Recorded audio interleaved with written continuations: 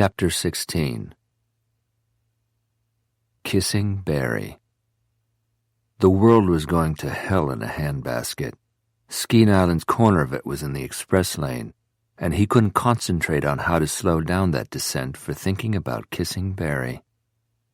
Elbowing their way to the forefront of his mind were thoughts of how well her long, lean body had fit his, how delicious her mouth had tasted, and others much more stirring. He couldn't indulge in them any more than he could take off and go fishing today, or catch up on 2 nights' worth of sleep. From Caroline's lake house, he drove directly to his.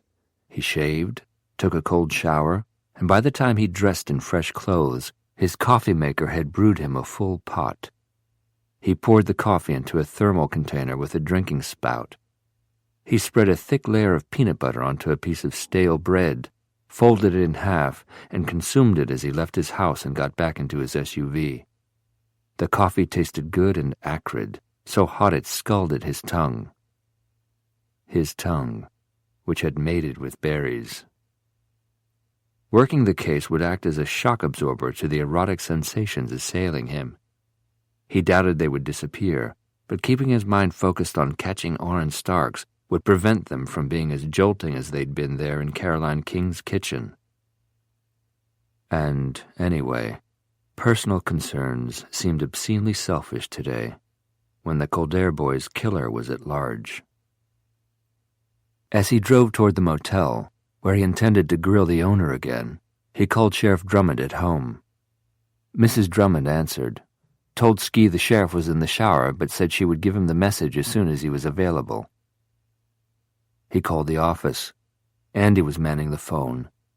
Ski told him where he was headed and asked to be notified immediately if anyone checked in with an update. By the time he had drunk all the coffee left in his thermal mug, his cell phone was ringing. He answered without checking the readout. "Good morning, Sheriff Drummond." "Not the sheriff, Ski. It's Stevens. I found the car." The motel sign with the raccoon on it was in sight, but Ski executed a tight U-turn, which caused his tires to smoke on the pavement. He was 5 miles from where Deputy Stevens had discovered a maroon Toyota. Ski drove the distance with the lights behind his grill on and his light bar flashing. It was Sunday morning, so there weren't too many other vehicles on the road, which helped put him there in a matter of minutes. The other deputy was standing beside the driver's door of the Toyota. As Ski got out of his SUV, he called to him. "You sure there are no footprints?" "None on this side, Ski, or I wouldn't be standing here." The deputy had 15 years seniority over Ski, but he was a laid-back guy and seemed not to have taken offense when, during their brief cell phone conversation, Ski had urged him repeatedly to avoid destroying tracks or compromising evidence.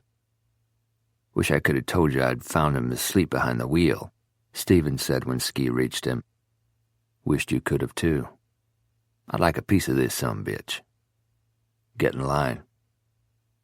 Placing his hands on his knees, Ski leaned down and looked through the driver's window into the car.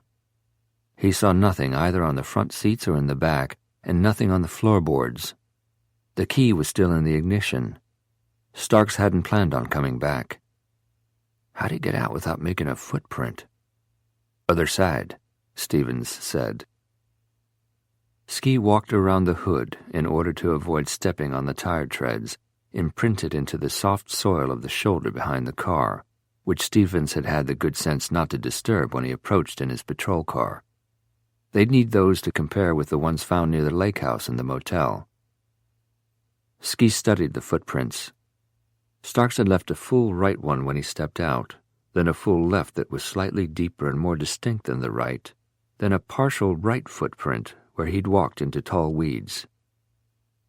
From there, the trail became decidedly more obscure. Starks had had endless options for places in which to hide and directions in which to go. Directly ahead was an open field 50 yards deep that was railroad frontage. It stretched along the tracks in both directions for as far as one could see. Across the tracks was a similar open area that bled into an industrial section on the outer edge of downtown Merritt. There were assorted warehouses, a trucking company, a distribution center for paper products, a work glove factory. More worrisome to Ski than the businesses in daily operation were the abandoned buildings of failed enterprises. Several multi-storied, sprawling structures stood in various states of disrepair, providing countless nooks and crannies in which a man could hide. Beyond that industrial area were the middle school campus and a city park with a municipal swimming pool and athletic fields for soccer and baseball. Davis Coldair had played his final game on that diamond last Monday night. Ski swore, using a particularly foul phrase he'd learned in the Army. Stevens stood by, wisely saying nothing, shifting his jaw from one cheek to the other. Behind them, on the other side of the street from the deserted Toyota, was a row of houses. Basically on the fringe of a lower middle-class, blue-collar neighborhood, the frame houses were 70 years old at best, owned by breadwinners who toiled hard to make ends meet. One of the houses had a log hauling rig parked in the front yard. "Talk to any of the residents?" Ski asked. Stevens shook his head. "Didn't want to leave the car, have somebody come by and screw up the tracks. But nobody's come or gone since I got here." By now, 3 other deputies had converged on the site. As they approached, Ski cautioned them to watch where they stepped so the scene wouldn't be corrupted. "I'll shoot any one of you who compromises a trace of evidence." He was only half joking. He assigned one of them to conduct a door-to-door of the houses, to ask if anybody had seen the man who'd left the Toyota parked on their street. If anyone had information, they were to be brought to Ski immediately.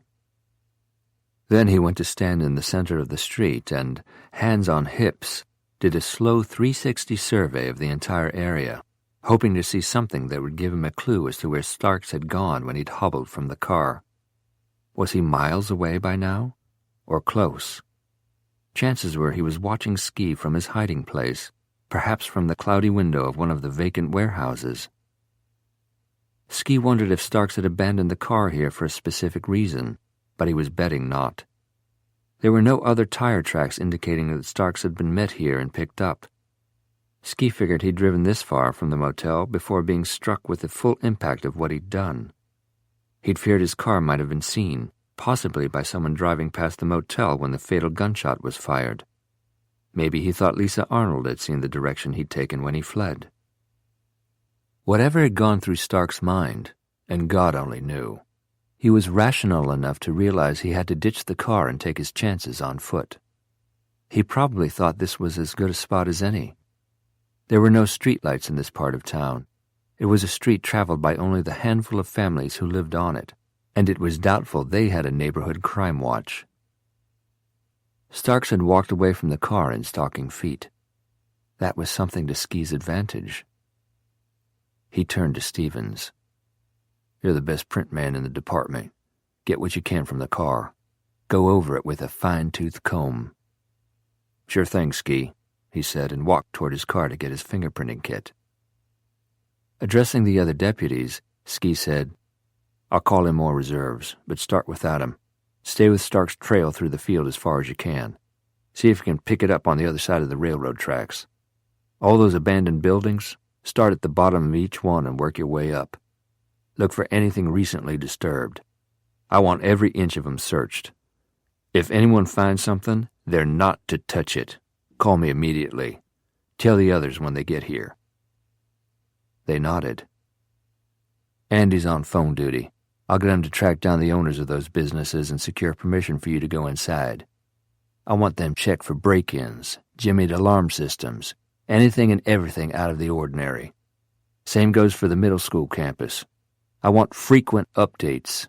Anything seen, heard, or discovered, I want to know immediately. Anything. Got it?" "Sure, Ski. Where are you going?" "To talk to the boss." His phone had rung twice, but he'd ignored it, knowing it was probably Sheriff Drummond returning his call.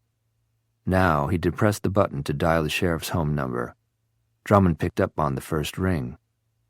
"Ski?" "Morning, sir. I need a minute of your time."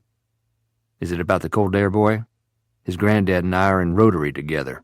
Terrible thing. Tragic. "You sure it was Starks?" "Yes, sir. I've got a positive ID. I can be at your house in 5 minutes. We're trying to make the 11 o'clock worship service. I promise not to keep you long." Ski didn't give him a chance to argue before disconnecting. When he arrived at the sheriff's home, Mrs. Drummond was already sitting in the front seat of their Lincoln Town car with the motor running. The sheriff was waiting at the end of his driveway, dressed in his Sunday best, Bible in one hand, Stetson in the other. Ski pushed the gearshift into park but left his SUV idling as he got out. "I hate to hold you up, sir, so I'll get straight to the point. No apology necessary, Ski. Stark shot a good kid in cold blood. That goes beyond wounding a man in a love triangle showdown. What do you need?" "Your authorization." "For?" "Dogs." "Hey, it's Andy, right?" Dodge, who had exchanged names with the young deputy the night before, strolled into the sheriff's department and over to the desk where Andy was seated. Fortune was with him. Andy was the only one there, and since he'd seen Dodge in Ski's company the night before, he didn't question Dodge's walking in like he owned the place. Dodge set a white box on the desk. "What I like about small towns, they always have a donut shop where they're made fresh every morning." "The donut hole," Andy said. "Help yourself." "Thanks." Eagerly, the deputy raised the lid and surveyed the selection. "Don't thank me," Dodge said. "Wasn't my idea. Ski sent me to pick up that evidence on Starks he got last night. Since you're stuck here while everybody else is out, he thought you deserved a treat." Andy, frowning, licked strawberry frosting off his fingers. "I just talked to Ski. He didn't say anything." "How old's that coffee?" Andy glanced over at the stained coffee maker sitting on a table against the far wall. An hour or two, I think." Dodge grinned. "Then it should be just about right." Holding a blueberry cake donut in his mouth, he went over to the coffee maker and filled a foam cup, then added 2 packets of sugar. Looking over at Andy, who hadn't moved, he asked, "Got that stuff for me?" Andy looked unsure. "Ski's on his way out to the motel to question the owner again." "That's right. He wants to confront her with that evidence." "I'm sorry, Mr. Hanley, but when I talked to Ski, wasn't but a couple of minutes before you got here, He didn't say anything over the phone about it, did he?" "No, that's why—" "Whew, good," Dodge said, pretending to be vastly relieved. "The man's got a lot on his mind. I thought he might have slipped." "Ski? Slipped?" "You know, slip of the tongue, tired as he is. I don't think he's slept since Friday night. He might have forgot that he was holding that evidence in abeyance." "Abeyance?" "You know, from the media." "Media?" "The radio station, son. Where have you been? Ski's got the local station broadcasting bulletins about Orange Starks every 10 minutes or so." "I know that, but—" "Well, the media can be useful to us, no question. Puts Joe Q. Public on the alert, but we don't want the evidence we've got on Starks broadcast to every yahoo in East Texas, do we?" "No, sir, but—" "And Starks is listening to the radio, too. You can bet on it, son. Ski doesn't want him to know the goods we got last night." The young man's eyes brightened. "So when he's caught, we can use those photos of Ms. Malone to trip him up." Dodge's stomach dropped. It took every deception skill he possessed to look happy as he slapped the young deputy on the shoulder and said heartily, "There you go." He stuffed the remainder of the donut into his mouth and checked his wristwatch. "Ski put me on a deadline." Andy got up and disappeared into a cubbyhole of an office, emerging a few seconds later with a Ziploc bag with a manila folder inside. "You got a sign." Dodge snatched the plastic bag from him. "Ski said not to stand on ceremony. No time for it today." Dodge thanked him and, with the evidence bag tucked under his arm, got the hell out of there. The desired nap didn't pan out as Barry had hoped. She had deserted the scene of the kiss with a cowardice equaling Skee's, fleeing the kitchen and leaving Dodge and her mother without an explanation.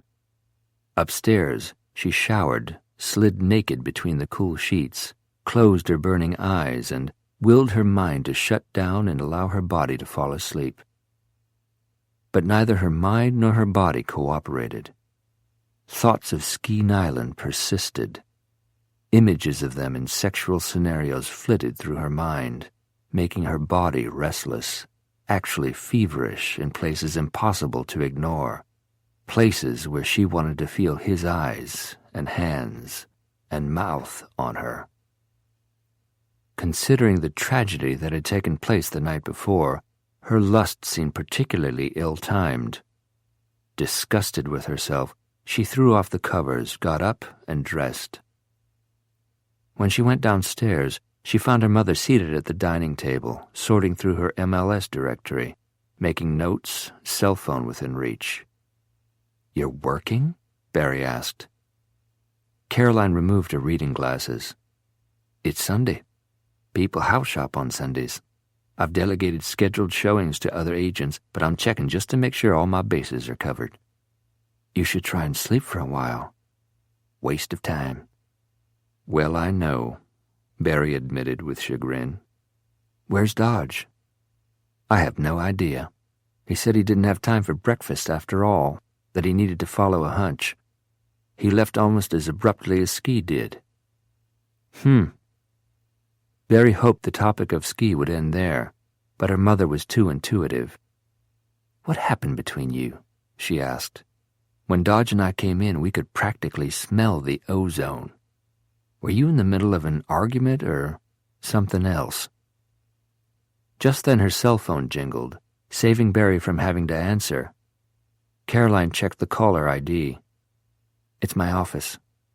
"Take your call. I'm off." "Where are you going?" "It's Sunday. Day of Atonement." 20 minutes after leaving the lake house, she was standing outside Ben Laughlin's hospital room. She bolstered herself for whatever might come of this visit and tapped lightly on the door. Amanda Laughlin opened it. When she saw Barry, her expression turned petulant and hostile.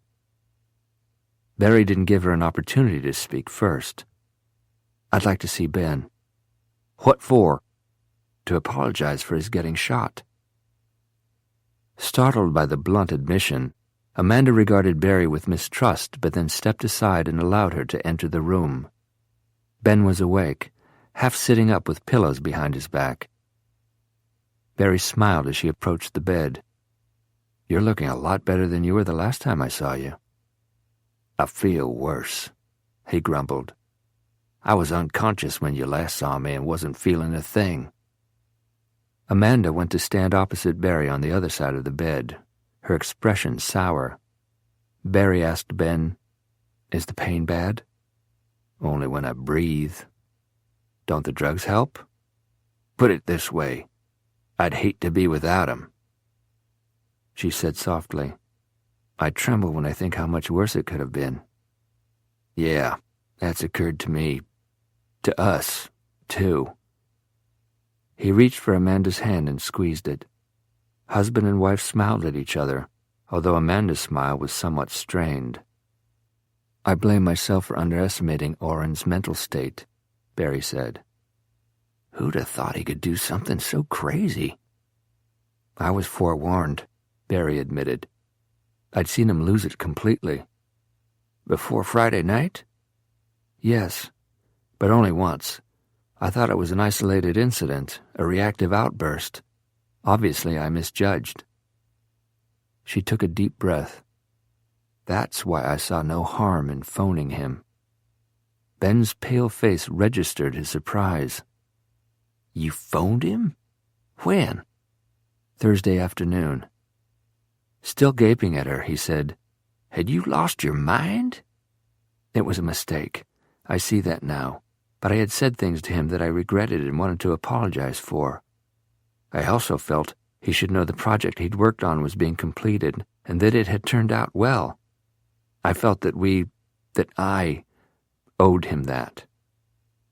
Ben wet his lips.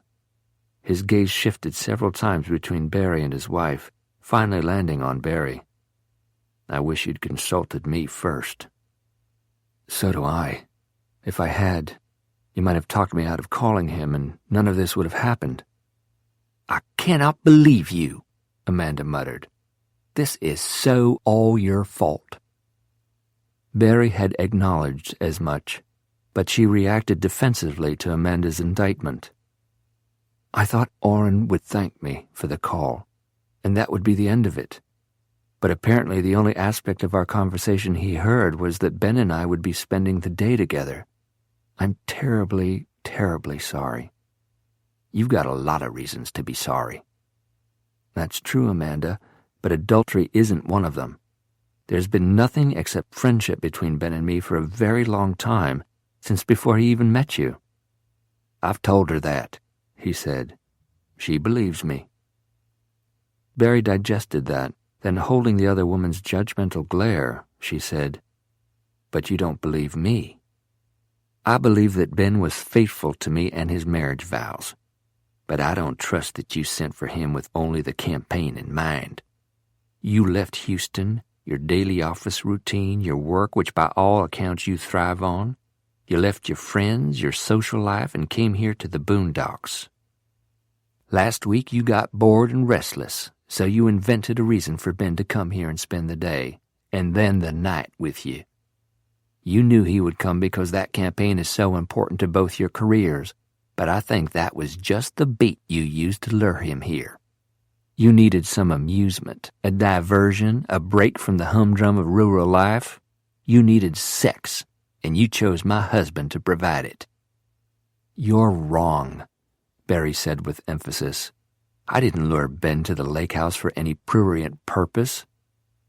She paused for several beats, then added, But I might have a few months ago. The admission shocked them. Barry was shocked by it herself, but she continued. Before I came to Merritt, if I had deemed it professionally beneficial or expedient to sleep with Ben, more than likely I would have devised a way to do so. Ben was still staring at her, slack-jawed.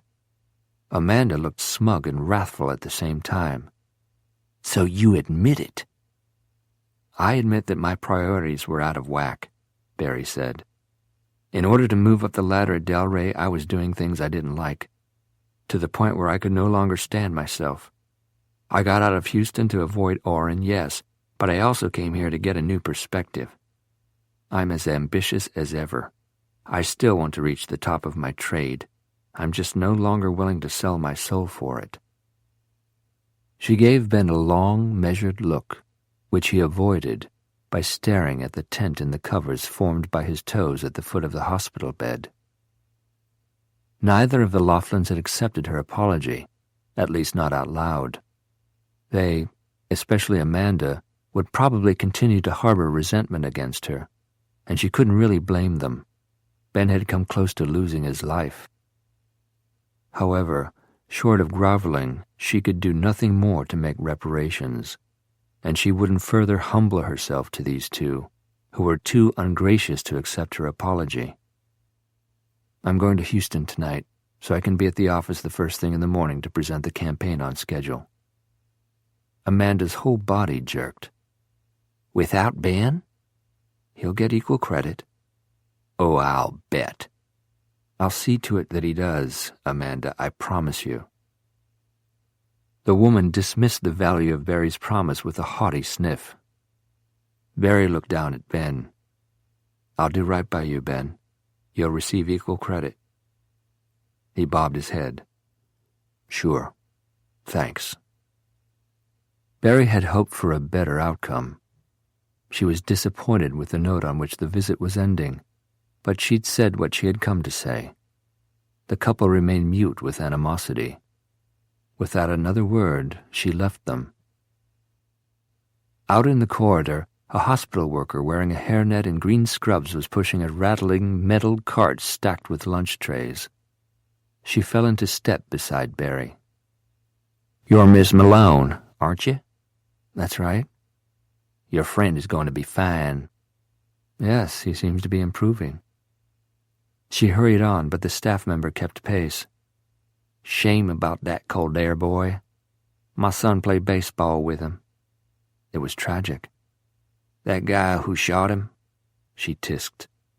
He needs to be caught, and soon. I couldn't agree more. Having reached the elevator bank, Barry punched the down button. The woman pushed the rattling cart past her. The reward ought to help.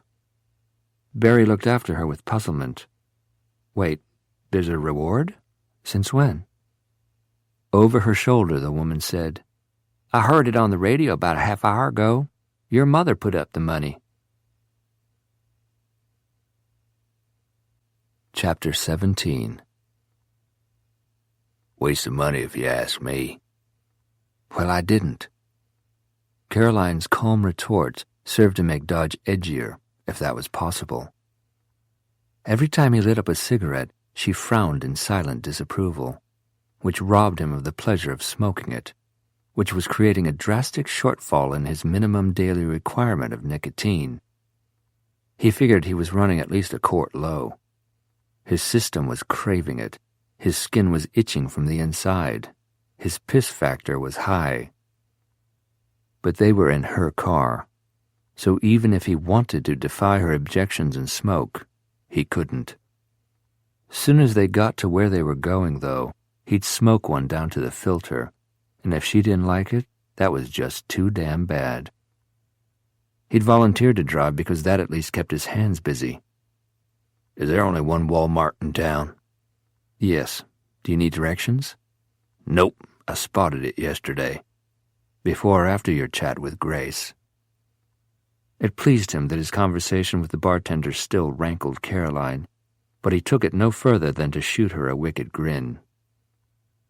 25 grand, he said in reference to the reward she had offered the sheriff's office. They'll have every nearsighted redneck in southeast Texas playing I Spy with Orange Starks. I'm sure Ski will have trained personnel filtering out the crank calls that come into the hotline. For all that'll help, he said under his breath. The task force set up a hotline for information on the bank robber. Know what we got? Reports of a Russian submarine in the shipping channel, UFO sightings, the second coming, a pack of rabid wolves running amok in the medical district, and a woman who called nightly offering free sex to whoever was interested. I told you that already? 31 years ago. You ranted about it whenever you got frustrated over the case. Then you must have heard it a lot. At least 1,000 times. Huh. I'm sure Ski expects to get a number of kooks calling in, she said. But he might also get a useful tip. Besides, putting up the reward made me feel like I'm contributing to Orange Stark's capture, rather than sitting around and doing nothing. Dodge mumbled something. Caroline looked at him. What? Nothing. Something about money. What did you say? I said you won't miss the pocket change. You said more than that. I left out the expletives. Why were you using expletives? Would you rather I'd have repeated them to you? Why were you using expletives in regard to my money? He recognized her tone. She wasn't going to let the matter drop, which was fine with him, because her financial status had been eating at him, and he'd just as soon air his grievances. You wouldn't know a financial problem if it bit you in the butt, 'cause you never had one. Seeing her angry expression, he added snidely, Well, have you? I've been fortunate. I'll say. Fortunate enough to marry the rich, successful boss. Because he was feeling particularly fractious, he'd pushed, and he knew immediately he'd pushed too far. Coldly, she said, Don't you dare criticize me for marrying Jim. I didn't. Not in so many words, but it was implied. You're hearing implications that aren't there because you're super sensitive on the subject of your marriage. I have no reason to be super sensitive on the subject. No. No. I had a good marriage that lasted for 26 years. Up till the day Jim died, we were happy together." "Congratulations." His sarcasm didn't escape her. "You wish I'd been unhappy?" Raising his voice, he said, "I wish you'd been happy with me." "Whose fault is it that I wasn't?" she fired back. He swore. Neither said anything for a while. Then he asked, "How'd Malone die?" She took so long to answer, he thought she might refuse to. Finally, she said, "He had a stroke. Sitting at his desk in his office. It left him in a coma.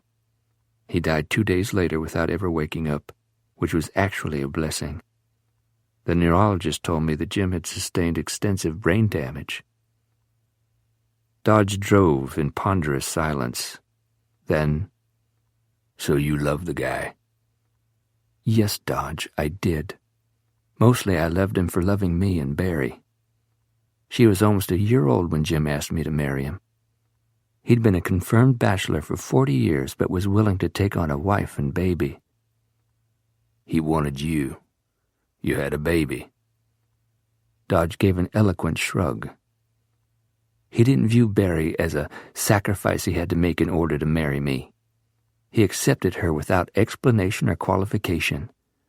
He loved her dearly and reared her as his own, which was good, since he and I never had any children together. "Why not?" "No reason. Just one of those things. It never happened. We didn't let it become an issue. Both of us were very involved in expanding the business. We worked long and hard, and we were satisfied with the daughter we had." Either his nicotine deficiency or this discussion about another man loving and rearing his daughter was making his chest hurt. But Dodge couldn't stop giving voice to the questions that had bedeviled him for 3 decades. "What kind of kid was Barry? Was she happy?" Caroline looked across at him and smiled. "Very. Completely. She was exuberant, smart, precocious, athletic, competitive, willful at times, but not bratty. Stubborn like you. Cunning like you. Did she have your redhead's temper?" "I don't have a redhead's temper." He laughed at her tart response. Then she joined him. His laughter was the first to falter. "Did you ever tell her?" "What?" "Do I have to spell it out, Caroline?" She turned her head away to gaze through the windshield. She was doing that thing with her hands, clasping and unclasping them, a habit familiar to him. She did that whenever she was organizing her thoughts, particularly distressing ones. "Yes, I told her. Jim had adopted her and given her his name, but I thought she should know that he wasn't her birth father. I didn't want that to be a big, dark secret lurking in the background of our lives, just waiting to spring and inflict damage on our relationship." It cut Dodge to the quick to be reminded that he'd signed away all parental rights to his daughter. It had been a sanitary procedure, handled by lawyers. At the time, he'd been angry and had thought he'd been given little choice. He couldn't help but wonder what would have happened if he had raised a stink. Would the outcome have been different if he'd refused to relinquish the upbringing of his daughter to another man? But now, as 30 years ago, he couldn't see any benefit arising from a tug-of-war that would only have prolonged the inevitable and created more hostility and heartache for everyone involved, particularly for Caroline and Barry. "When Barry was old enough to know where babies come from," Caroline continued, "I told her that Jim wasn't the man who'd planted the seed in my tummy.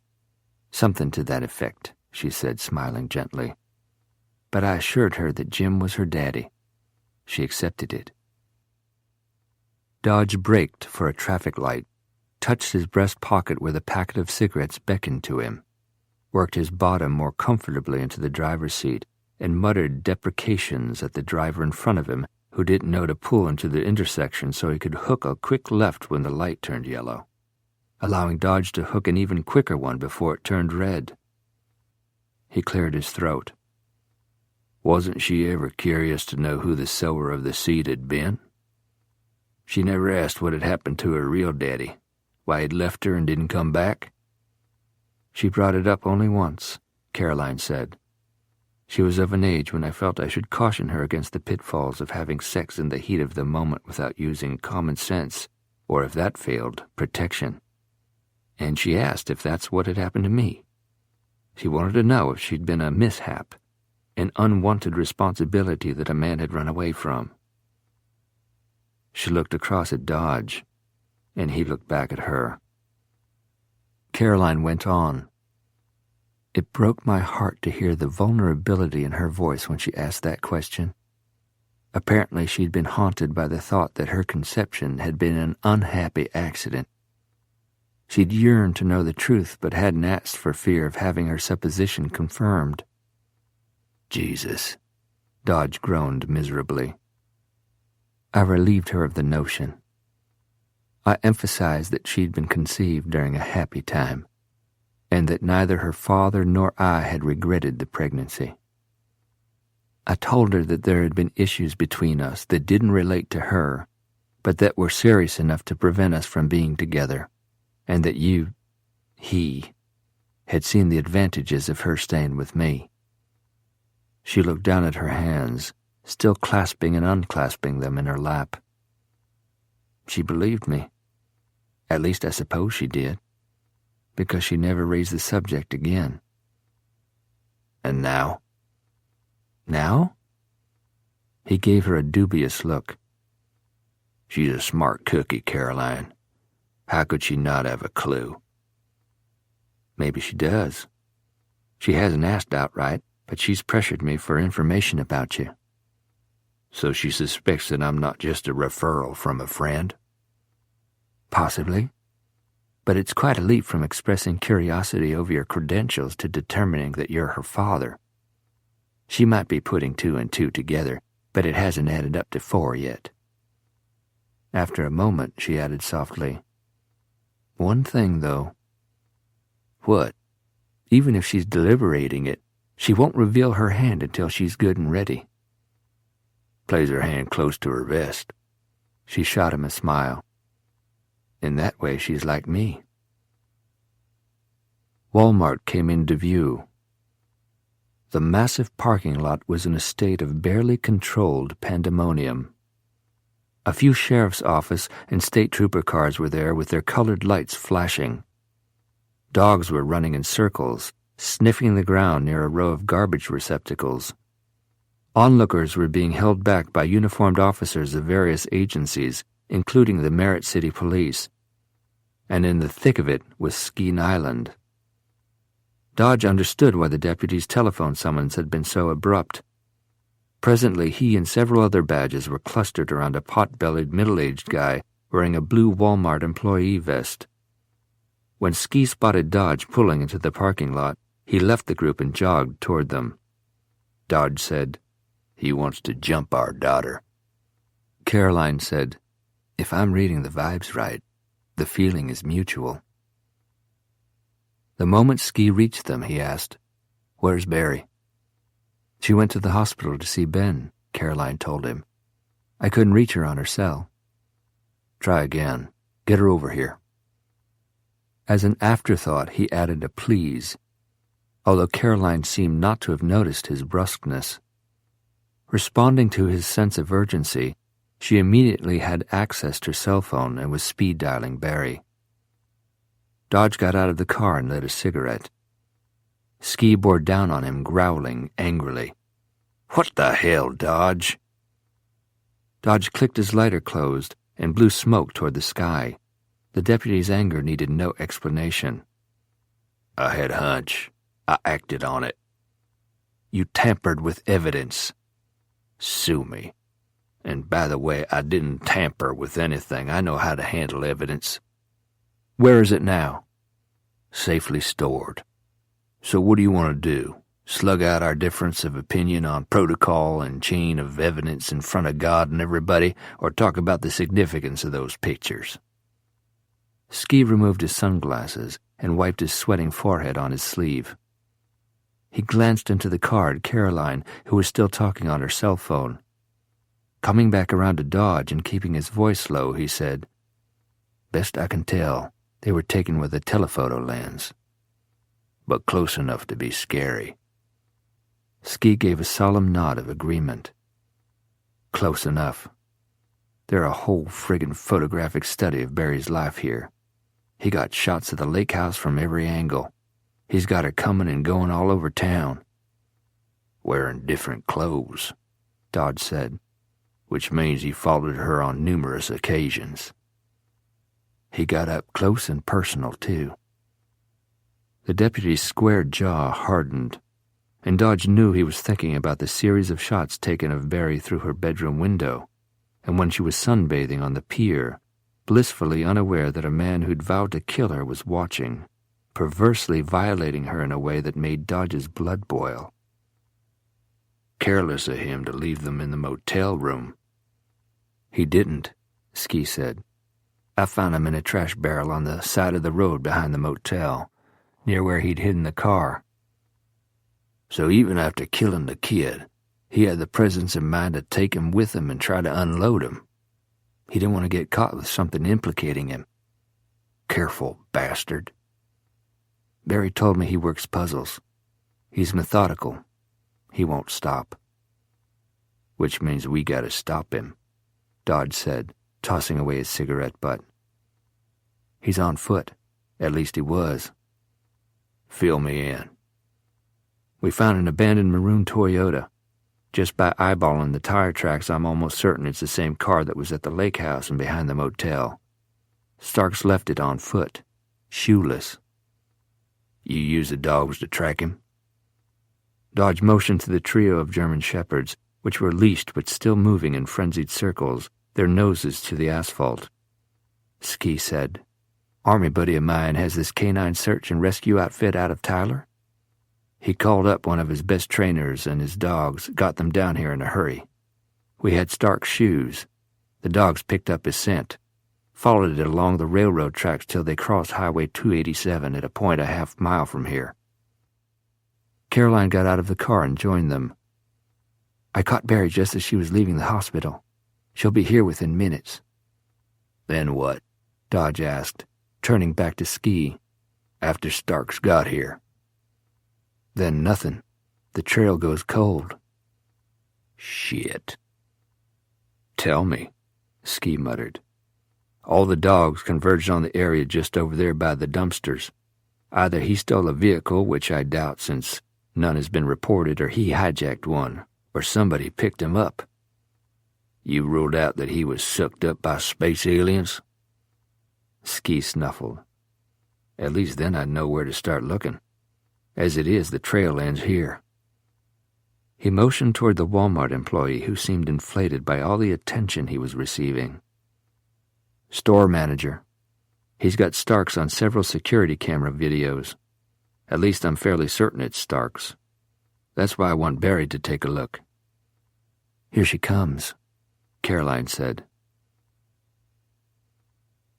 The parking lot was swarming with law enforcement personnel and onlookers, including a van full of elderly people from an assisted living facility. But Barry spotted the trio she sought the instant she turned off the highway. She pulled her car to a stop near them and got out. Ski said, "Thanks for getting here so fast." She responded with matching formality. "Mother said Orrin has been here." He gave her a bullet-point rundown of the events that had taken place since the discovery of the abandoned car. "I thought you might look at the videos, confirm it's Starks." "Of course." "I'll get the manager and meet you inside the main entrance." He left them and, in his long-legged stride, walked over to the group of police officers huddled around the man in a blue vest. As she, Dodge, and Caroline made their way toward the store entrance, Caroline asked after Ben. "He's glad he has drugs for the pain." Barry had no more to say on the subject and was relieved when they didn't press her for details. The AC inside the store was a welcome relief from the heat of the parking lot. Ski and an older deputy, whom she remembered simply as Stevens, came in accompanied by the store manager, who said importantly, "This way. and busily jangled a cluster of keys attached to his belt. Before they fell into step behind him, Dodge motioned toward the store's snack bar, where a young man was slouched in a booth. Across from him was a woman wearing a Merritt County Sheriff's deputy uniform.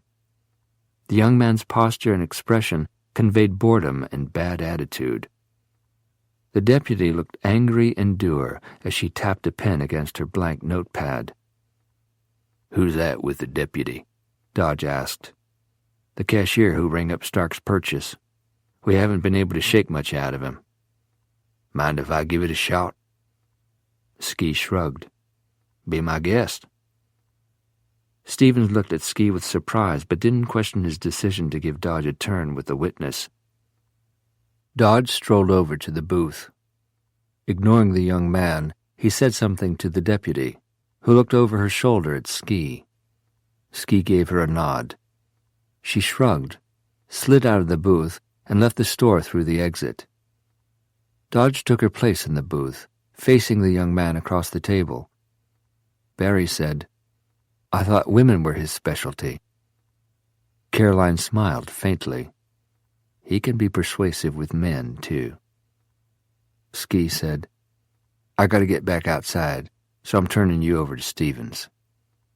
He left, and the store manager ushered Barry, Caroline, and Stevens to the rear of the store and into his office. He seemed disappointed when Barry identified Orrin Starks within seconds of watching the first security video he put into the player. "That's him. Definitely." On the monitor, Starks could be seen entering the store. He's even wearing the same clothes. The video was in black and white, but even though the pants and shirt were rumpled, they matched those he'd had on when he came to the lake house. "He's limping, too," she observed. He appeared benign, an average-looking man without a single sinister aspect. But seeing him again made Barry shiver with revulsion and fear. "Didn't anyone notice that he was in stocking feet?" Caroline asked. "The store is open 24/7. The deputy pointed at the digital time readout at the bottom of the screen. "He walked in at 3:12 a.m. That time of morning, only a skeleton crew is manning this huge store. There were a handful of other customers, but you can tell Starks avoids going down aisles where there were other shoppers." Orrin had made short work of picking out a pair of sports shoes and paying for them. He was in and out of the store within minutes. Caroline asked, "Why didn't he just put on the shoes and walk out? Why risk being recognized by the cashier? Why risk being caught shoplifting?" "And it wouldn't have been gaming," Barry said. The others looked at her. He knew security cameras would be recording his movements. He's saying to us, "I may be a killer, but I'm not a thief." Stephen said, "You're positive this is our guy?" "Positive." Ski was too, but he wanted it corroborated anyhow. He's careful that way. They filed out of the office and made their way through the aisles of the store toward the exit. There was no sign of Dodge and the young man in the snack bar, but when they emerged from the store, they saw him standing with the female deputy who'd been questioning him before Dodge took over. He now appeared much more talkative. The deputy was taking rapid notes. "Guess your guy got him to open up," Stevens remarked as he guided Barry and Caroline over to where Ski and Dodge were conferring. Dodge was pulling hard on a cigarette.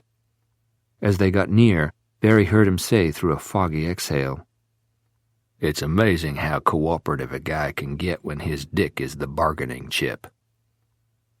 Barry couldn't help but smile. "Dare I ask?" Dodge grinned, but it was a chilling expression.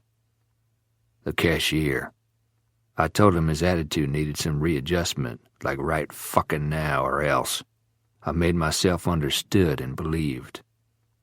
"What did he say about Orrin?" Dodge was grinding out one cigarette and lighting another, so Ski answered for him. He'd never heard of Orrin Starks. He just moved here from Fort Worth to live with his grandmother, and all she watches on TV is the Weather Channel. Since he didn't go to school here, he didn't know Davis Coldair either. He hates his job, hates the manager, hates the hours, but needs the money. For dope. Dodge provided. He smoked some weed during his break about half an hour before Starks showed. You got that out of him? Ski asked. Dodge shrugged. As I said, we reached an understanding. Ski resumed. Starks came up to the counter with the shoe box. The cashier scanned the barcode. Starks paid cash. The cashier gave him change for 3 20s and a 10. He remembered because every other customer had paid with a credit card. He asked if Starks wanted a sack. Starks said no and walked out carrying the box, which we found along with his receipt in one of those containers. I'm assuming that's where he put on his new shoes. Then pulled a Casper and disappeared, Dodge said with finality. That was the extent of his exchange with the cashier? Barry asked. Do you want a sack? No? That was it? I'm afraid so, Dodge said. I asked him if Starks was acting funny. He said no. I asked was he acting weird or furtive. He asked me what furtive meant, so I described furtive behavior, and he said, well, yeah, I mean, dude, I guess, maybe. Make of that what you can. Before they could make anything of it, Barry's cell phone rang. She took it from her handbag and touched the screen. Hello? Hello, Barry. Her heart nearly leaped from her chest. Even through the phone, despite the noise in the parking lot, there was no mistaking Orrin's voice. Surprised to hear from me? He asked. Caroline and Dodge were bickering over his cigarette, but Ski's gray gaze was fixed on her. Reading her shocked expression correctly, he waited for the others to be quiet and moved to stand within an inch of her, a silent question in his eyes. She nodded, wet her lips, said into the telephone. Yes, Orrin. I am very surprised. Where are you? He laughed, the awful sound causing goosebumps to break out on her arms. Wouldn't you like to know? He hummed a few bars of a tune. Barry turned the screen of her phone towards Ski so he could read the number displayed. He scribbled it into his palm with a pen and held it out for Dodge to read. Dodge dropped his cigarette and ran toward a group of sheriff's deputies. Ski was making a rolling motion with his hand, indicating to Barry that she should keep talking, but it was hard for her to hold a thought with all the commotion going on around her. She thought of switching over to speakerphone, but was afraid that Orrin would detect that others were listening in and hang up. Tell me where you are, Orrin, so I can come and help you. Help me? He dismissed that with a snort. As if. You need help. You're hurt. Clumsy of me to fall down your stairs. It put my aim off, or you'd be dead. It was difficult to ignore that, but she did. Is your leg broken? I'm not sure. He answered nonchalantly, as though she'd asked him whether or not he thought it would rain. It's black and blue, very swollen. Painful, I'm sure. Nothing I can't handle with some ibuprofen. You should get it examined. You might have developed an infection that could be fatal. Oh, I won't die that ingloriously, Barry. And I won't die without taking you with me. She shuddered. Ski took her arm in a firm, reassuring grip that fortified her enough to continue. Please listen to reason, Orrin. You're in a lot of trouble. Ben is going to be okay, but the boy you shot died last night. That wasn't my fault. That's what we think, too. We, meaning you and Deputy Nyland? At the mention of his name, Ski's eyebrows shot up, and she realized that he could hear Orrin's voice through the phone. How do you know Deputy Nyland's name? He's been mentioned in all the news reports. Yes, well, he believes you didn't mean to kill the Cold Air boy. Ski nodded approval of what she'd said.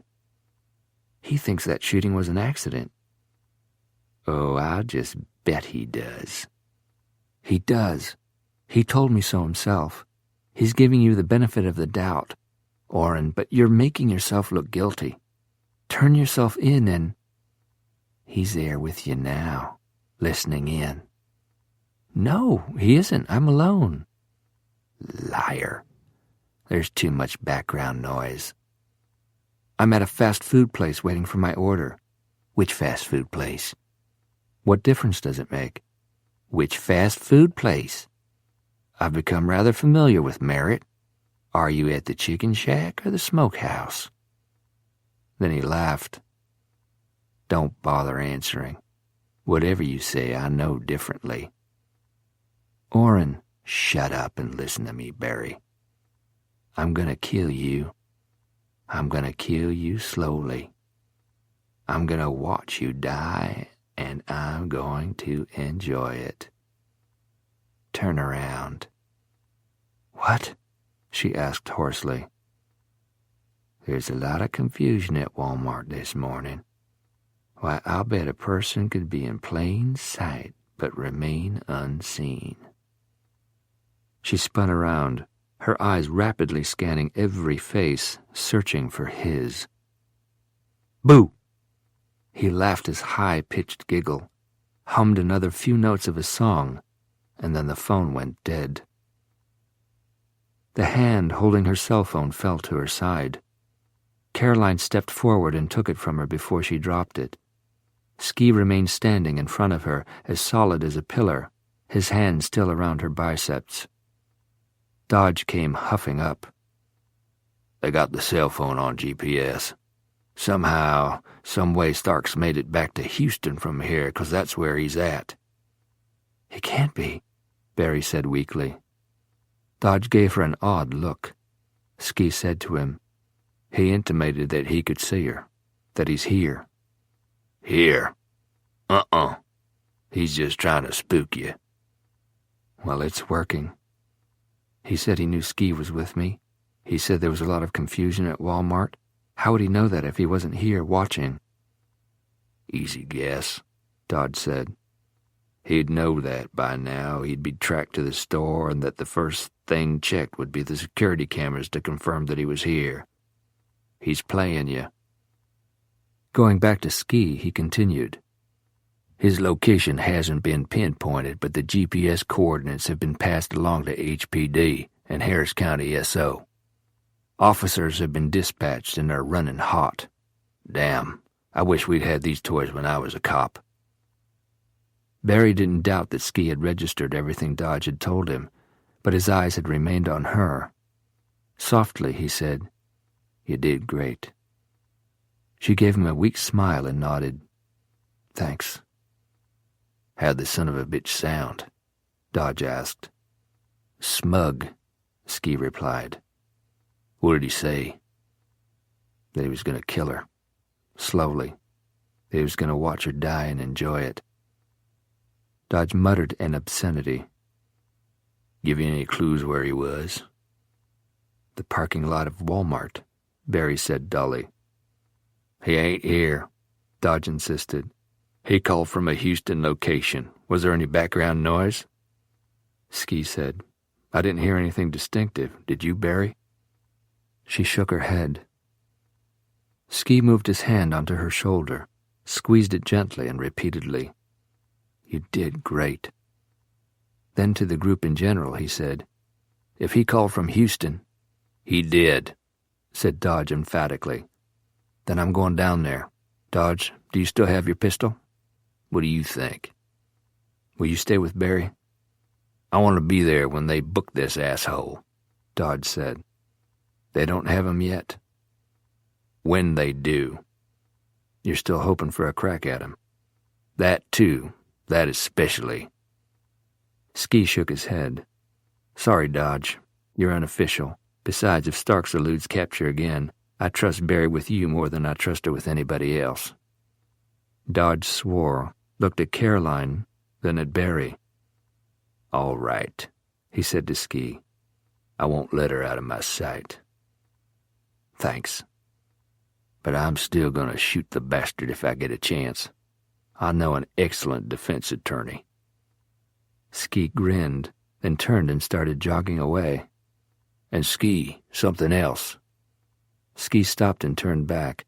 Dodge said, "That number that Starks called her from? I'm sure HPD is running down the records on it." "No need to," Dodge said. "Didn't you recognize it? It's Sally Buckland's cell phone." Chapter 18. "It didn't amount to anything," Dodge said as he poured a shot of whiskey into a highball glass and passed it to Barry. "No thanks." "Take a couple of sips. It'll help steady you." "I can't drink. I'm leaving for Houston soon." He pushed the glass into her shaking hand. "Couple of sips." Dodge had followed Barry and Caroline back to the lake house, staying on Barry's bumper for the duration of the trip. When they reached the turnoff to the house, he lowered the window on his car and told the reserve deputy on guard that if he saw somebody on the property who didn't belong, to shoot first and ask questions later. "What's Ski say?" "He says to shoot twice," Dodge lied. "Pass it on to your buddy on the pier." Once inside the house, and satisfied that its security hadn't been breached, he'd asked Caroline if she had any liquor. When she pointed him to a cabinet in the living room, he took out a bottle of bourbon and poured a shot for Barry, which she now sipped as advised.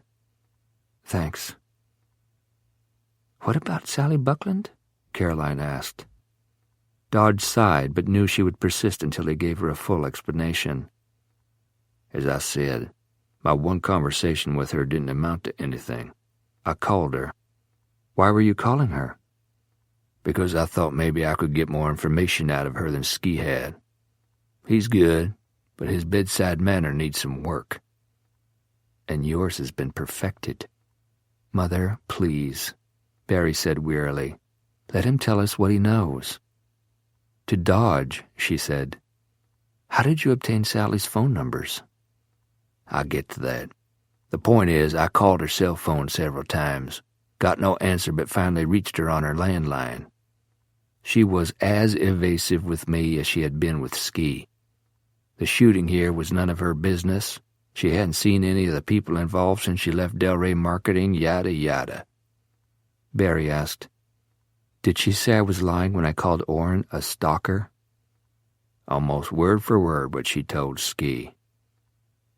"Incomprehensible," Barry murmured. "I got the same runaround from the lady that Ski did. I decided to let her sleep on it, then tried calling her again this morning, hoping to catch her in a more cooperative mood. No answer on either number." "She would have recognized your number on caller ID," Barry said. "She didn't want to talk, so she didn't answer." "Figured that," Dodge said. "So I plan to drive down today for a face-to-face, see if I could get a better read. But you know what it's been like around here today." She didn't know about the photos he'd tricked the deputy into giving him, and for the time being he wasn't going to tell her. Apparently Ski was of the same mind, or he would have told her about them. Orrin's telephone call had knocked her on her can. Caroline was looking none too steady herself. Ski had put him in charge of protecting them, and that included withholding information that wasn't absolutely necessary for them to know. Knowing about the photographs would only add to their fear. Dodge picked up the topic where he'd left off. "Yesterday Sally Buckland defended Orrin Starks. Today he's using her cell phone." Barry pulled her lower lip through her teeth. "That doesn't bode well, does it?" "Not at all." "I'm worried about her." "You should be." "You think she's in danger?" Dodge frowned. "That wasn't what I was going to say." "You're thinking something," Caroline said. "What?" "Starks and Sally Buckland could be in cahoots." "I refuse to accept that," Barry said. "Then give me something better." "I can't, Dodge, but I know with certainty that Sally loathed Orrin, maybe even feared him just as I came to." "Even antagonists can team up against a greater foe," Dodge said. "Me? I'm the foe?" Don't get your panties in a wad. I'm just bouncing around some ideas. Is it even remotely possible that they teamed up to get back at you for something?" Barry took another sip of the bourbon. Dodge noticed that her hand was shaking as she raised the glass to her mouth. The silence stretched out. Eventually, Caroline said, "I trust Ski to wring some answers out of Sally Buckland. First thing he's going to ask her is about Amanda Laughlin." Dodge deliberately dropped that statement like a lead weight and then watched closely for Barry's reaction to it. Her astonishment seemed genuine, even to his keen eye. Amanda and Sally? What's the connection? "You don't know." "I wasn't aware they knew each other." "Well, they do." "How do you know?" "I pinched Amanda Laughlin's phone yesterday." "You what?" Barry said. "Why?" He shrugged. "Curiosity. I checked the contacts and call log."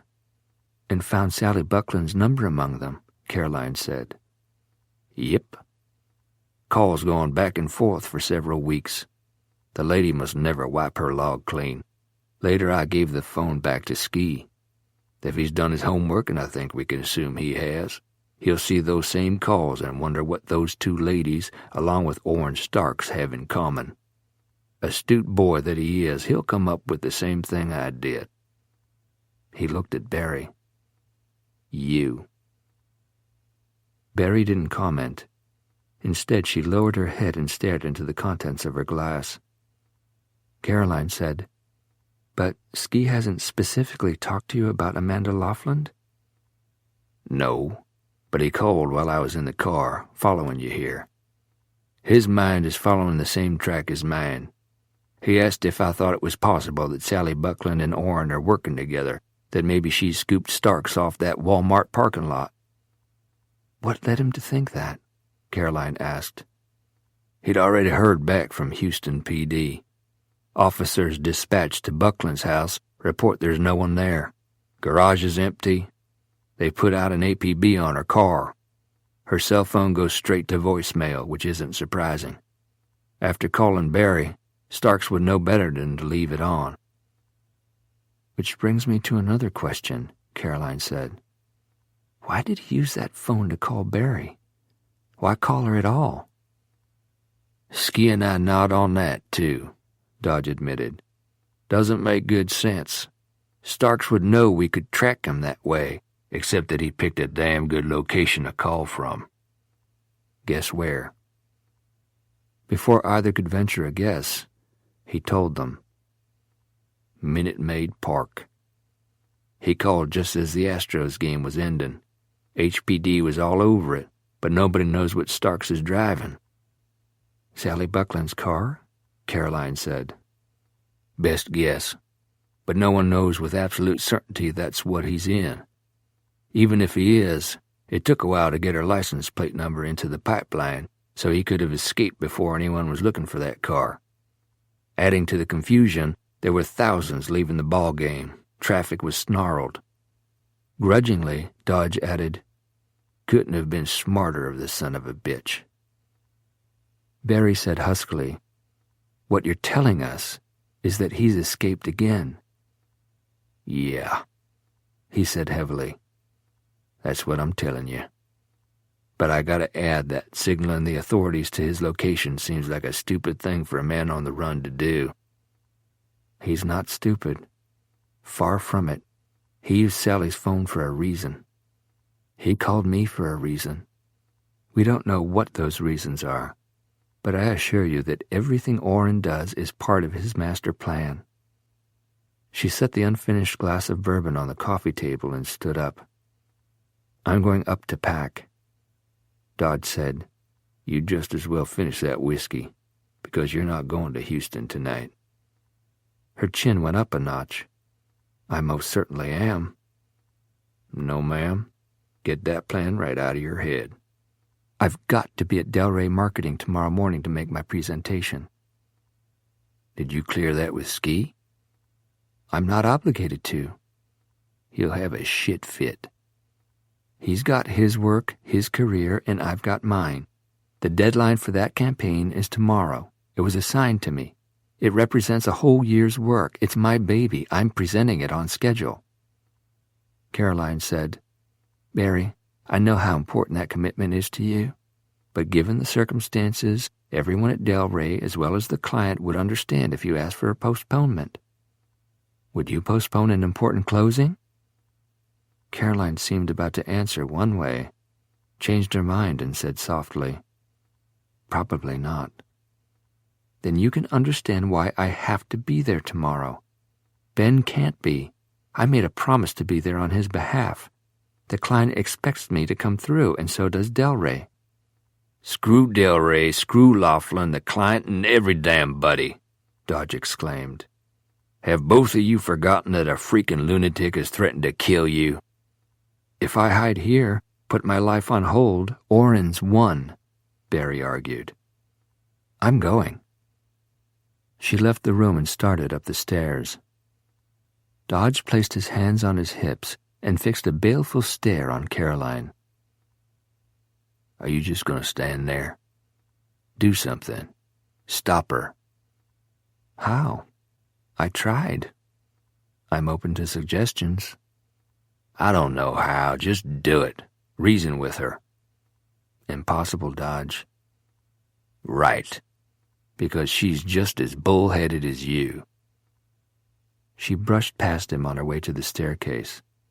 "And as ambitious as you."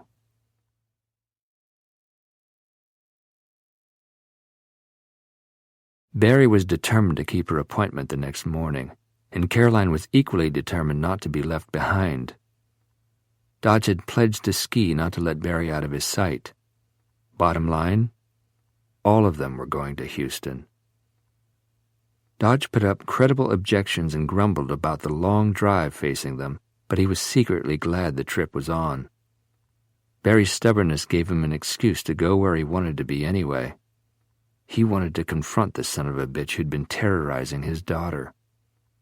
Once Starks was in custody and behind bars, it would be more difficult for Dodge to tell him how lucky he was to be intact and breathing. And if Dodge was fortunate enough to catch Starks before the authorities did, the man wouldn't live to see the inside of a jail cell. It was decided that they would take Caroline's car, which had a roomier and more comfortable interior than his rental. Knowing he couldn't smoke in it, he inhaled as many cigarettes as he could while waiting for the two women to gather up what they would take with them. Barry was the first to join him outside. As she came down the back steps carrying a large leather portfolio and a small suitcase, she eyed the cigarette butts he had extinguished in the pot of caladiums. "Do you think those will sustain you till we get there?" "Do I have a choice?" His carelessness caused her to smile. Together they stashed her things in the trunk. She was about to get into the back seat when she hesitated. "I know you consider this assignment glorified babysitting. You'd much rather be in on the action, but for what it's worth, I'm glad you have my back, Dodge." She reached out and touched his hand. "Thanks." He had ridiculed people who got mushy over their kids. He'd believed them to be goddamn fools, bores, and probably liars. But when Barry smiled at him, touched his hand, he understood the absurd, inexplicable, boundless scope of parental love. It was several minutes before he recovered his breath and the tightness in his chest relaxed. Once they were underway, he tried to reach Ski, but got his voicemail. He left a message, briefly apprising him of their plans. There was no response until they were halfway to Houston and had stopped to take a break at a large service station. Dodge was standing guard outside the ladies' room when his cell phone rang. He checked the caller ID, sighed, and braced himself for what he knew was coming. "I swear I tried." He let Ski rant profanely for a full 30 seconds before butting in.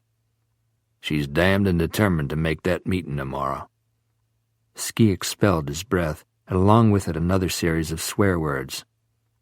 "I want her back in Merritt as soon as it's over." "I hear you."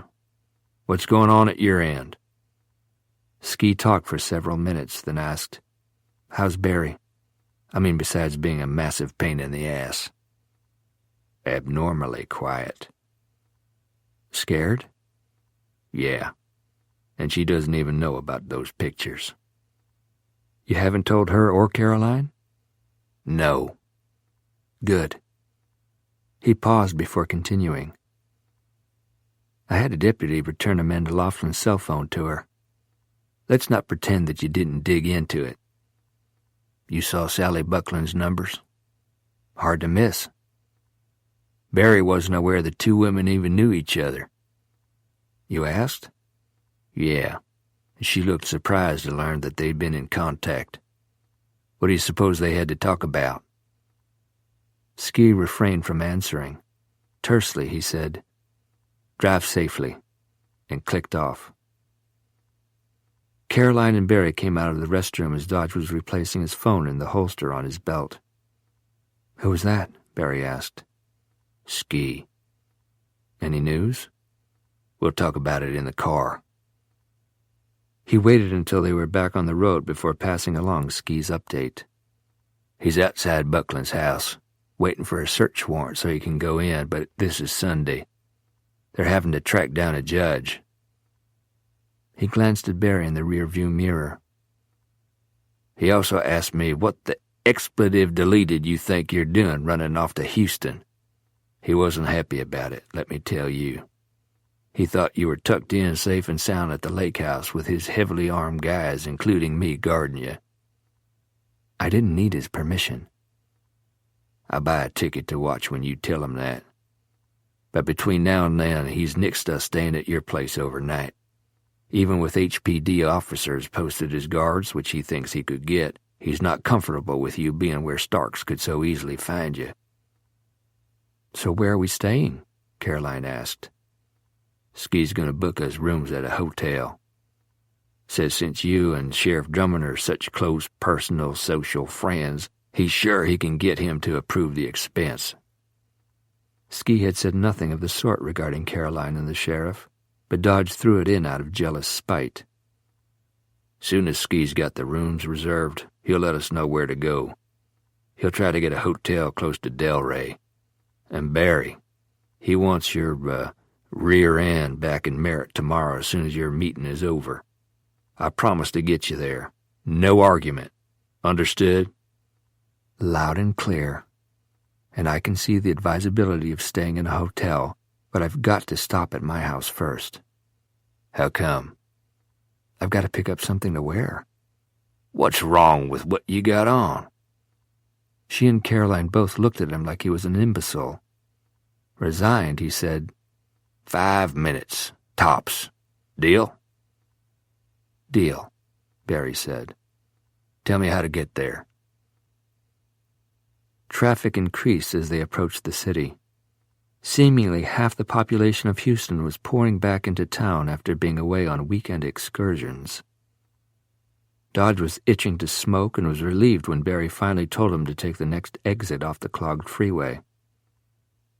The neighborhood into which she directed him was well-tended and bespoke affluence, and when she pointed out her house to him, he was even more impressed. He could never have provided his daughter with anything as grand as what she had acquired on her own. Of course, Caroline could have finagled a good deal for her on the house, but still.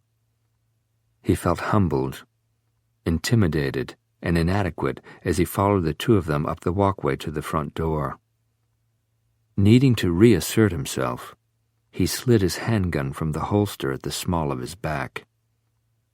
"I'll go in first." "I need to disengage the alarm." "Remember what happened to Davis Coldair." Without further argument, Barry gave him the code, then she and Caroline waited on the porch while he went in, disengaged the alarm, and following his nose from room to room, flipped on switches and flooded the one-story house with light. Satisfied that Starks wasn't lying in wait for Barry's return, he replaced his pistol in its holster and gave them the all-clear to come inside. "Make yourself at home." Barry headed down the hall toward her bedroom. 5 minutes, Dodge called after her. If circumstances had been different, he would have liked to explore his daughter's home. You could tell a lot about a person, things he would like to know about Barry, by the stuff in their house, how it was maintained, how it was arranged.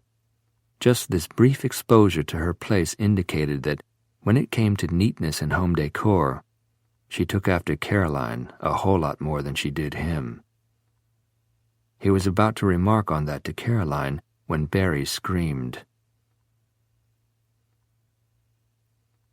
Chapter 19. In the street in front of Barry's house, several emergency vehicles were causing other cars to detour. The lawn had been cordoned off with yellow tape. Onlookers were standing in groups outside the barricade, speculating on the nature of the emergency. Ski waded through it all, showed his ID to the uniformed cop standing sentinel at the front door, and was told to go on in. That Detective Rodney Allen of the Houston PD was expecting him. He stepped into a foyer that had a limestone tile floor and a tall, healthy ficus tree in the corner. Ordinarily it would have been an inviting entry, but now, with the discovery of Sally Buckland's body in the master bedroom closet, the house had become a crime scene. Its warm domesticity destroyed by everything the term entailed. CSU personnel and a photographer were milling around in the living area. Upon seeing Ski, one of the men wearing latex gloves asked, "You looking for Detective Allen?" And when Ski nodded, he hitched his head. "In the kitchen." "What are you doing?" "Waiting for the coroner to finish in the bedroom so we can have it." Ski glanced down a short hallway from which came the murmur of voices, then went in the direction the man had indicated and found his way to the kitchen. Dodge was standing with his back propped against the granite countertop. Beside him was a good-looking black guy with a shaved head and well-defined pectorals, a bodybuilding type. Alert, every muscle in his compact body contracted. The black guy looked ready for anything. Dodge looked ready to kill somebody. Caroline and Barry were seated on one side of a rectangular dining table with a rustic finish, making it look like it had been salvaged from a French farmhouse after World War I. Caroline's arm was protectively draped over Barry's shoulders. Sitting across the table from them was another man. When Ski entered the room, he looked at him from over his shoulder, then scraped back his chair and stood up, extending his right hand. He was tall and middle-aged. His slight paunch was the only soft thing about him. He had the world-weary eyes and toughened bearing of a large city homicide detective. Years of seeing the worst of mankind's handiwork had left an indelible stamp on his face. His handshake was strong and dry, his palm as hard as a hoof. The white squint lines extending from the corners of sharp blue eyes contrasted with his sunburn, which Ski figured was perpetual. Rodney Allen. Skein Island. That's Detective Somerville. The black guy bobbed his sleek head to acknowledge the introduction, but didn't say anything. "Have a seat," Allen said. As Ski sat down, Barry met his gaze only momentarily before lowering her head. To the detective, he said, "Thanks for inviting me to sit in. He was your guy before he was ours, if in fact the individual who killed Miss Buckland was the same man who shot the kid in Merritt last night." Ski said, "Warren Stark certainly should be a person of interest to you." "Person of interest, my ass," Dodge muttered. "He's a fucking woman killer and a kid killer." He had called Ski immediately after notifying 911 of the gruesome discovery in Barry's closet.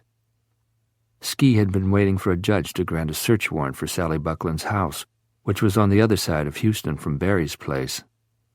Despite the flashing emergency lights on his SUV and the speed at which he'd driven, it had taken him over half an hour to get here. During that time, Allen and Somerville had arrived to investigate the apparent homicide of Sally Buckland.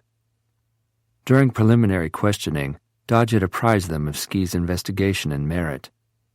Allen hadn't invited him here strictly out of professional courtesy. The detective was after information about the suspect he and Ski had in common. Ski knew to be concise. He recapped the shooting at the lake house on Friday night. He was facing felony charges for that, but after last night he's in much deeper. "The kid," Alan said brusquely. "Davis Kildare was fatally shot at a motel. Orrin Starks has been identified by an eyewitness. He fled the scene, then abandoned his car several miles away and went on foot to a Walmart store. We've got him on security cameras." He explained the shoe purchase and the reason for it. Alan asked, "What time was he in the store?" Ski told him. But from there, he vanished. It's like he was raptured off that parking lot, so he must have been picked up and driven back to Houston, possibly by Miss Buckland. "What makes you think that?" "Because he used her cell phone to call Miss Malone this afternoon around 4 o'clock.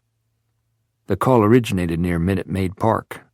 Local officers were dispatched, but Starks knew to turn off the phone. The baseball game was just letting out. There was lots of traffic. We don't know what he's driving. Could be Sally Buckland's car or not. The trail's gone cold again." He paused to take a breath. "That's where we are." Alan said, "Well, it wasn't Sally Buckland who picked him up from the Walmart and drove him back to Houston, because at 3-something this morning she was long dead. Coroner's best guess. She's been dead at least 24 hours, probably longer." Ski's mind backtracked with the speed of a rewinding video recording. "I talked to her by phone yesterday afternoon." "So did I," Dodd said. "Then she must have been killed shortly following those conversations," Alan said. "The autopsy might help nail down the time of death more precisely, but the guy in there now is a competent man, been in the ME's office for years. Sees bodies all the time. He estimated she died sometime yesterday afternoon." Dodge cursed under his breath. "She sounded edgy, nervous, in defense of Starks. I thought she was standing up for him because they were working together. I realize now she was scared."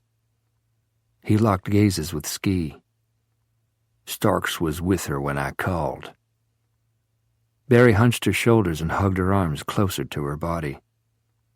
"You're guessing," the Houston detective said. "I think he's right," Ski said. "My conversation with her was off somehow. I couldn't put my finger on it before, but now I get it. Either Sally Buckland was being coerced or she was saying what she knew Starks wanted to hear. She was trying to save her life." "She was shot in the left temple," the Houston detective said. "Practically at point-blank range, but not here. She was killed in another location and her body brought here." "How'd he get the body in here without setting off the house alarm?" "We were getting to that when you arrived," Alan said. They all turned to Barry. Speaking in a thready voice, she said, "Orrin had a habit of being here when I got home from work or after an evening out. I'd come in and turn off the alarm. He was always close, hovering. Maybe he saw the sequence of numbers. I kept meaning to change the code, but then I moved to Merritt and it seemed pointless."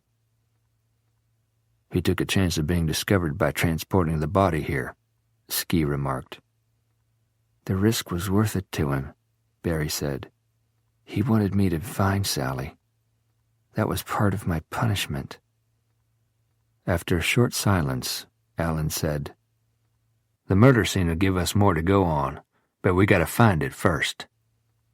"We have," said Somerville, whose bass voice was in keeping with his muscular build.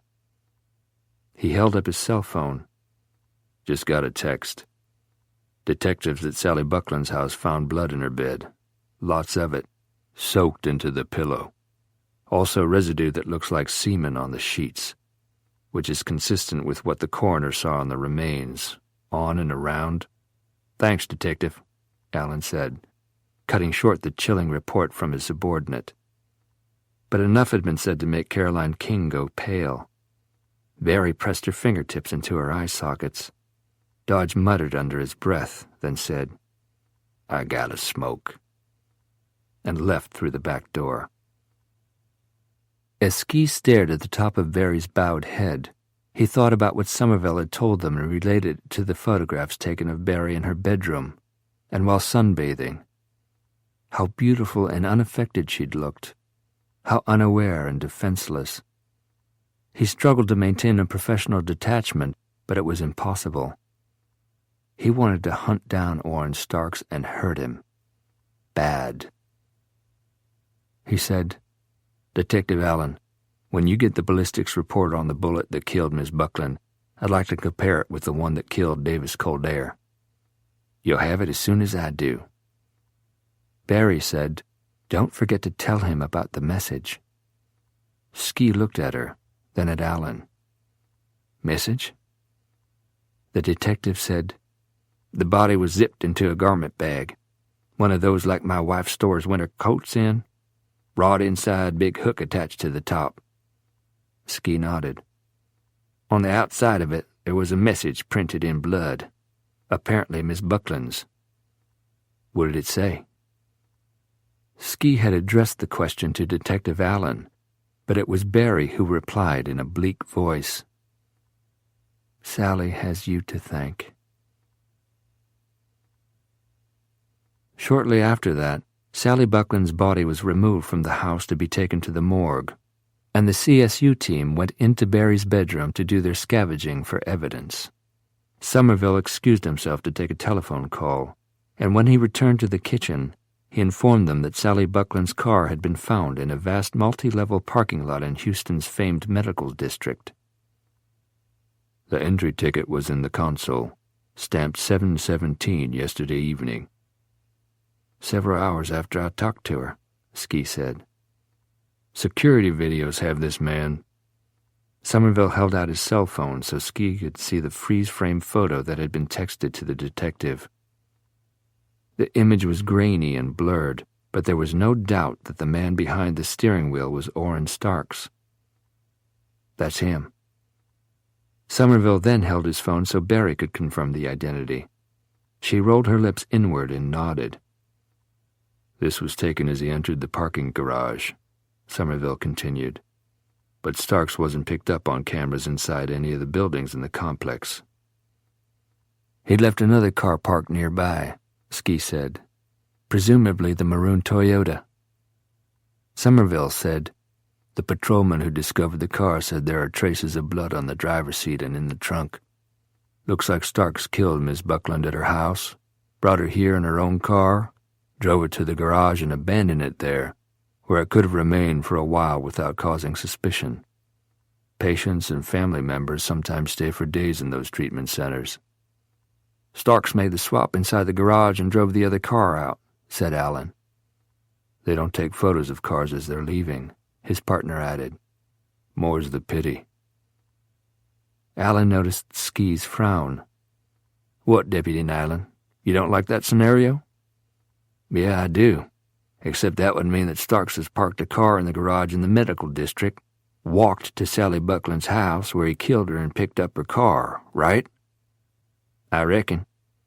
"Okay. From the medical district to her house is a distance of, 2 miles at least." Somerville gave a negligent shrug. 30-minute walk. "For you and me," Ski said, "but not for a man with an injured leg." "He told me it was black and blue and swollen," Barry said. "A limp wouldn't have attracted much attention in that area," Somerville said. "Lots of rehab clinics. Day surgery places, people on crutches, wheelchairs. A guy with a limp wouldn't have attracted attention." "I guess," Ski said, but still with doubt. "That's a lot of walking for a man with a bum leg."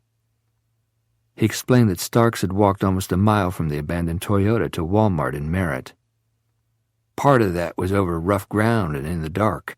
If you're right, he did that after walking from the medical district to Sally Buckland's house.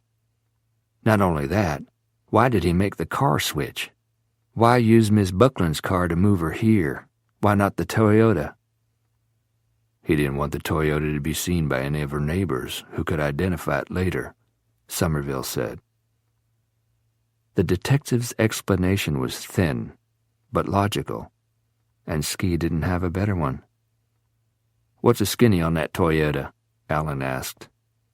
Ski said, "The VIN has been scratched off. The license plate belongs to a blue 2001 Taurus in Conway, Arkansas. One of our deputies talked to the owner. He was recently in Houston, had his license plate lifted while he was here, but he's not sure where or when the theft took place."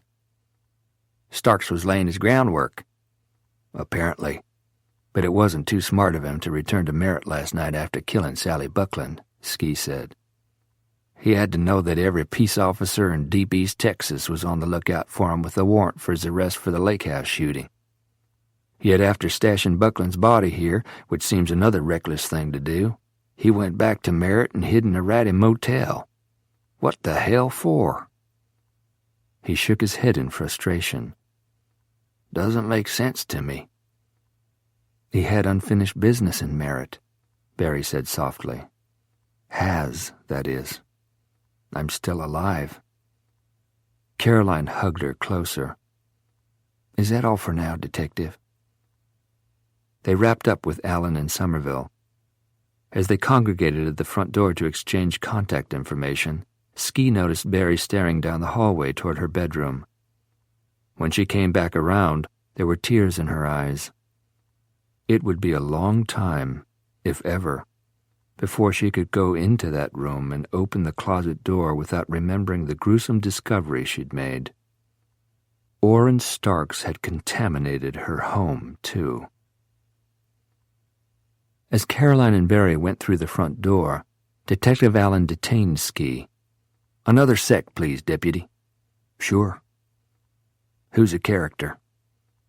Allen nodded through the open doorway toward Dodge, who was standing just inside the yellow crime scene tape, smoking and chatting with a uniformed Houston police officer. Ski replied, "He's a private investigator working for Miss King. He's packing. He's licensed to carry." "So he said." "Then what's the problem?" The detective shrugged. "I don't know. Is there one?" "No. He's sound. He was a former cop here in Houston. When did you join the force?" "86. You missed each other. He left in 79. Any particular reason why?" Ski glanced beyond Allen and saw Somerville propped against the entryway wall, intent on his cell phone. "Have you got your man there checking?" "I do, yeah." Allen smiled, but not with humor. "Dodge had some insubordination issues, but he wasn't fired. He left by choice." "Good. A police department doesn't need a man like that." Ski locked gazes with him and, in a steely voice, said, "You're right. It needs 1,000. He let that sink in, then said, "Excuse me." By the time he rejoined Caroline and Barry, Dodge was also walking toward them. Ski could tell by his expression that he had acquired new information. "What?" Dodge glanced warily at the women. Caroline said, "Don't spare us weak-hearted females, Dodge. What did you learn?" He took a final drag on his cigarette and flicked it into the gutter. "That officer was one of the first responders. Talkative guy." He looked at Barry and asked a question that seemed out of context. "Did Sally Buckland have any boyfriends?" "Not that I know of. Another man wasn't the reason she rejected Orrin. Why?" "Because this cop told me that the only thing on her body was one piece of jewelry. A silver link bracelet." Barry's face drained of color. "With a heart-shaped charm." Dodge looked hard at her, then at Ski, who answered his silent query. "Starks gave Barry a bracelet like that." He didn't expand on it. He didn't need to. They all realized the significance of the bracelet. Orrin Starks was fixated on two women to whom he'd given identical pieces of jewelry. Both had rejected him. One was dead. "By the way, Barry, you called it," Dodge said. "You were afraid for her. I'm sorry I read it wrong." "Same goes for me," said Ski. "Neither of you could have saved her," she said sadly. She was long dead before Orrin used her cell phone to call me. Before more could be said, Caroline intervened. Barry needs to be put to bed. What hotel have you booked us into, Ski? A Sheraton only a couple of miles from Delray. Busy hotel. I wanted you where there'd be a lot of people. Caroline placed her arm around Barry's waist and guided her toward her car. The men fell into step behind them. I'll lead you there, but stay close, Ski said to Dodge, who would be driving Caroline's car. Put your cherry on the roof. That'll make you easy to follow. I don't want to be followed. Ski hitched his chin. Dodge looked in the indicated direction and saw what Ski had. A TV news van trying to nudge its way between the emergency vehicles. Chapter 20. Caroline hadn't expected Ski to accompany them to the hotel, but she was glad that he did. She was so fatigued she could barely put one foot in front of the other. Barry looked ready to drop. Ski's authority cut through the tedious process of checking in. Once he introduced himself to the manager, the man personally escorted them to their rooms, where he assured Ski that Barry would be safe. They're checked in as special guests, Deputy Nyland. No names. If someone finds her here, media included, media especially, I'll know where the tip came from. The message was subtle, but effective. The man quailed and became even more anxious to please. He filled the ice bucket in each of the connecting rooms and readjusted the thermostats to suit them. Noticing the pack of cigarettes in Dodge's breast pocket, he said tentatively, "These are non-smoking rooms." Dodge gave him a drop-dead look and deliberately removed his jacket so the man could see that he was armed. Quickly the hotelier wished them a good night and scuttled out. Barry actually jumped when her cell phone rang. All of them tensed as she read the caller ID. "It's not him," she said, her shoulders slumping with relief. "But I need to take the call. Excuse me." She went into the bathroom for privacy. Caroline noticed that Ski stared hard at the closed bathroom door for several moments before turning away. With each passing hour since Barry had been told about Davis Coldair, Caroline had watched her becoming more withdrawn. On the drive down to Houston, she'd been unusually quiet and contained. Caroline supposed her daughter's dissociation was due to the series of traumatic events, but she wondered if there was more to it. Barry was entitled to her privacy, but harboring something for too long was often detrimental. Caroline questioned how long she should wait before inviting Barry to confide what was so obviously troubling her. Ski and Dodge examined all the door locks to make certain they were adequate, then stepped out onto the balcony, ostensibly to check the connecting room's level of security, but Caroline could hear them in whispered conversation. When they came back inside, she was standing with her hands on her hips and greeted them with a demand to know what they'd been whispering about.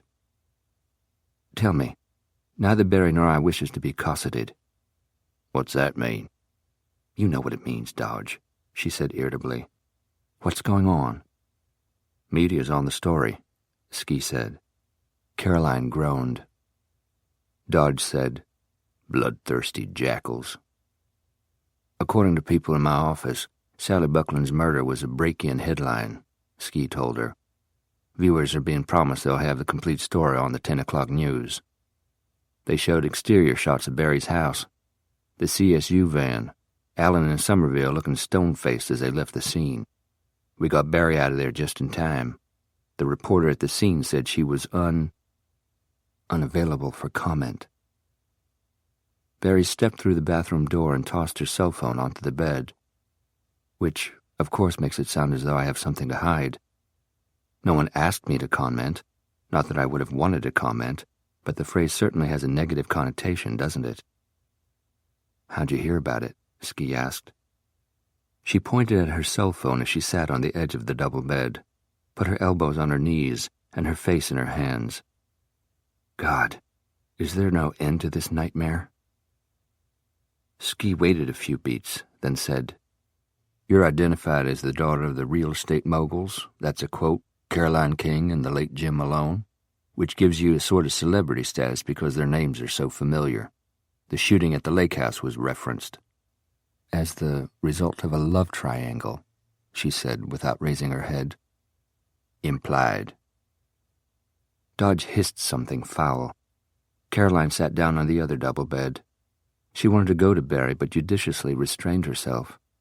Ski said, "What really pisses me off, excuse me, Caroline, is that the love triangle aspect is what they're exploiting." Barry raised her head, saying angrily, "There was no love triangle." "I get it, Barry," he said, matching her tone. "My point is that Davis Coldare's murder is being glossed over like it hardly mattered. It's a footnote. The media are playing up how Sally Buckland might have fit into a sordid little menage, while the important factor is that Orrin Starks is a cold-blooded killer who's still at large." Barry wilted a bit. "It's the juicy stuff that has viewers staying tuned until 10. Sex and scandal turns them on, or off." She tossed back her head and used both hands to hold her hair away from her face. Caroline saw dried tear tracks on her cheeks. "Certainly my boss at Del Rey was concerned about my involvement." Caroline glanced at the discarded cell phone. "That's who you were talking to?" Barry nodded. "My days at Del Rey are no more." "What?" Caroline shot to her feet. "He fired you." "Don't be ridiculous, Mother," Barry said with a bitter laugh. "If they had fired me over this, I would have sued them, and they know it. However, and it's a big however, Del Rey's position is that the company takes the mental health of each employee very seriously. In light of the succession of traumas that I've experienced in recent days, wouldn't it be in my best interest, and by extension that of the company, if I took an extended leave of absence?" When I assured my boss that my mental health would be fully restored once Orrin was in police custody, he insisted that I give myself time to recuperate from these disturbing events. In other words, he and everyone at Del Rey wished for me to make myself scarce. "What about your presentation tomorrow?" "Oh yes, that. Regarding my participation in that campaign from here forward, the client wouldn't dream of being a source of additional stress during this difficult time. Therefore, they've agreed to wait until Ben has adequately recovered from his injury so that he can present the proposed campaign as well as assume total responsibility for its implementation." Caroline was seething. "Wait a sec. Are you saying, am I to understand that you're considered mentally impaired by all this, but Ben Laughlin isn't?" "It would seem so, yes. And just in case there's any doubt of Ben's fortitude, emotional and or physical, Amanda, in a lengthy and enlightening telephone conversation this afternoon, assured our boss that Ben is ready to take the lead and run with it. I rather imagine she painted me as a scarlet woman who's suffering the slings and arrows of my own treachery." "That little bitch." She had her claws out all right. Barry gave another dry, mirthless laugh. "I wonder, if Orrin had shot me instead of Ben, would I have been considered a heroine? Or would I still be looked upon as the attempted homewrecker who got her comeuppance? That's a good topic for debate, don't you think?" "What I think," Dodge said, "is that your bosses at this outfit are lily-livered assholes. You're better off never darkening the door of that place again." "I agree with you, and I'm sure that's the position Del Rey predicted and hoped that I would take," Barry said. The concern for my well-being that the boss so effusively conveyed was in actuality his safety net. He wants my resignation. He just needs the decision to be mine so that his hands can stay clean. I left it open-ended for now. Let them sweat it for a few weeks. But I already know what my final decision will be. "My 2 cents worth?" Ski said. "You're too good for him." She looked up at him with watery eyes and said hoarsely, "Thanks." "You're welcome." For several seconds they seemed to forget that Caroline and Dodge were still in the room. Then Ski pulled himself into the here and now. Duties awaited him. I'd better shove off. "There's an extra bed in my room next door," Dodge said. "You're welcome to it." Ski thanked him but declined the offer. "Sally Buckland's murder case belongs to the Houston detectives. I've got Davis Coldares to deal with. Last we heard from Starks, he was here in Houston." "Yeah, Dodge, but I can't help thinking." "What?" Ski ran his hand around the back of his neck. "Orrin wanted to thumb his nose at me and everyone else who was searching for him. That's why he came back here to place that call to Barry today. He knew we'd beat it here, try and chase him down. He wanted to cause confusion and make us look and feel inept." He smiled crookedly. He succeeded. Spinning wheel. All of them looked at Barry, who'd whispered the words. "Blood, sweat, and tears," she said. "Spinning wheel. That's the tune he was humming during our phone conversation." "Damn it, you're right," Ski said. "Oh, ain't our boy cute," Dodge said. Then he dropped all traces of humor, sarcastic or otherwise. "I gotta kill this son of a bitch. I really do." "He raped Sally, didn't he?" Barry asked, directing the question to Ski. "I don't know about penetration," he said evasively. "Maybe he just—" He let the statement trail off, for which Caroline was glad. "I won't know till I get the autopsy report from Detective Allen." Thoughts of what that young woman might have suffered subdued them for several moments. Then Caroline addressed Ski. "You were theorizing on his motive for calling Barry?" "Yeah. What really worries me is that he might have had something else up his sleeve when he got us out of Merritt." "Like what?" Dodge asked. "I don't know. That's why I need to get back." He looked down at Barry. "I assume you're returning in the morning?" "I've got nowhere else to be." "Okay. I'm going to keep the guards at the lake house, but I'm going to make it appear I've pulled them off. They'll still be there when you get back, just invisible." "Laying a trap for him?" Dodge asked. "Orrin won't fall for it," Barry said. "I don't think so either," Ski said, "but it doesn't hurt to keep some people in place just in case." He commissioned Dodge to remain vigilant, then looked down at Barry. "Are you going to be all right?" The question was softly spoken, personal, and effectively excluded Caroline and Dodge. Barry nodded, but it was a tentative motion. Their gazes held for what seemed like a long time, then without another word, Ski strode to the door and left. The instant the door closed behind them, Barry jumped up and charged across the room. But at the door she stopped. Caroline watched as that one burst of energy deserted her. She leaned into the door, pressed her forehead against it, and remained that way for several seconds before decisively flipping the deadbolt and securing the chain. When she turned back around, she went directly into the bathroom, saying, "I'm going to soak in the tub for a while." She didn't come out for almost an hour. When she did, she was wrapped in a towel. Another was around her hair. Her skin was rosy. Her eyes were red. "You've been crying," Caroline said. "I got it out of my system." She whipped off the towel turban and shook loose her wet hair. "But I don't know what I've got to cry about. Not when I think of Sally's last hours. She, Davis Coldaire, they're the real victims, not me." She unzipped her small suitcase and took out a tank top and boxer shorts. Caroline said, "I waited to order a room service supper. You should have gone ahead. I'm not hungry." "Where's Dodge?" "In his room. He thought you and I needed some time alone."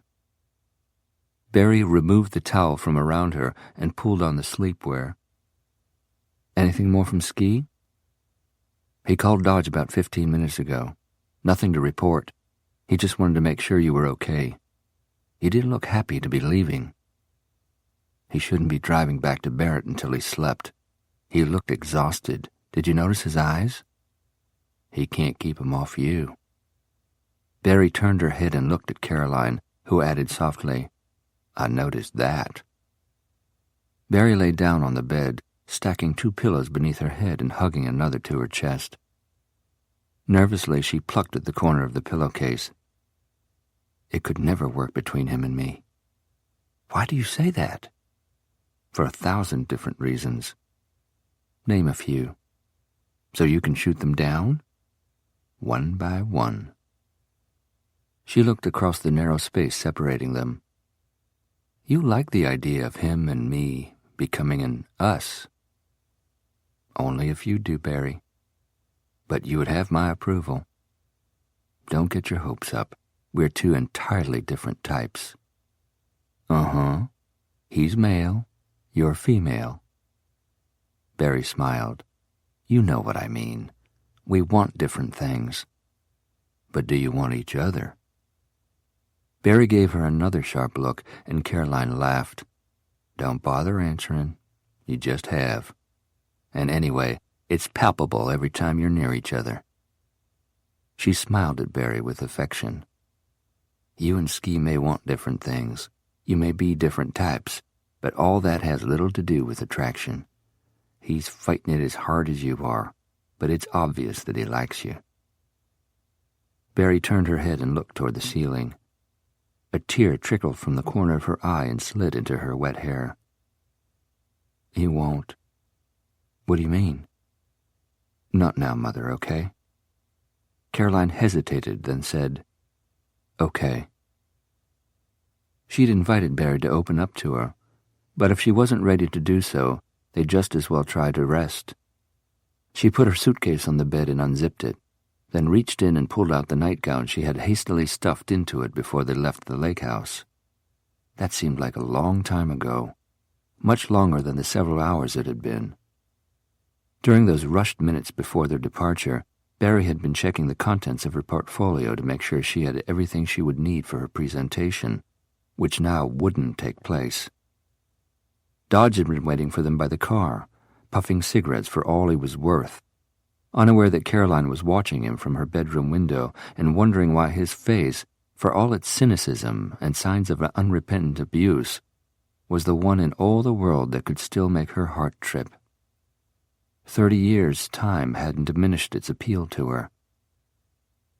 She could speak to Barry about attraction, because she knew well the dominating ferocity of it, even when it made no sense, when it was just plain wrong. One was powerless against it.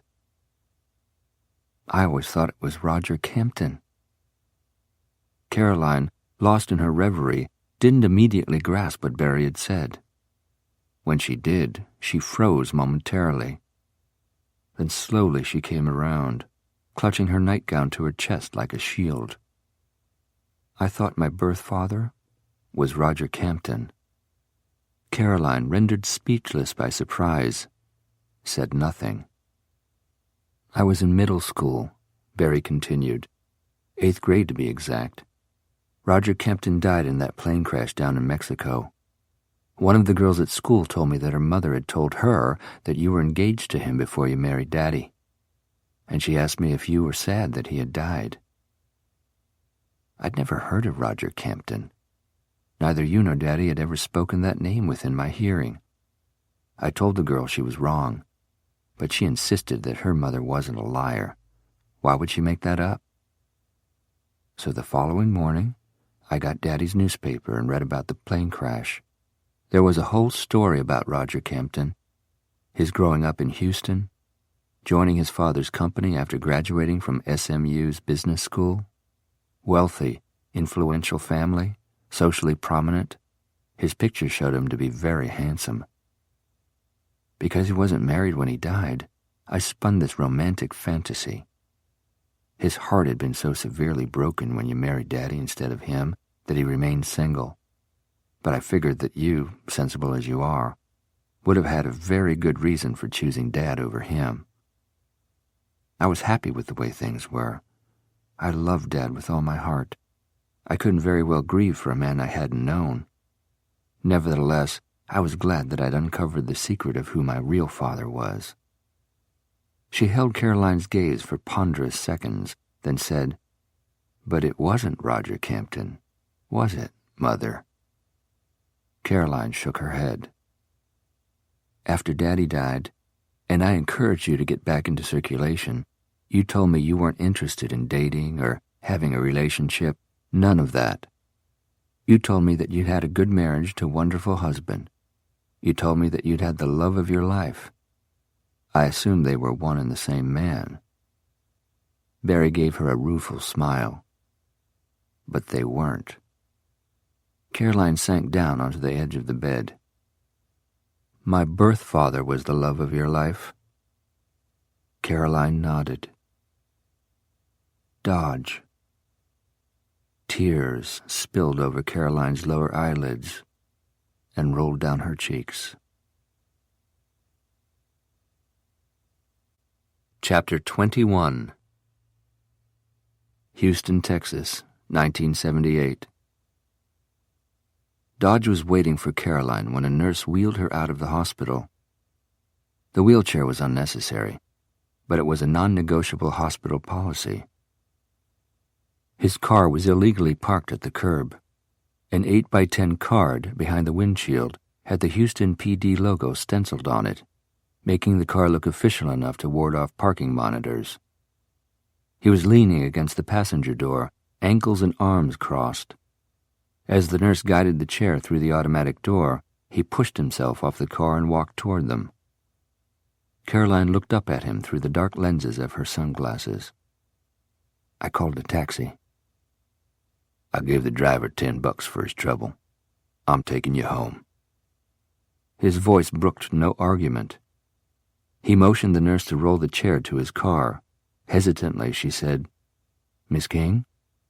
And waited for Caroline's nod before complying with Dodge. Caroline was leaving in the clothes she had on when she was admitted 3 days earlier.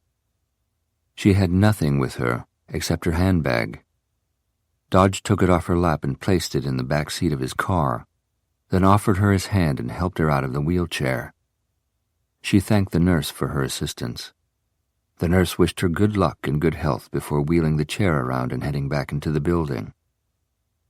Dodge asked Caroline if she wanted to lie down in the back seat. No, I'll ride up front. He looked like he might argue, especially when he noticed how stiff and tentative her movements were.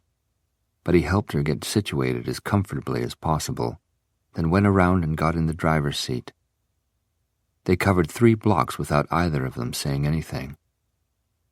When he stopped for a traffic light, he turned toward her. How do you feel? Weak. Like I've been lying in bed for 3 days. They didn't feed you? I didn't have much appetite. Can't blame you. He made a face. Hospital food. When were you in the hospital? Never, but I've heard. She smiled, but her lips were tremulous, and he noticed.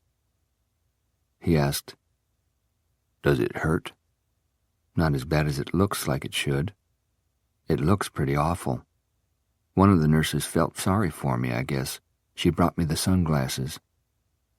He was trying to see past the opaque lenses so he could assess the damage, but the driver behind him tooted his horn when the light turned green, forcing him to return his attention to driving. How did you find out? She asked. Jimmy Gonzalez. He wasn't one of the responders. His night off, but it's still his beat. He heard about it the next morning. I've been out of the loop the last couple of days, so he didn't reach me till late last night. I called the hospital this morning and was told they were releasing you. Don't you have to work today? I called in sick. They rode in silence for a time. Then she said, Did you go after Roger? I wanted to. Still do. I'd like to kill him. His fingers were wrapped so tightly around the steering wheel the skin had turned white. But I won't. She said nothing, waiting for him to finish. Finally, he braked for another traffic light and turned his head. The only reason I haven't killed him is because you begged me not to. That means more to me than the promise I made him the night I beat him up. Nothing more was said until they reached her house. He assisted her up the front walkway to the door. She went in. He followed. A broken vase and dying roses were lying on the living room floor. The water had left a damp stain on the carpet. A picture on the wall was hanging askew. A floor lamp had been overturned. The lampshade was dented. These mute testimonies of Roger's violence no longer embarrassed her. They made her furious. But she was just as furious with herself for excusing his abuse for as long as she had, which had been way too long. Feeling in defiance of it now, she removed her sunglasses, exposing her eyes to Dodge. He clenched his jaw and rocked slowly back and forth on the balls of his feet as though he could barely contain the wrath that surged through him. I might change my mind about killing him. Don't. He's not worth it. He seemed on the verge of saying something but didn't. She said, I appreciate the ride home. Thank you. You're welcome. I'll wait while you throw some things together. What things? Your things. Whatever you want to take. You're staying at my place for a while. It's no palace, but... What are you talking about? I can't stay with you. Can and will. Forget it. Get your stuff. What entitles you to order me around? She said angrily. Your policeman's badge? Being right about Roger's true spots? You accuse me of staying with him out of stubbornness. Well, fine. I concede. I should have ended the relationship long ago. But out of pride, I didn't. I didn't want to admit how mistaken I'd been about his true character. So, okay, you were right. That doesn't give you license to take over where Roger left off. She drew herself up to her full height, which was still far beneath his. I've been bullied for the last time, Dodge. I won't be pushed around again, emotionally or physically, or any other way. He expelled a short breath. Look, when it comes to expressing myself, I'm crap. I always sound like I'm bullying even when I'm not. And I'm not, I swear. I'm trying to be nice. A friend. You need a hand. I'm offering one. But no matter how I put it or how deep you dig your heels in, the fact is that I'm not leaving you here alone. End of discussion. That sounds like bullying. Sue me. She smiled, but it wavered after a moment. I'll be perfectly safe. Roger's in jail. He got out. Last night, his family posted bail. He won't be coming back to me. How do you know? He told me so. He was livid. He said he was done with me. He'll change his mind, and I don't want you here when he does. In fact, you should relocate.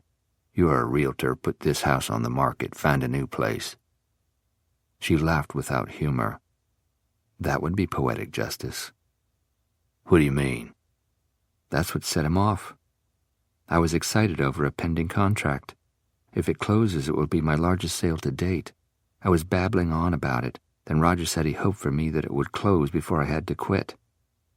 I thought I'd misunderstood. But when I asked him what he meant by that, he stated unequivocally that I would no longer be a working girl when I became Mrs. Roger Campton. It just wouldn't do for us to be a two-income family. What would people think? That he couldn't support his wife? I would have plenty to do, he said, taking care of him. He promised to keep me busy. I actually laughed. I told him that he'd taken leave of his senses if he thought for one moment that I planned to quit my job, forfeit my career, just because I was getting married. She raised her hands at her sides, adding sarcastically, That didn't sit too well. The son of a bitch nearly knocked your eye out. It had felt as though he had.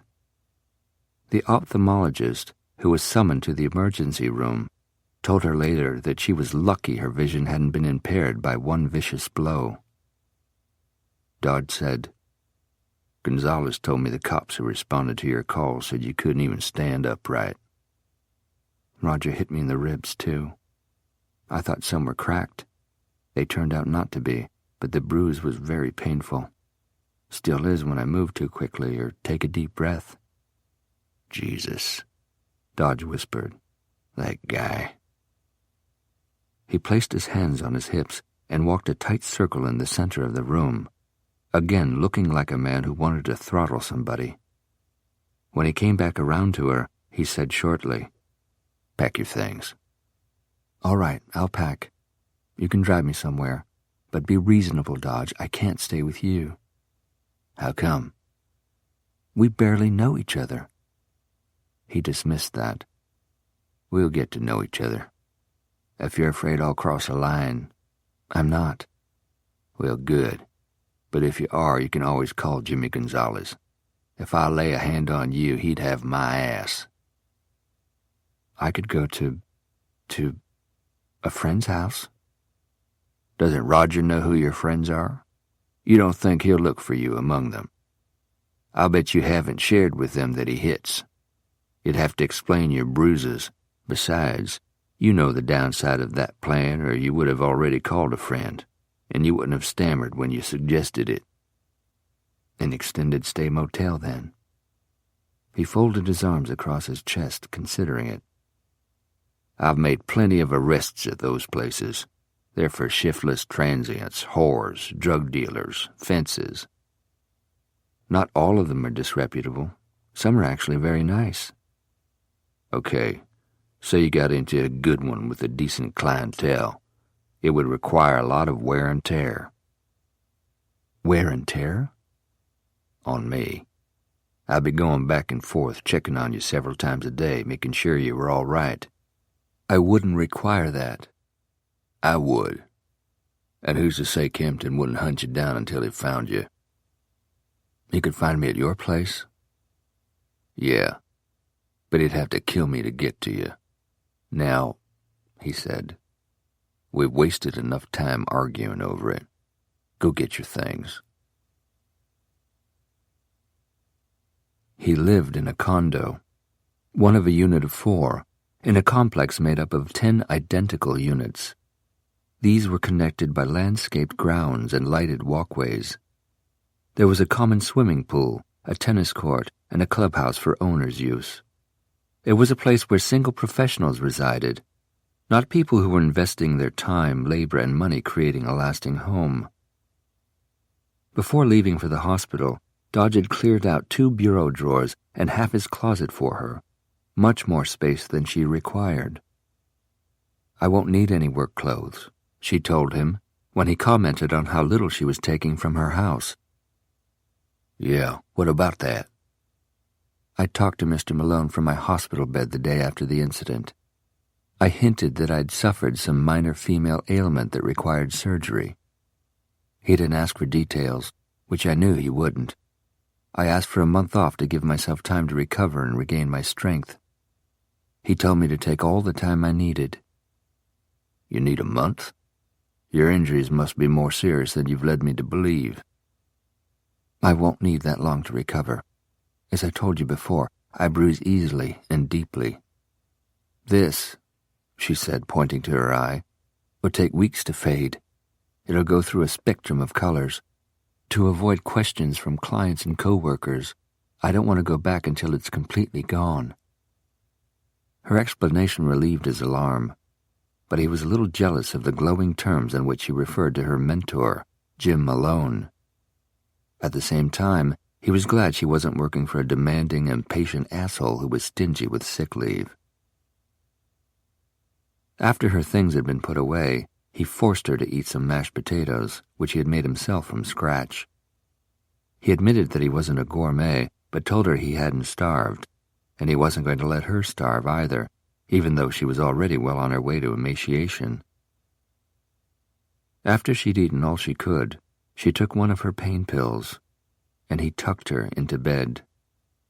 She slept for 16 hours, waking the following morning barely in time to see him off to the tire plant. "Marvin?" she asked, squinting at the embroidered patch on his shirt. He frowned. "Believe me, you don't want to know." He told her to keep the doors locked, not to leave, to stay in bed all day if she felt like it, and she promised she would. He told her to keep his pager number handy, and to page him if she needed anything. He said he would avoid calling for fear of disturbing her rest, but if he did, he would call and let it ring once, then call back. That way she would know it was him. Despite these safety precautions, he left her reluctantly. After his shift at the plant, he went to the daily meeting of the task force. He reported that there was still no love lost between him and Franklin Albright. Albright had punctured one of his tires. Stupid thing to do since my car was in the parking lot of a tire plant, for Christ's sake. He'd had the tire replaced in no time. He couldn't be sure Albright was the culprit, but he didn't have any other enemies at the plant, and Albright had given him a smirking grin when he reclaimed Crystal as she and Dodge came through the exit together after their shift. And Dodge knew about Albright's fondness for his knife. Playing nerdy whipping boy to the violent ex-con was getting real old, real quick. But this was the role he'd started with, so it was the one he had to stick to. In the meantime, Crystal was becoming more affectionate. Recently, she'd stroked his hand and wistfully told him she wished she'd met him first. Dodge had told her it was too bad she didn't know something about Franklin that would land him back in the penitentiary for a long, long time and save her the hassle of having to break up with him so she and he, Marvin, could be together. Her smile had faltered, and she'd quickly changed the subject. Her reaction raised Dodge's suspicion that something about Albright definitely made her uneasy, but she was a long way from blurting out that he was planning an armed bank robbery.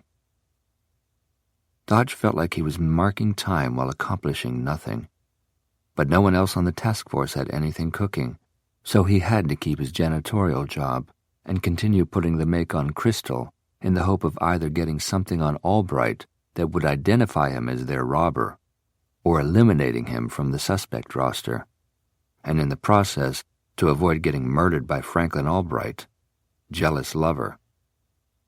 Staying alive was now a top priority with Dodge. He really wanted to live. With Caroline. When he got home that first evening, he caught her napping on the sofa. Embarrassed, she sat up, clasping and unclasping her hands self-consciously, apologizing for her tousled hair and disheveled clothing. Her shy uncertainty made his heart do cartwheels. "How was your day?" he asked. "Lazy." "Perfect." He'd brought home a carton of rich, creamy tomato basil soup, a specialty of a cafe where he often had his meals. They sat at his kitchen table and ate the soup with hunks of French bread he tore off the loaf and buttered with a heavy hand. When he gave Caroline a second piece of it, she asked, "Are you trying to make me fat?" "I'm trying to get you to where I can see you in profile." After their supper, which included vanilla ice cream and fudge sauce, they watched television for a while. But by 10 o'clock, Caroline was yawning. "I'm sorry. It's not your company, I promise." "No apology necessary. I'm beat too." As she had the day before, she put up an argument for giving him back his bed and sleeping on the sofa. "I'm smaller. I'm the interloper. I don't mind." "But I do."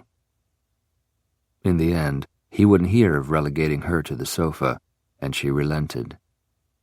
Dodge spent his second wretched night on the damned hard and unforgiving thing, but relishing every single minute of his torturous insomnia because Caroline was under his roof and snug in his bed. That first day set the pattern of those that followed. She got up each morning in time to see him off and was there waiting when he returned. At her insistence, he'd stocked the pantry and fridge with more groceries than they'd ever had in them. She wanted foodstuffs and spices on hand so she could prepare dinner each night. "It's the least I can do to repay your hospitality." He permitted it, conditional upon her eating half of everything she cooked and promising not to overexert herself. He watched the bruise around her eye fade from eggplant to violet, then to avocado green. Natural color returned to her cheeks. Her tiny frame fleshed out a little more each day until she no longer looked dangerously underfed.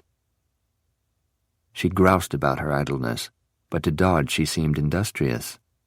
Daily she studied the real estate sections of newspapers. She lamented the listings she'd missed and strategized how she was going to make up for lost time when she returned to Jim Malone Realty.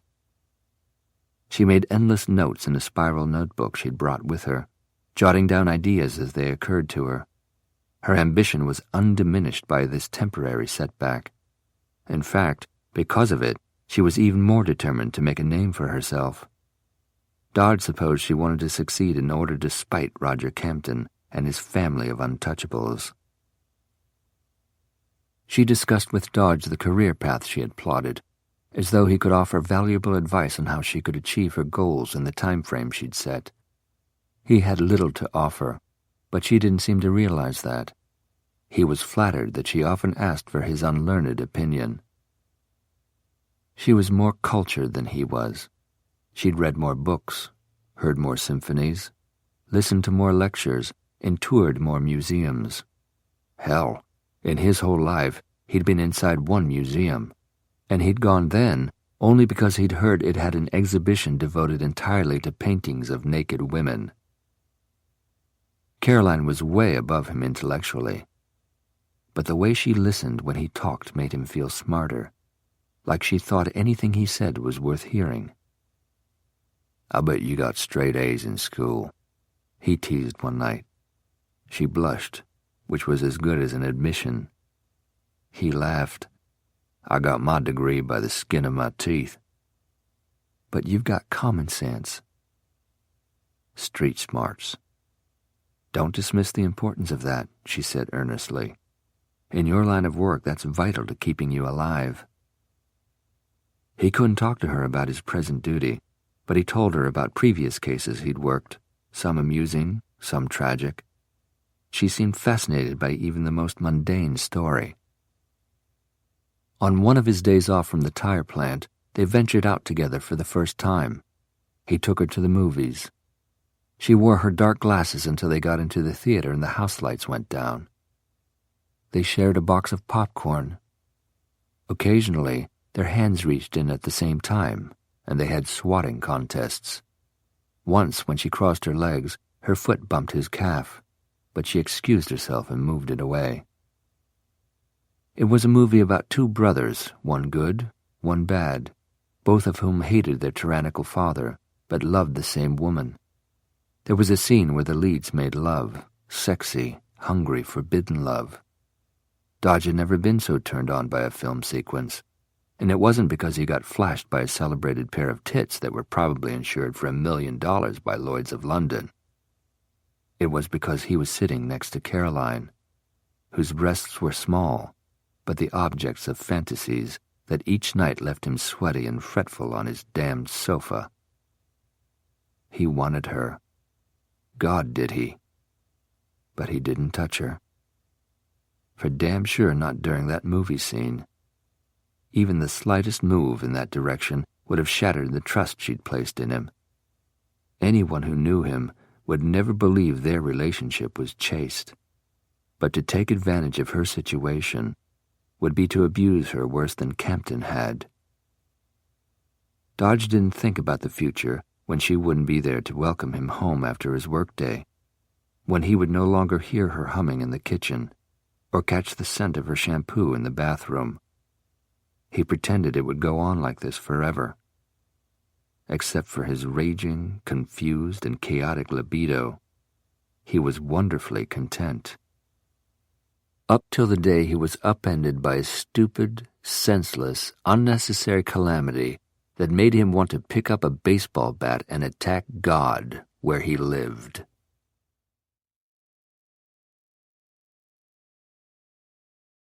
That day, after his grind at the tire plant, Dodge called Caroline and told her it would be another hour or so before he got home. He went to task force headquarters for a scheduled briefing. He should have noticed the subdued atmosphere in the building immediately upon entering it. But he was thinking about Caroline and the pot roast dinner she had said was waiting for him. Pot roast was such an evocative dish. It connoted hearth and home, permanence. His daydream of pot roast dinners for years to come was swaddled in such a rosy haze that he didn't pick up on the funereal mood among his fellow officers until he realized that they were all avoiding eye contact with him. He asked the room at large, What did I do?" No one said anything. "What's going on?" Silence. "Jesus, has been another robbery? Did somebody else get killed? God damn it, was it Albright? What bank? When?" One brave soul cut off his tirade. "It's not that, Dodge. It's What? What?" "It's Gonzalez." It took a moment for Dodge to switch his thoughts from their elusive, clever bank robber to his former partner and best friend. But from there he made an instant connection between the glum mood in the room and Jimmy's name. His heart came to a sudden, thudding halt. He stopped breathing. He swallowed convulsively, but his mouth had gone dry. He had no spit. "There was an accident," one of his cohorts said. "Gonzalez was... he didn't make it." "Sorry, Dodge." "Hey, man, I'm sorry. Goes with the territory, but shit. Anything I can do, Dodge, just ask, okay?" The murmured words of consolation barely registered. He turned his back to the other men and tried to assimilate what they were telling him. He couldn't. He came back around. "Jimmy's dead?" When that was affirmed with solemn nods, he started hyperventilating. "Take it easy, Dodge." "Where is he?" "The morgue. His folks are there." "I got him." "Dodge, you can't." He made a dash for the exit but was grabbed from behind, and he began struggling savagely to shake off restraining hands. "You can't go to the aid of a cop, Dodge. Think, man. You'll blow your cover." "Fuck that," he yelled, "and fuck you. Let go of me." He continued to scream obscenities, but eventually he exhausted himself, and the reasonableness of what the other officers were saying sank in. He ceased struggling, and they released him. He dropped into the nearest chair and sat there for the longest time, trying to collect himself, wishing he didn't believe the unbelievable. Finally he looked up. "You said it was an accident. What happened?" A rock star had flown into Hobby Airport for a concert to take place that night at the Astrodome. Gonzalez, wanting the overtime, had volunteered to ride in one of the squad cars providing police escort for the singer's limo. Word had leaked out of his arrival time. From Hobby Airport, the limo was chased by paparazzi and carloads of crazed, dope-fueled fanatical fans. Gonzalez and another officer were in the car directly behind the limo. One of the cars chasing the motorcade, trying to get between them, clipped the front bumper of the squad car. They were going so fast that the officer behind the wheel lost control. The car spun out and was slung into a telephone pole, hitting it broadside with such force it was almost cut in half. Jimmy Gonzalez was cut in half. The captain asked Dodge if he wanted to talk to a chaplain, a counselor, a psychologist. Dodge told him to fuck off. He didn't stay for the briefing. For a while, he drove around the city looking for some place in which to vent his roiling anger, but soon realized that his erratic driving was a danger to innocent motorists and their passengers. Where would be the sense in his killing somebody in a car crash? No one would appreciate the irony. Least of all Jimmy Gonzalez, who would rebuke him from the cold slab in the morgue on which the halves of him lay. He wound up at a batting cage. It felt good to have something hard and potentially lethal in his hands, taking whacks at something as defenseless as Gonzalez had been against the laws of physics and the goddamn telephone pole. He didn't go home until hours later. By then the pot roast had been put away. Caroline's eyes were soft with sympathy when she greeted him at the door. "It was on the 10 o'clock news. I'm so sorry, Dodge." He nodded and walked past her into the kitchen. He opened the refrigerator but didn't know what he was looking for, so he just stared into it sightlessly. I want to do something to help you, she said with feeling, but I don't know what to do. He slammed the refrigerator door, rattling glass containers inside. You can't do anything to help. I can't do anything. I can't even go to his funeral. I've been ordered not to. I can't go see his parents. Proud as punch of their son Jimmy, the cop. His throat seized up, and he groaned. Jesus. Caroline took a step toward him, but he rebuffed her. There's nothing you or anybody can do, all right? He shouted. Don't you get it? The dumb asshole should have been off duty. Instead, he's dead. And for what?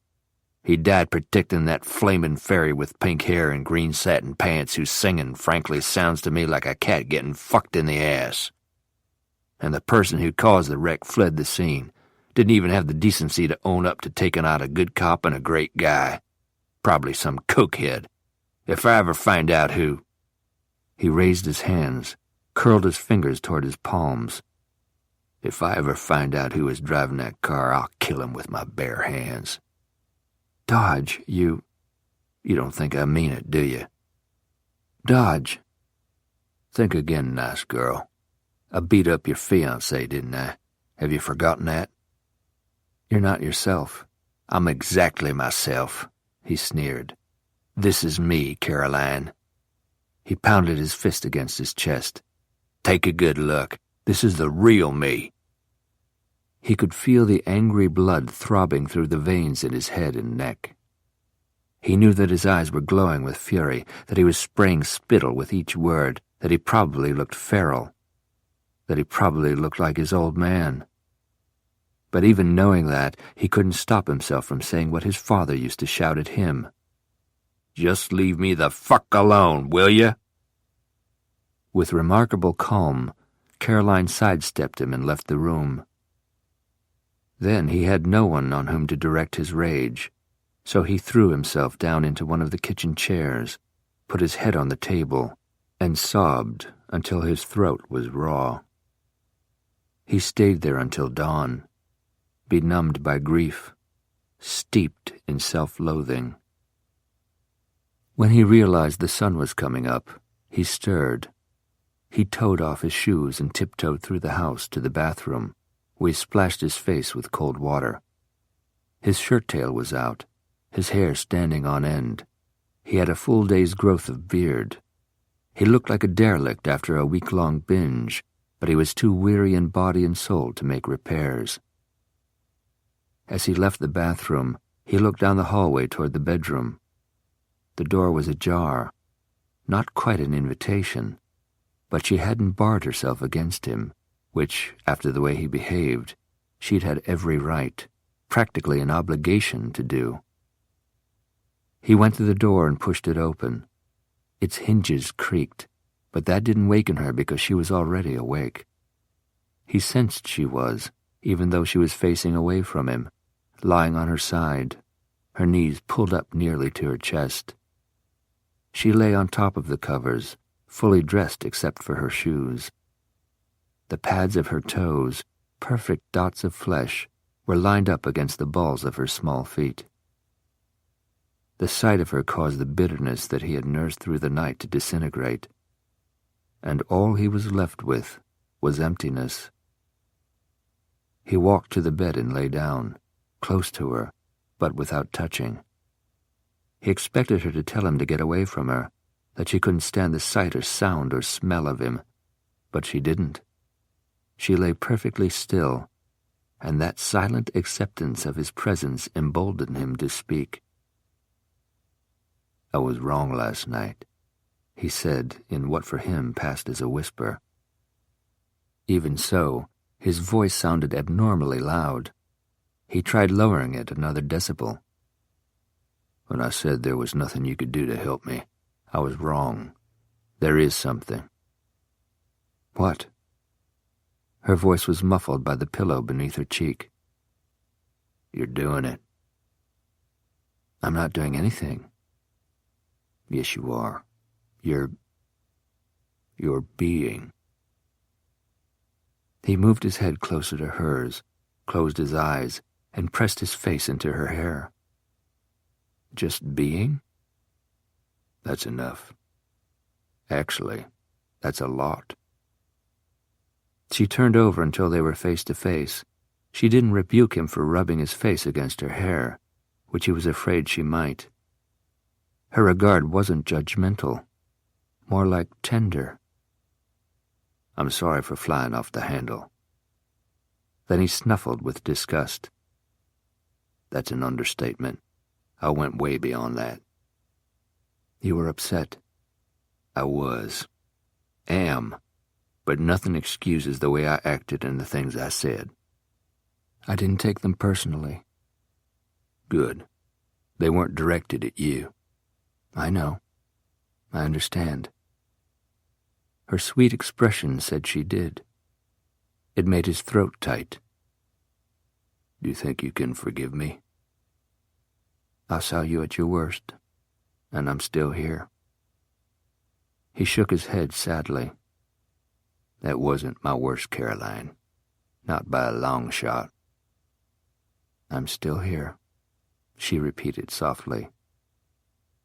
Gazing into her calm, sherry-colored eyes, he felt little cracks forming in his mean old heart. It had been toughened early by the loss of his mother, who'd loved him, hardened by his father, who hadn't, then made stony by the man's ceaseless cruelties.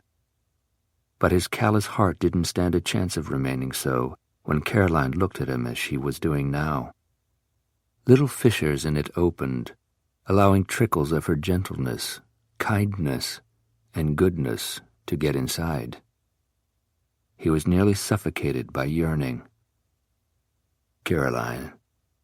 He stopped, swallowed noisily, tried again. Caroline, a few weeks ago, you were engaged to another man. Again he paused, at a loss for how to express himself. I'm bungling this, damn it. What I'm trying to say... I know what you're trying to say. Her voice, unlike his failed attempts at whispering, was a perfect whisper. It was little more than a breath, a vibration of air that was felt more than heard. She leaned forward and touched his lips with hers.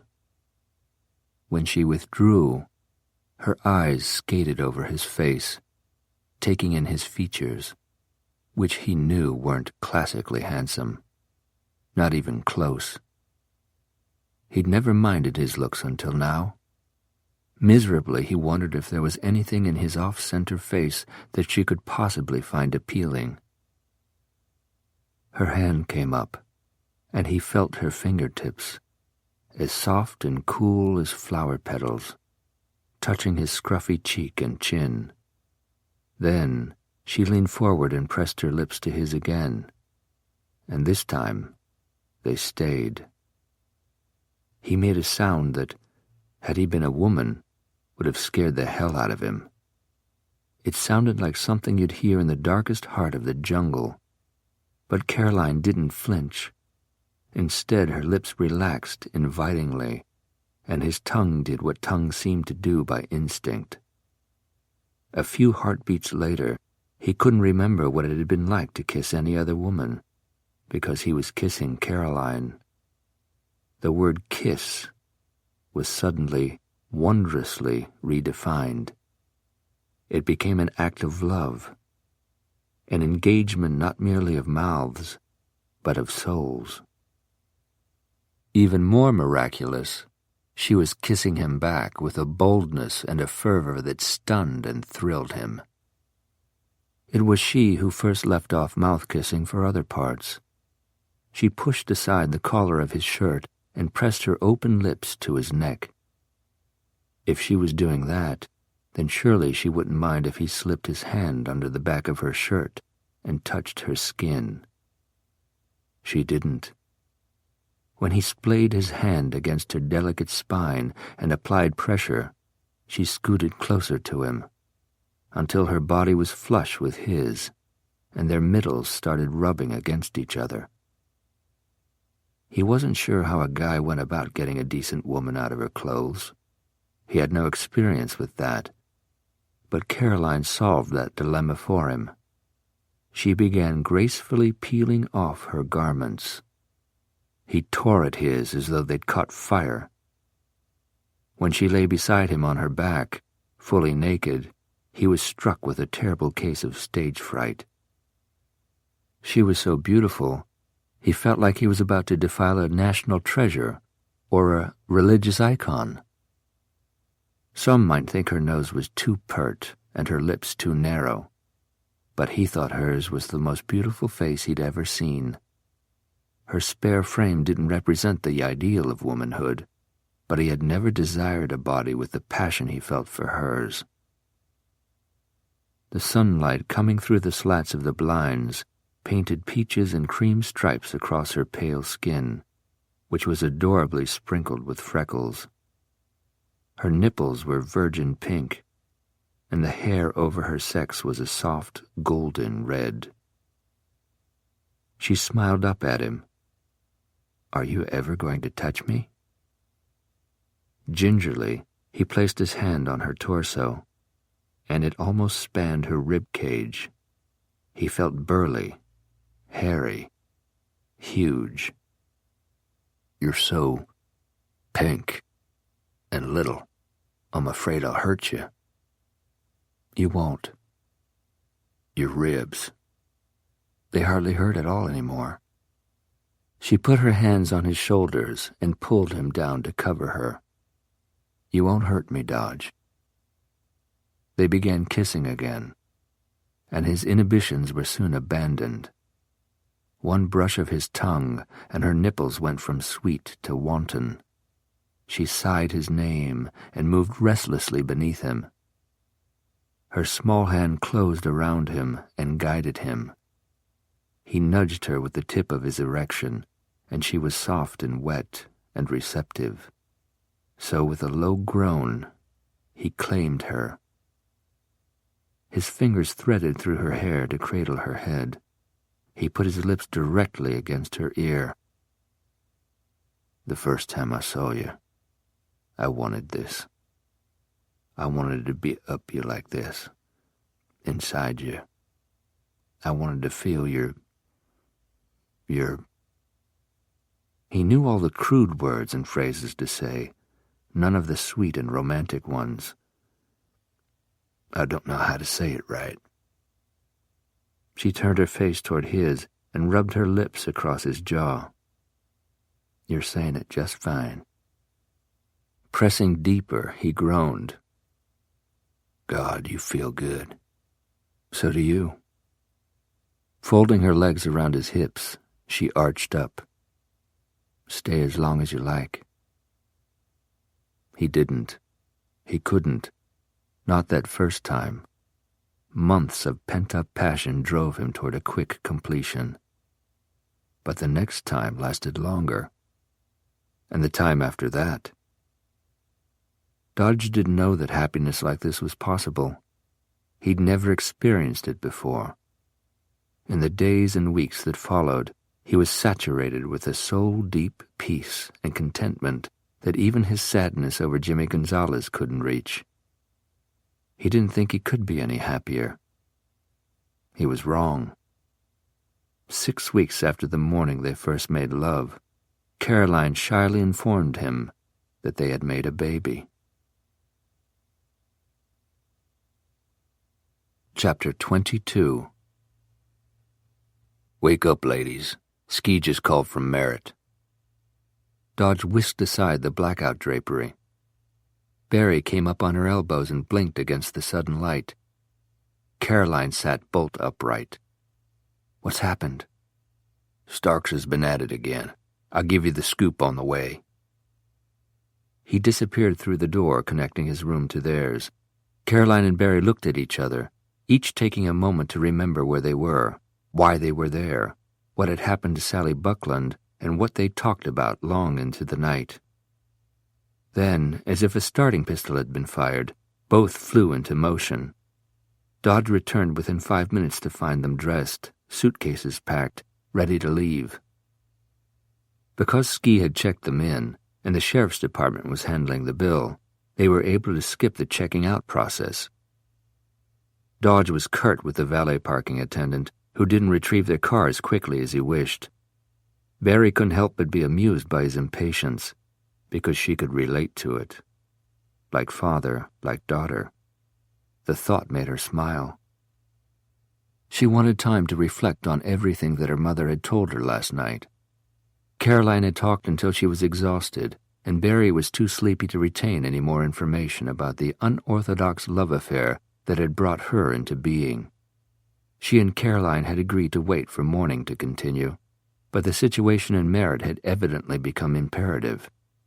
The rest of her parents' story, specifically why they'd been apart for 30 years, must keep for now. Dodge snarled imprecations at Houston's rush-hour traffic. Caroline insisted that he allow time to get coffee at a fast-food drive-thru. "You'll be unbearable until you have some." "I guess a cigarette is out of the question." She didn't even deign to answer, asking instead, "When are you going to tell us what happened? Has Orange Starks been captured?" "No." "Then what?" "When I've had my coffee." "You're just being mulish because I won't let you smoke." "Sue me."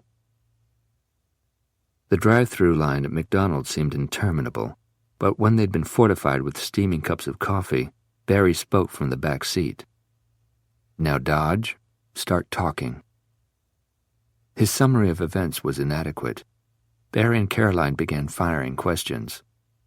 "That's all I know," he said, talking over them. "Ski was called away before he could give me the details. He just said to get you back to Merritt, so that's what I'm doing. Besides, I want to get back there myself." "You're tired of playing my babysitter." He met Barry's eyes in the rearview mirror. "No, I just want to be there when this son of a bitch is captured. I didn't get FaceTime with Creighton Wheeler, and I had a personal grudge against the guy for what he did to Maggie." "Who's Maggie?" "Derek's dog." He told him the story of the Atlanta playboy who was now serving a life sentence in prison.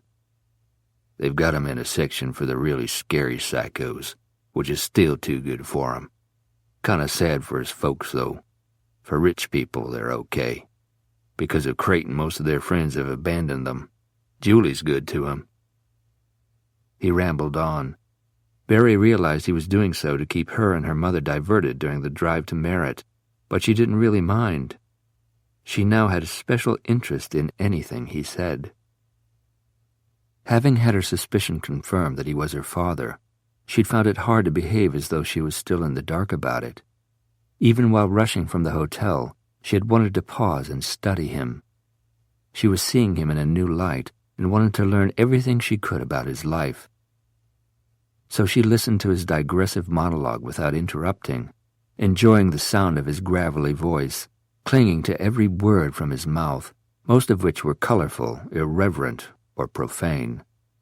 Even though he talked largely about Derek and Julie Mitchell, Barry was able to piece together, from hints he inadvertently dropped, a few facts about his life.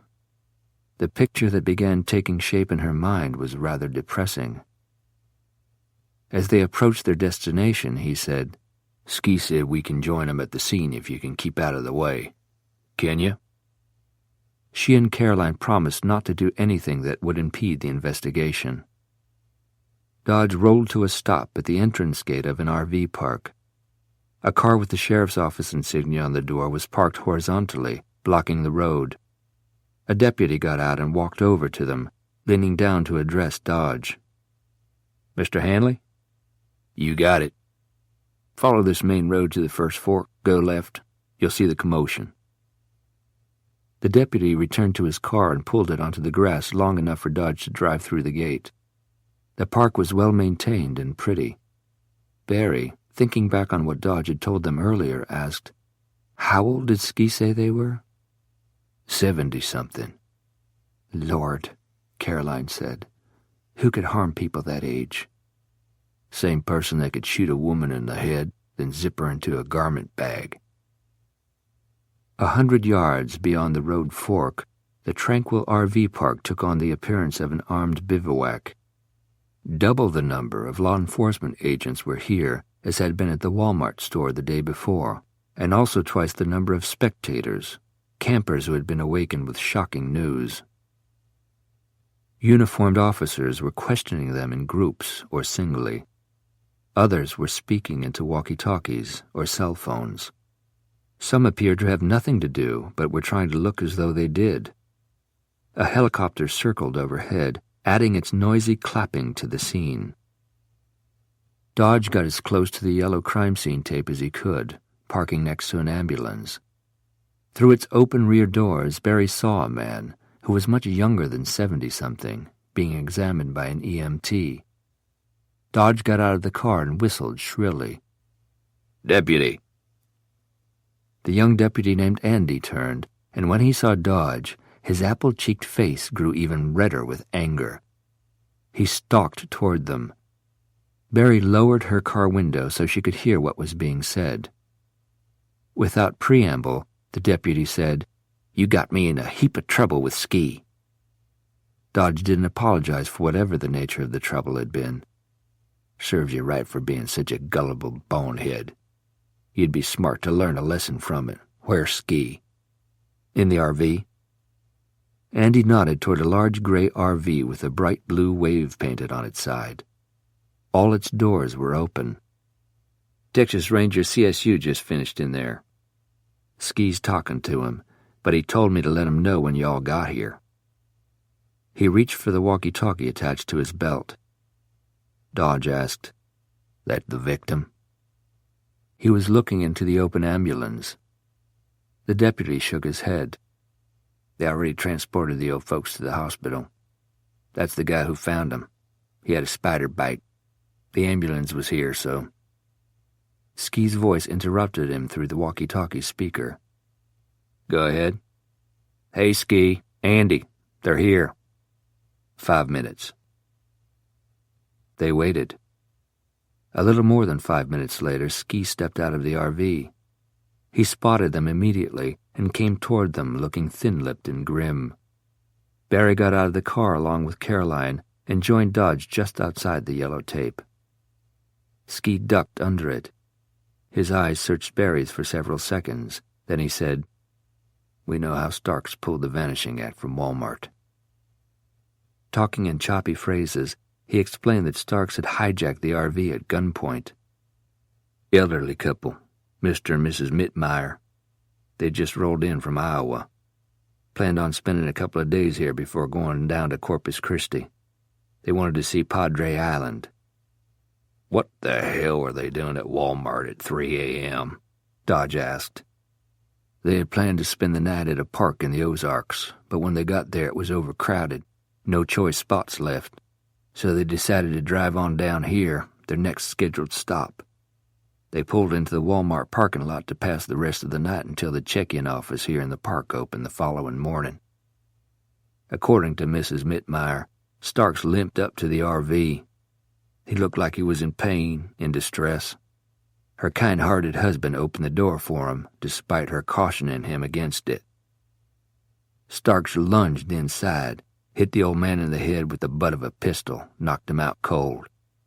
He backhanded Mrs. Mittmeyer and told her if she didn't stop screaming he was going to shoot her husband first, then her. He bundled both of them into the back, tied him up, and gagged them. Dodge dragged his hand down his face. Caroline was looking into the surrounding trees, shaking her head over the unnecessary cruelty. Ski locked eyes with Barry and held, then continued. At 9 a.m. yesterday, Starks drove the RV here and forced Mrs. Mittmeyer to go into the office and check in as though nothing was wrong.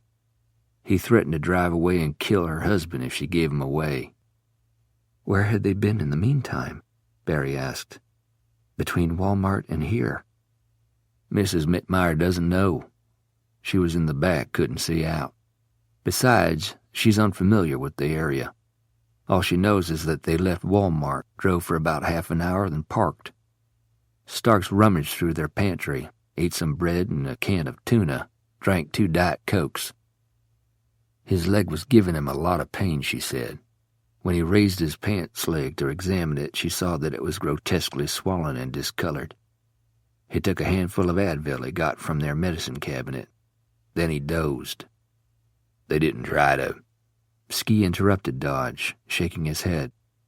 She was scared out of her wits, worried about her husband. He was in and out of consciousness.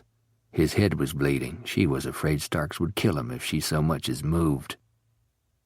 Starks roused himself at dawn, ate some peanut butter crackers, drank another Diet Coke, took more pain reliever.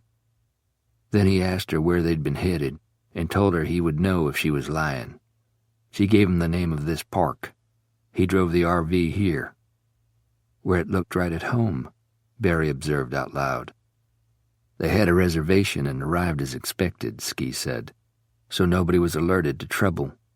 Once inside the park, Starks tied up and gagged Mrs. Mitmeyer again. He dozed a while longer, then washed up, exchanged his clothes for some of Mr. Mitmeyer's, then locked them inside, unhitched their car, and drove away in it. This was about noon yesterday, while we were tracking him to the Walmart parking lot. He drove to Houston in their car. Made that call to Barry from near the stadium. Ski agreed with Dodge's theory. That's my best guess. We've got an APB out on Mitmeyer's car. How are the Mitmeyers now? Caroline asked. Your deputy told us that man there had found them, Dodge said. The man with the spider bite was now talking to Andy. His arm was wrapped in gauze. Neighbor and camper, Ski said. It took most of her strength, but Mrs. Mitmeyer finally managed to worm her way over to a wall. She hammered on it with her fist. That guy had got up early this morning to go hiking, heard the pounding. He'd seen Starks unhitch the car and drive away yesterday, so he was curious as to who was inside the RV doing the knocking. He checked it out. Found him. She's basically okay, severely dehydrated. She's getting treated at the hospital. Barry, along with Caroline and Dodge, looked at him expectantly. He looked down at the ground, expelled his breath. Her husband's skull was fractured. He didn't make it. He was 76 years old. Dodge cursed. Caroline gave a sorrowful moan. Barry just stood there staring at Ski, futilely wishing none of this was happening. Mrs. Mitmeyer identified Starks by his picture, Ski said. The only good thing to come out of this is that he left indisputable evidence. Prints, DNA, an eyewitness. Add kidnapping to his other felonies. He'll be charged with a capital crime. Not if I catch him, Dodge muttered under the cigarette he was lighting, despite the bans against smoking in the area. Ski said, I wanted you to hear this firsthand, not on the news, not in snatches with rumors mingled in. Addressing Dodge, he said, Take him home. There's a female deputy inside the lake house. 2 outside patrolling the grounds and watching the lakefront. They're in constant touch with me and everyone else in the department. Barry said, For all we know, Orrin is still in Houston. For all we know, Ski admitted. But this indicates that he's going for broke. I'm not taking any chances. I'll drive him home, Dodge said, but I'm coming back and joining the hunt. Ski hesitated, then grudgingly agreed. Eager to get into the fray, Dodge hustled Caroline around the passenger side of the car. Ski opened the back car door for Barry. You okay? Not at all okay. Since Friday night, you've received one shock after another. Barry glanced over at Dodge and said softly, They haven't all been bad. Ski's cell phone rang. It was already in his hand. He raised it to his ear. This is Nyland. Instantly, Barry could tell the call was urgent. He began talking rapidly. Yeah, say again. Okay. He began walking quickly toward his SUV, then jogging. He ended the call and shouted back at Dodge. They found the Mitmeyer's car. My daughter says it's a sizable reward. $25,000. The man smiled broadly. affording Ski a repugnant view of uneven, gapped teeth stained by chewing tobacco. "When can I collect?" "Soon," Ski promised. "We're all a little busy right now." "Trying to catch a fugitive from the law," the man said, nodding sagely. "That's our priority, Mr. Mercury." Ski had his cell phone to his ear. He'd been put on hold by his friend with the search dog business. Otherwise, he wouldn't be giving Ray Van Mercury like the car this much of his precious time. The man was like a pesky flying insect, buzzing with seeming aimlessness, but repeatedly coming back to the topic of Caroline King's reward like a housefly to a sugar cube. "Ski, you still there?" his army buddy asked into the phone. "Give me some good news." "Still trying to track somebody down instead of holding. Want me to call you back?" Ski impressed upon him the urgency of the situation. "I hear you."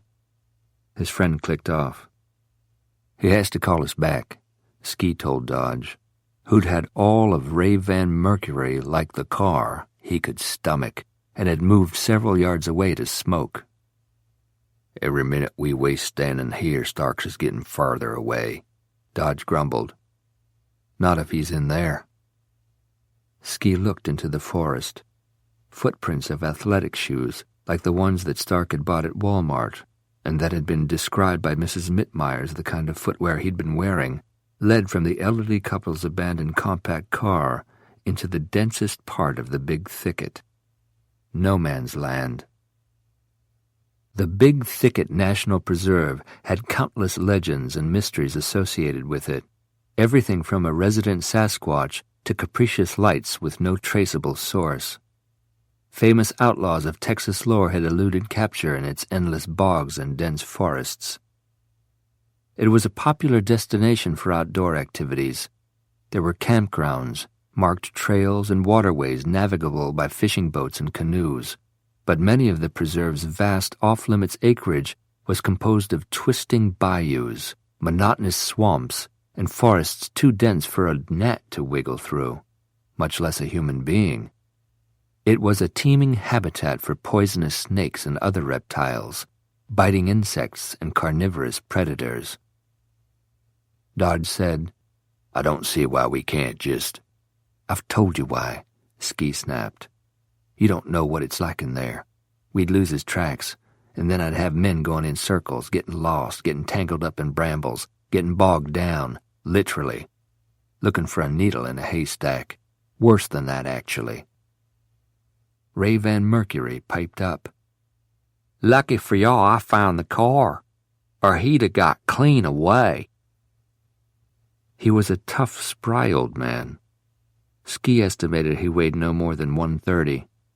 He had a greasy gray braid that hung down his back to his waist.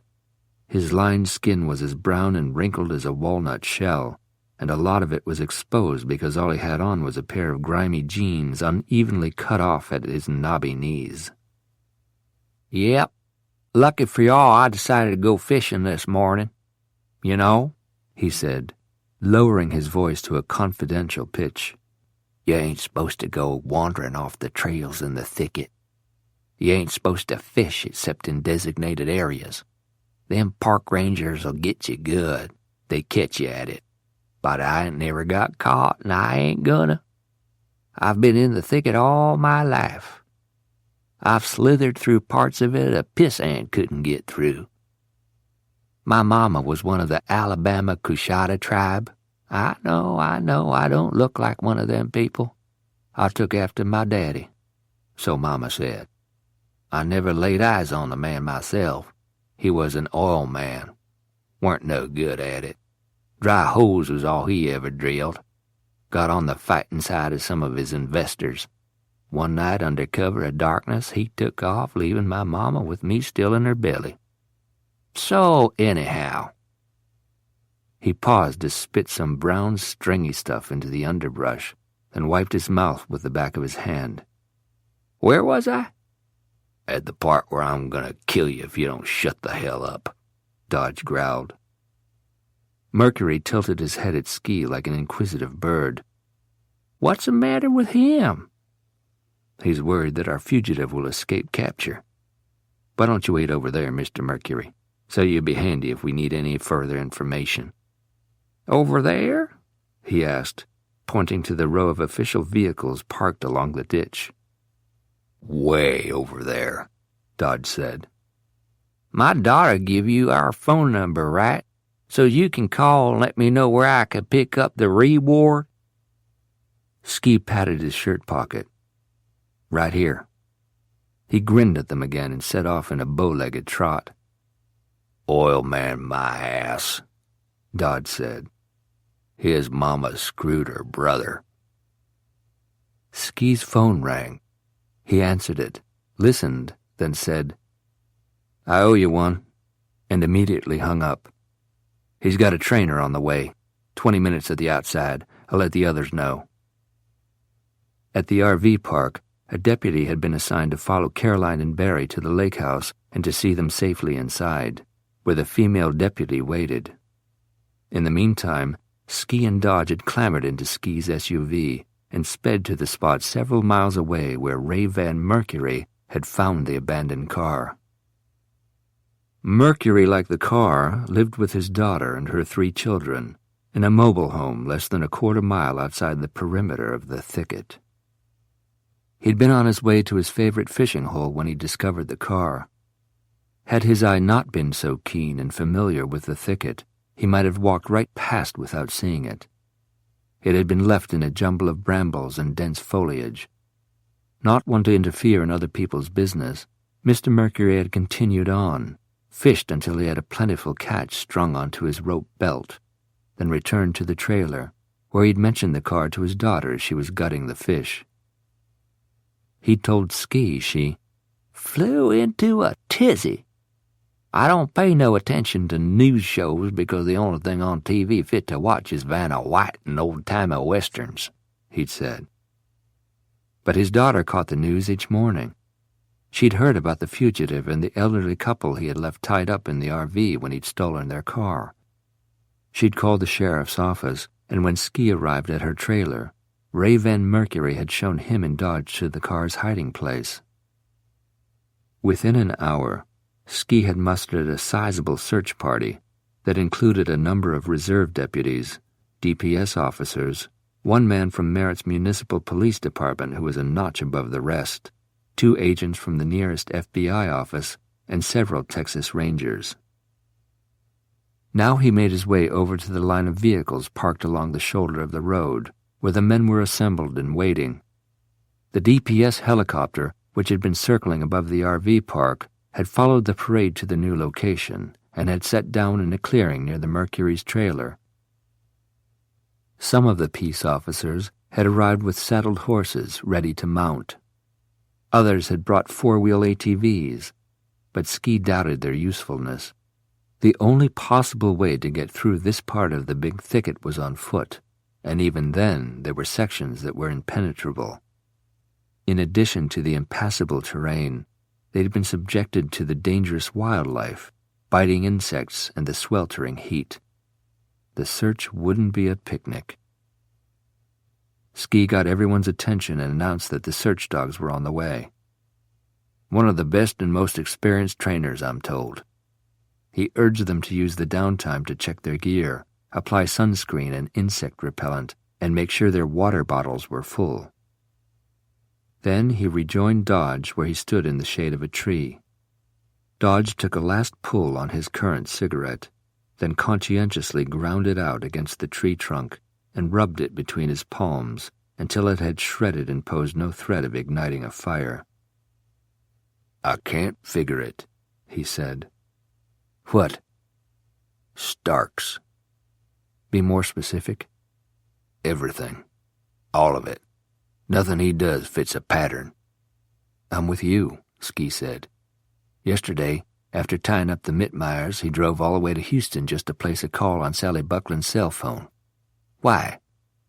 "Maybe that's when he moved her body. He wanted to draw us down there, scare the daylights out of Barry. He wanted to cause us to scratch our asses just like we're doing. Don't forget his little hummed song." "Okay, but then he came straight back here. What kind of sense does that make?"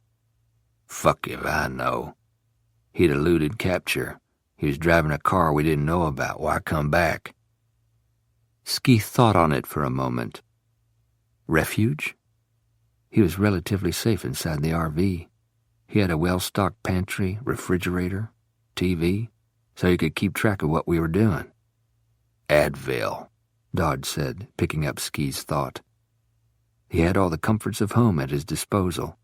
The Mittmeyers had the camping spot reserved for 3 nights, and they posed no threat to him. Starks could have holed up there, got some rest, allowed his leg to heal. Or rot off. Ski smiled grimly. Neighbors are temporary and constantly changing. The inactivity around that RV could have gone unnoticed. He could have stayed hidden until he felt it was safe to make another run at Barry. Dodge frowned. Okay, let's say that was his plan. What was he doing out here in Mercury like the car's backyard? He got lost. Dodge shot him a dubious look. Ski shrugged. On his way back from Houston, he missed a critical turn. It could be that simple. It could, Dodge said, but not for a guy who's an expert on mazes. Shit. Ski removed his sunglasses and wiped at the sweat dripping off his forehead into his eyes. We're missing something. Or somebody. Ski gave him a sidelong look. That's what I'm thinking, too. He's had help. I figured Amanda Laughlin, Dodge said. So did I, but she hasn't left the hospital since she arrived. She's even spent the night in her husband's room. You checked? Early this morning before the Mittmeyers were discovered, Ski said. I went to the hospital to talk to the Laughlins about Sally Buckland's murder. I brought up the calls to and from her on Amanda's cell phone. And? She said she barely knew Sally Buckland. Had only met her a few times at company parties. Then how'd she explain all those calls? Dodge asked. They'd played phone tag. She'd been calling to get Buckland's address so she could mail her an invitation to a 40th birthday party she's thrown for Ben in the fall. How did she react when you brought this up? Pissed. The party was supposed to have been a surprise. Dodge's laugh sounded like he was gargling phlegm. She's a piece of work, that one. But she couldn't have been 2 places at once. So if she's not Stark's partner in crime, then maybe it was Sally Buckland. She'd served her purpose. He killed her to tie up a loose end. Maybe. Hell, I don't know. Dodge reached for his cigarettes. Put 'em away, Ski said. Dogs are here. He and Dodge made their way over as the trainer alighted from a pickup truck that had dog crates in the back. I'm supposed to be meeting Ski, he said to the group. Ski threaded his way through the other lawmen and shook the man's hand. I brought an extra trainer. He introduced Ski to the man accompanying him. Also 2 extra dogs, just in case. Thanks. We may need 'em. How many do you start with? 3. They're my best. The dogs were released from their crates and put on heavy-duty leashes. The trainer took 2 black labs. The other guy got a bloodhound. The dogs were eager. Ski let them smell the filthy clothes that Starks had left behind in the Mittmeyers' RV. Okay, they're good to go, the trainer said. One of the FBI agents said, Let her roll. Ski hid his smile. If there was one word that inaccurately described how one navigated this part of the thicket, it would be roll. Which they soon discovered. They hacked and clawed and slogged their way through. Within half an hour, those who hadn't heeded the advice to apply strong insect repellent were fighting their way back to escape thick swarms of biting species. Even sturdy boots were sucked into mud the consistency of tar. Clothing and skin were ripped by thorns that were as thick as thumbs or as fine as human hairs. While searching for Orrin Stark's tracks, they also had to be on the lookout for alligators, mountain lions, razorbacks, cottonmouths, copperheads, and rattlesnakes that didn't like to be disturbed. Ski couldn't imagine more hostile terrain anywhere in the world. After an hour, they had progressed no farther than 100 yards. The strong men were made weak by the brutal heat. Those who had stamina in the gym were left gasping for breath. Even the energy of the search dogs began to flag, but they had Orange Stark's scent, and instinct and excellent conditioning made them determined. They strained at their leashes, pulling their trainers into bramble bushes that had to be hacked down with machetes. Ski kept pace with the dogs, and when the assistant trainer stepped into a hole and twisted his ankle, he passed the leash to Ski. "She should do all right with you if you keep praising her." Ski managed the dog. He was more worried about Dodge, who'd had difficulty keeping pace the night they walked through the woods at the lake house. That had been a stroll in the park compared with this. But the older man remained close on Ski's heels, wheezing heavily, cursing elaborately, but plowing purposefully forward. "Changed your mind about deputizing me?" he asked when they paused to drink from their water bottles. "You can't shoot him, Dodge." "Hell, I can't. My aim's excellent." "That's not what I meant." "I know what you meant." He recapped his bottle and pushed aside a thorny branch that was in his path. "But when we find him, he better have his hands on top of his head, praying out loud for mercy." "Or what?" "Or I'm going to consider him a fugitive in flight." The afternoon wore on. The temperature rose, and water bottles emptied. One by one, searchers surrendered to the elements until only a few diehards continued on, and then that number dwindled. When the remaining troop stopped again to rest, Ski sidled up to Dodge, who was laboring over every breath. "You've got to call it quits." "When hell freezes over."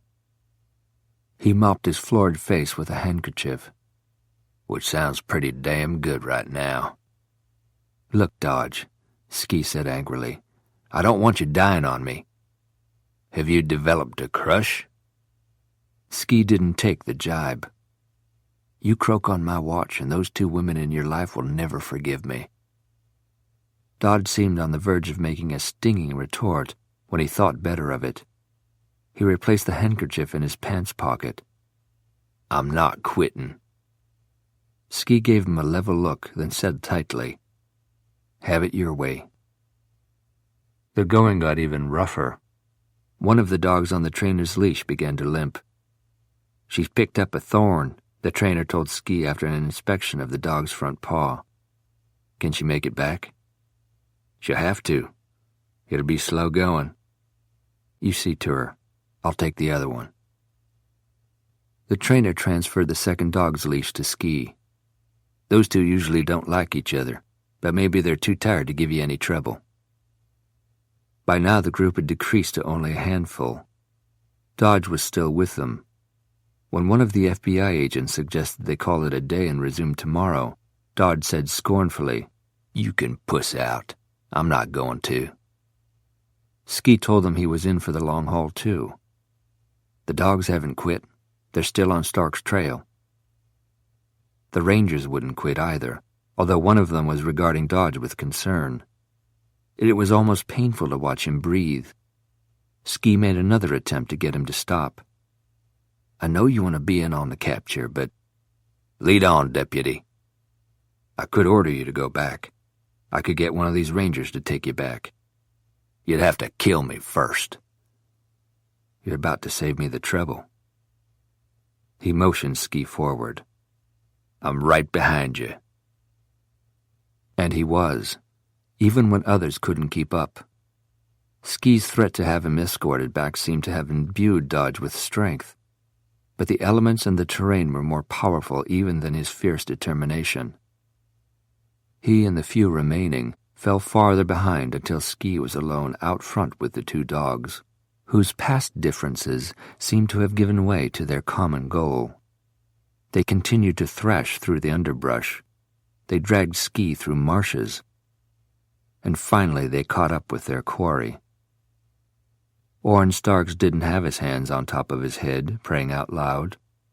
He was sitting on the edge of a swamp among the knees of a giant cypress tree that jutted out of the murky water. His back was against the main trunk of the tree. He was slumped to one side, his forehead almost touching his thigh. The dogs, barking in wild delight over their achievement, splashed through the water, separating the duckweed that covered the surface like a film of pea soup. When within a few yards of Starks, Ski reined them in and securely wrapped their leashes around a tree branch. He fired his pistol into the air 3 times to signal those men behind him that the search had ended, then waded through the knee-deep water, stumbling over tree roots concealed by the opaque surface until he reached Starks. There was a bullet wound just above his cheekbone at the outside corner of his eye, obviously self-inflicted. The pistol was still in his hand, submerged in 3 inches of swamp water. Ski went down on his haunches to get a closer look. The blood around the fly-blown wound was congealed but not completely dry. His face was crisscrossed with scratches and swollen from numerous insect bites. He'd lost one of his new shoes. Burrs were embedded in his sock. He was wearing the clothes of the man he had killed. Ski recognized them from the description Mrs. Mittmeyer had provided. The gray dockers were almost black with grime. The green and blue striped shirt was torn, covered in filth, and stank of body odor. The remaining searchers gradually caught up and began collecting in a semicircle behind Ski, who remained squatting beside the body. Each murmured a comment on the grisly sight. Ski heard Dodge's wheezing as he came near. He said, "Well, shit."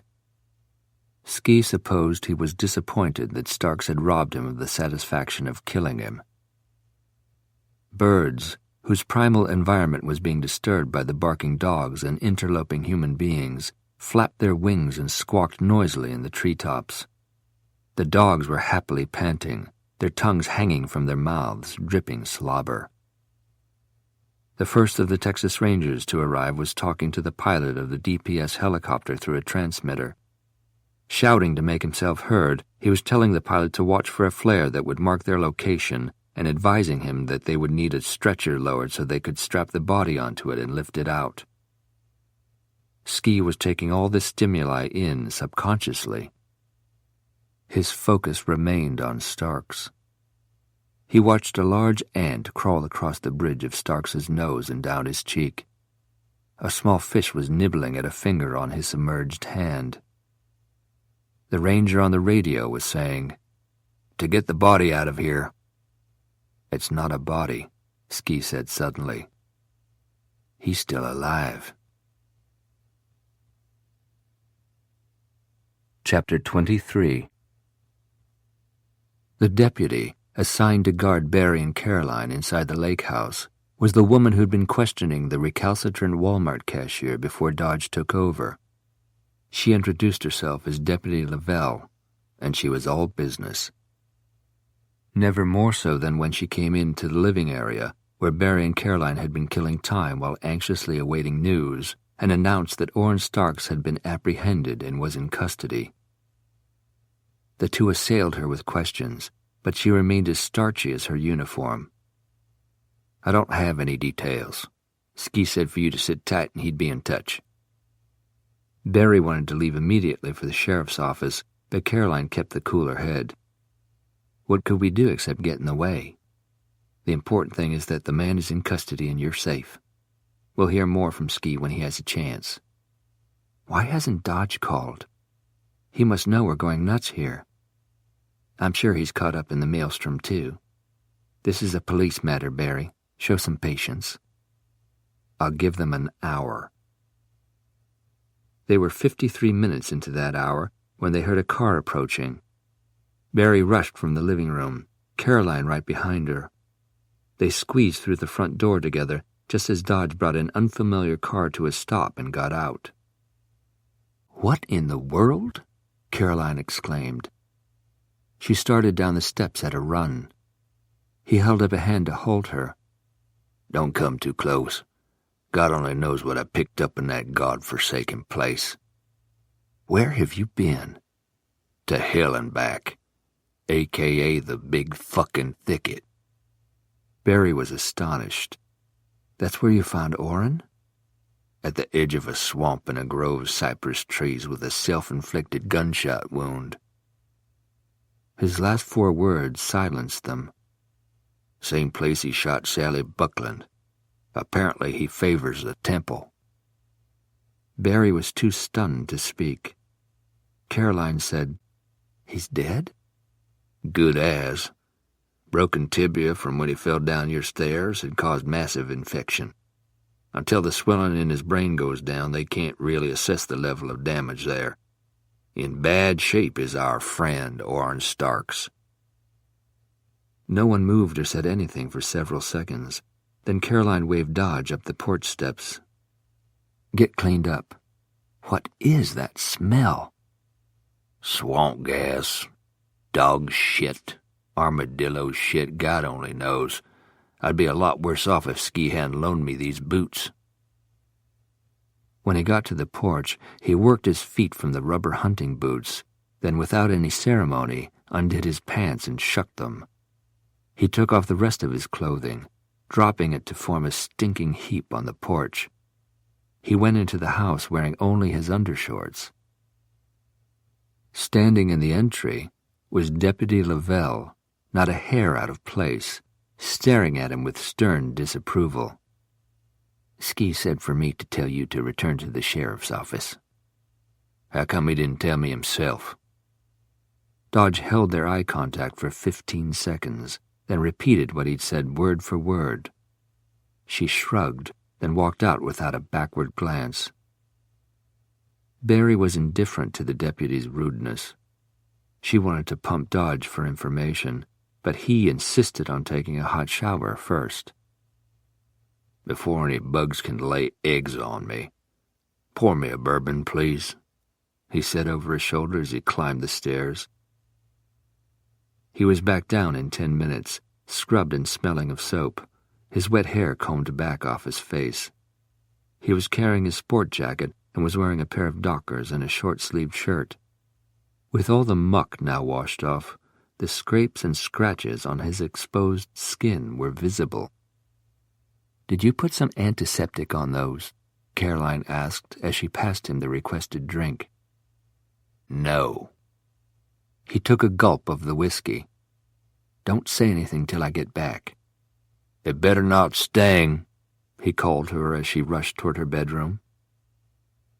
He sat down in the bentwood rocker that he'd sat in the day he arrived. That had been Saturday. This was Monday. Barry was amazed at how familiar to her he'd become in that short span of time. How many monumental events had occurred, how much she had shared with a father she hadn't known until 48 hours ago. "Is Ski all right?" "What, the hero of the day?" "He is?" "Last man standing. Made even the Texas Rangers look like little girls." He took another slurp of whiskey. "He's worse for wear, but fine." "Where is he now?" "Last I saw him, he was at the entry to the hospital emergency room, fielding questions from reporters. All the Houston stations. One from Tyler, Lafayette, too, I think. People still like hearing about a posse running the bad guy to ground, especially in the thicket. Adds to its mystique." Barry shook her head in wonderment. "I can't imagine Orrin venturing into a wilderness." "I can't imagine him doing a lot of the things he did." He warily eyed the bottle of antiseptic that Caroline carried in, along with a plastic sleeve of quilted cotton pads. "Is that gonna burn?" "It won't hurt as much as an infection would," she said. "You probably should get a tetanus shot." "Don't hold your breath." Frowning at him, she knelt down beside the rocking chair and doused a cotton pad with the liquid, then applied it to a nasty puncture wound on the back of his hand. Between curses over the stinging antiseptic, he talked the women through the previous few hours. When he finished, Barry asked, "What are Orrin's chances?" "Of surviving? He won't. He'll die now, or he'll face 3 counts of murder and die courtesy of this sovereign state. Other way, his goose is cooked. Barry got up and walked to a window that afforded a view of the lake. The sun was setting. A flock of birds was reflected on the surface of the water. Pines cast long, straight shadows on the pebbled shore. The setting was picturesque and tranquil, exactly as it had been last Friday evening when she and Ben finished their work and innocently decided to cook steaks on the grill and celebrate the completion of a year-long project. The memory caused her to grimace. She turned to face her parents. Funny that she automatically thought of Caroline and Dodge now as a unit, a pair. Her parents. I want to see Orrin. With a decisive thud, Dodge set his glass on the cocktail table at his elbow.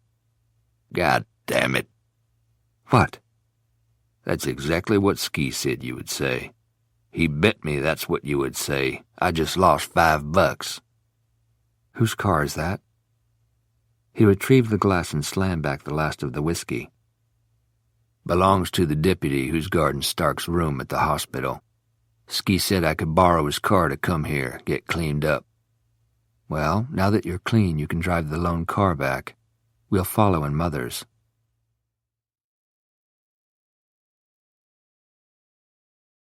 Barry was anxious to talk to Ski, or just to see him, if only from a distance. She was also anxious to see Orrin.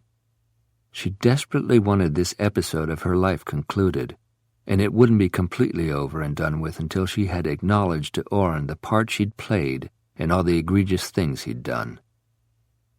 He must have been mentally ill all along, but perhaps she had tipped a precarious balance that had plunged him into insanity. Perhaps if she'd been kinder and more tolerant, his innate impulses would have remained dormant until he died of natural causes at a very old age. In any case, until she owned up to her culpability, she wouldn't have peace. If his condition was as critical as Dodge had said, time was running out for her to meet that obligation. Unfortunately, as she was crossing the hospital lobby on her way to the ICU floor, she was intercepted by Ben and Amanda Laughlin. So that's Ben, Dodge said out of the corner of his mouth, his tone indicating he wasn't impressed by what he saw. You two go on up, Barry said. I'll be along. Reluctantly, Dodge ushered Caroline toward the bank of elevators, leaving Barry to confront the couple alone. Ben was in a wheelchair being pushed by a hospital orderly. He looked pale, drawn and thin.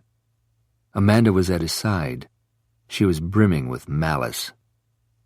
Barry said, "Hello, Ben. Amanda?"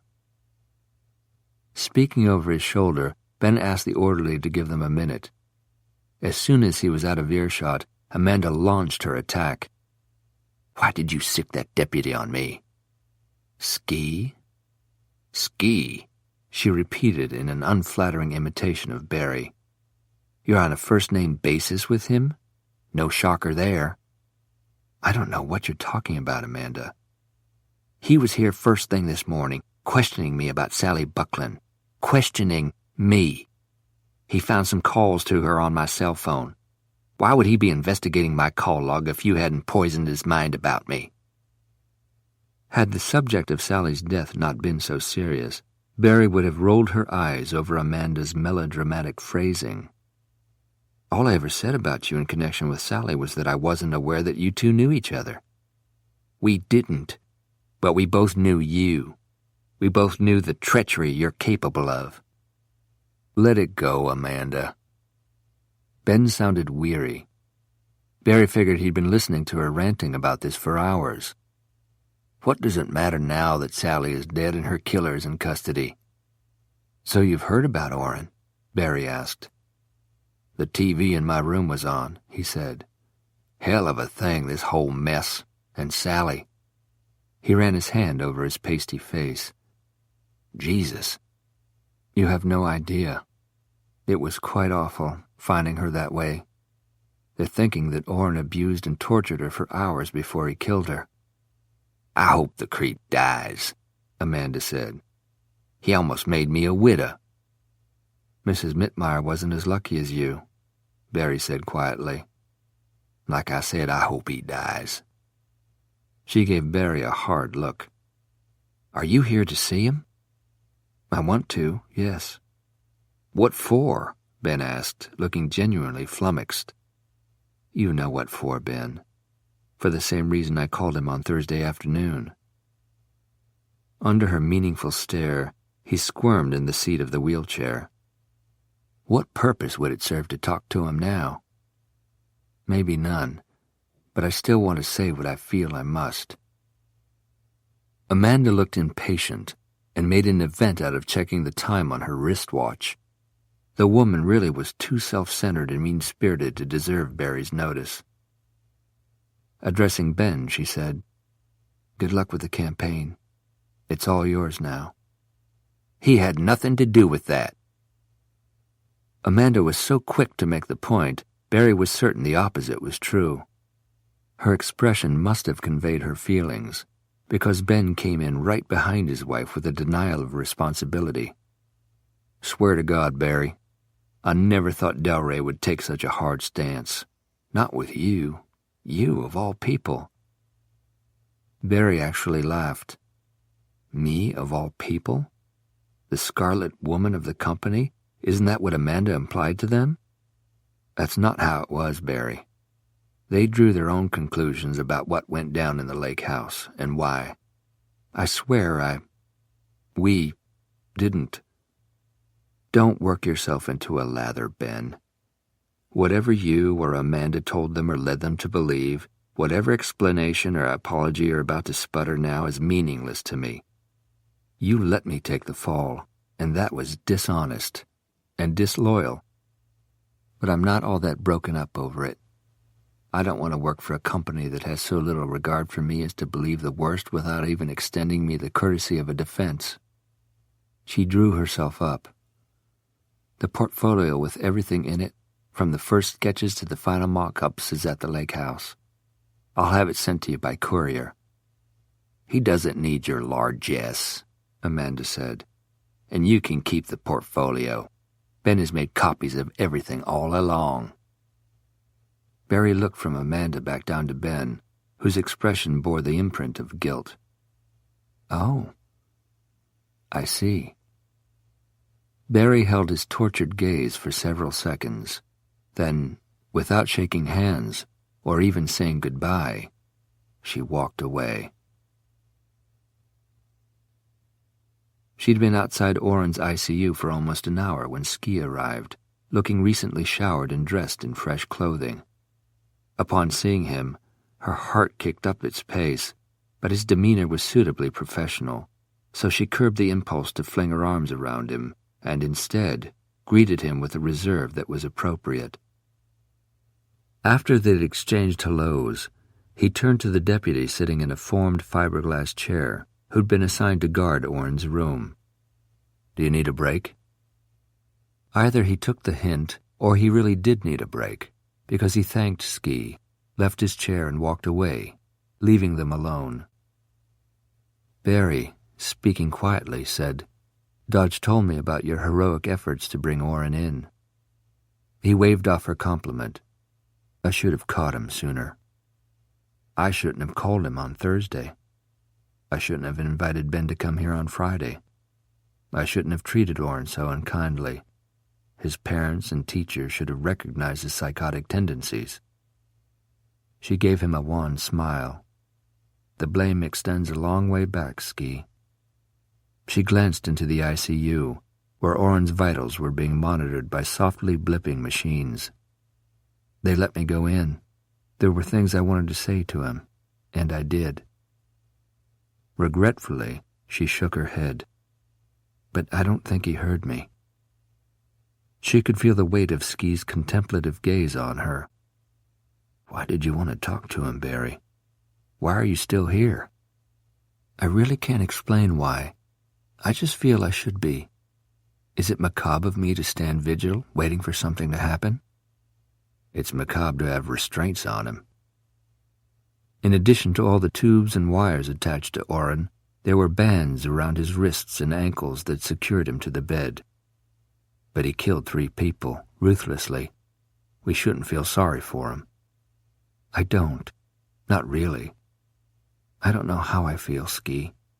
I'm relieved that he's no longer a threat to me or to anyone else, but my emotions are mixed. I don't know what to think about anything. Her eyes coming back to his, she added helplessly, "About that." He knew exactly what she was talking about. His voice dropped in volume. "Right. That. The kiss that rocked my world. I don't know what to think about it either. I just know that I do. Constantly." Inclining a fraction of an inch closer, he added, "I didn't want to leave you last night. I almost came after you." "You did?" "I made it as far as the door. I knew you had to go, but I didn't want to be away from you." The hungry stare they exchanged was interrupted by a commotion at the end of the long corridor. The deputy, returning from his break, was arguing with Lisa Arnold. "I want to talk to Ski Nyland." "It's okay," Ski said. The deputy moved aside.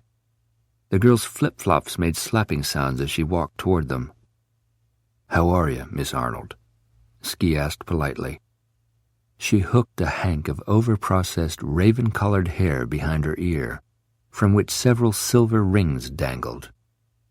"I'm okay. I guess, you know. I'm still sad over Davis." "Of course." Her gaze slid to Barry. Ski made the introductions. "I know who you are," the girl said. "It started at your house. He shot your boyfriend too, right?" Before Barry could correct her, she turned away from them and looked into the ICU. For several moments she stared at Orrin.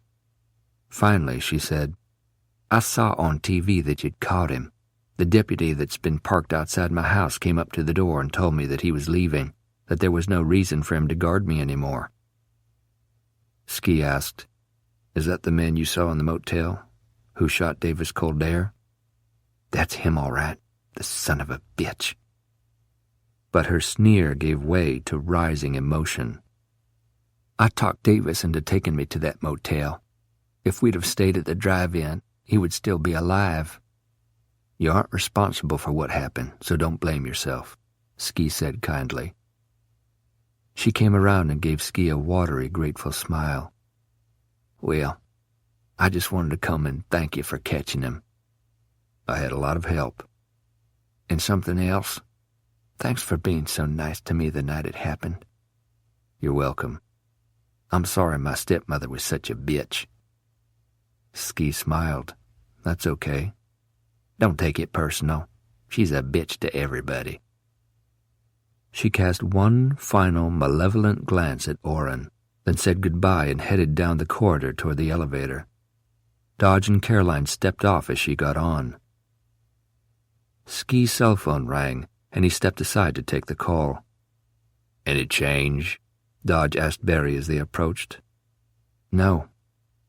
"Wasted time just standing here staring at him." "Probably, but—" Ski rejoined them, holding the cell phone against his chest. "We've got a situation at the sheriff's office. The man who found the Mittmeyer's car." "Jesus, that inbred," Dodge said with distaste. Ski smiled. "Mr. Mercury is demanding his reward, accusing everyone in the department of trying to cheat him out of it. I hate to bother you with this now, Caroline, but would it be too much of an inconvenience?" "Of course not," she said, not even letting him finish. "I'm happy to write him a check." It was decided that they would go together and get the matter taken care of. They immediately departed for the courthouse. Dodge looked at Barry. "Guess that leaves us at loose ends, and frankly, I think you should cut bait on this guy. The sooner you do, the better off you'll be." "Perhaps you're right." "Trust me. I'm hungry. You hungry?" "I am," she said, just now realizing she couldn't remember when she'd last eaten. She glanced at her watch. "But it's late by Merit standards. I don't know what's open." "I do." Hi, Grace. Hi, Dodge. The bartender smile dimmed a bit when she saw that he had Barry with him. This is Barry Malone. We met once, Barry said, smiling at the other woman. You must be awfully relieved that Starks character has been caught. I am.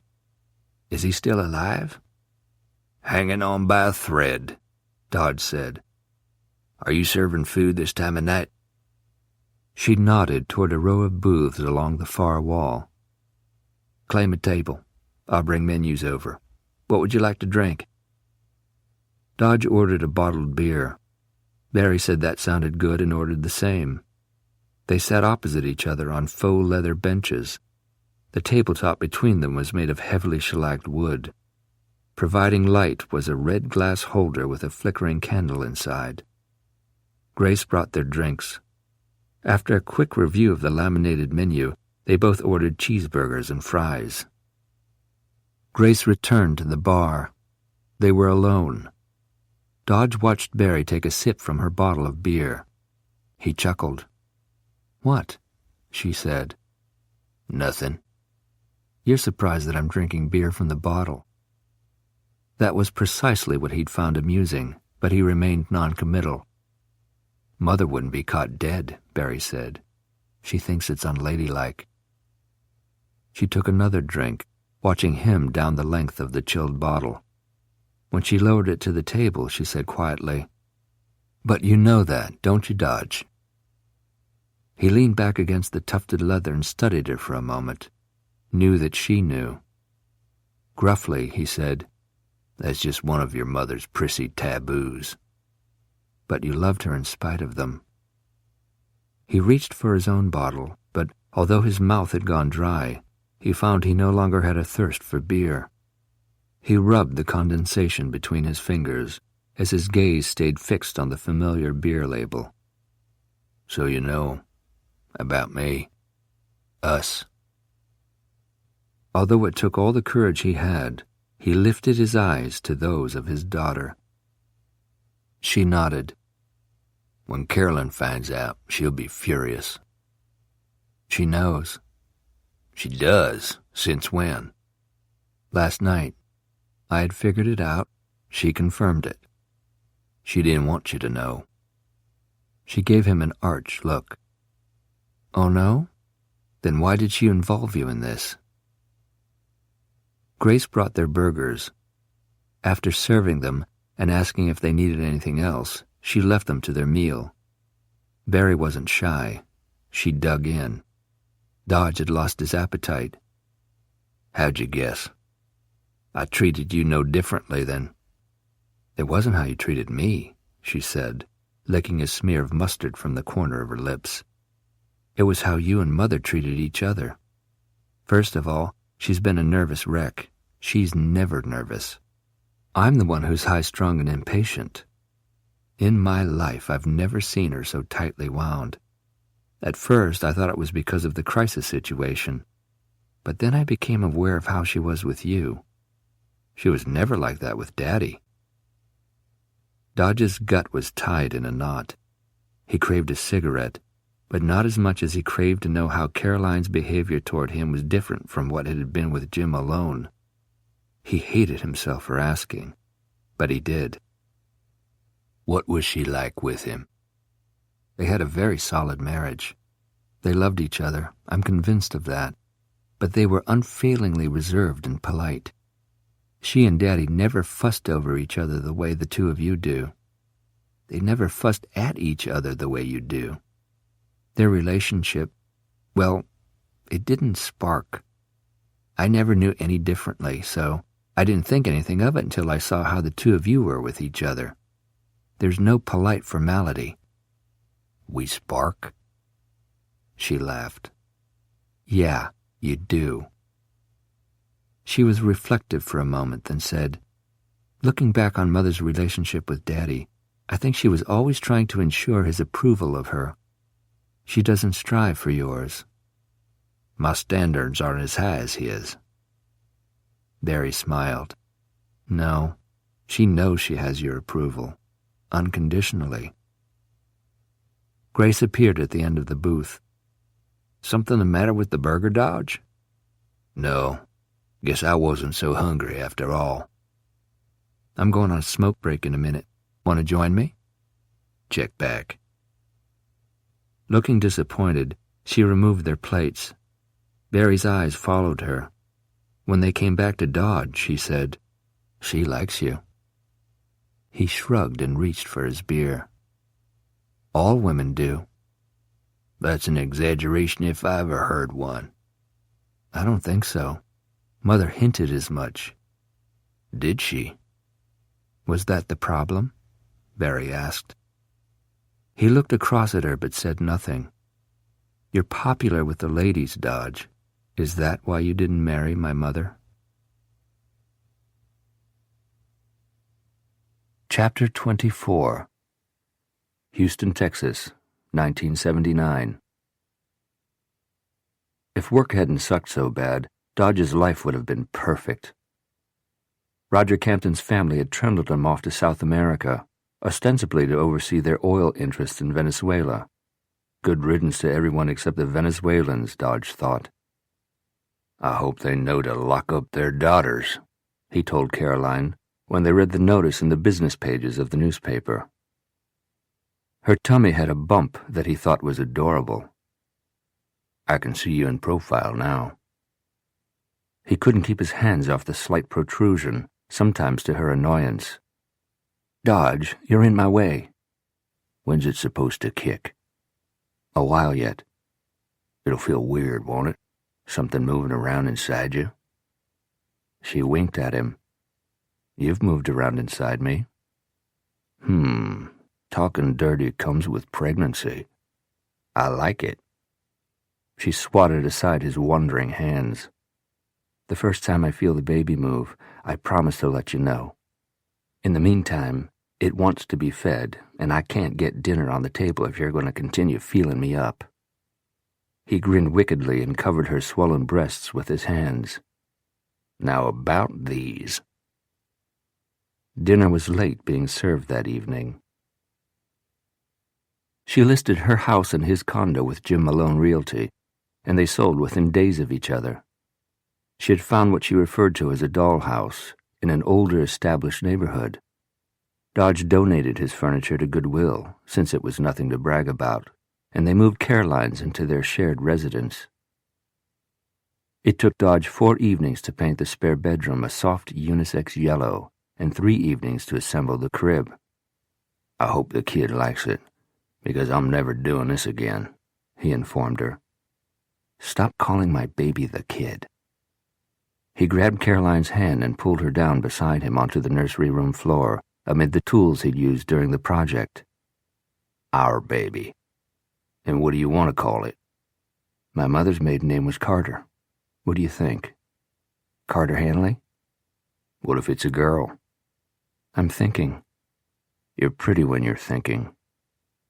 He kissed the tip of her nose, and they wound up making love on the rug. They were complacent about a wedding date. "A piece of paper isn't going to make me any happier than I already am," he told her.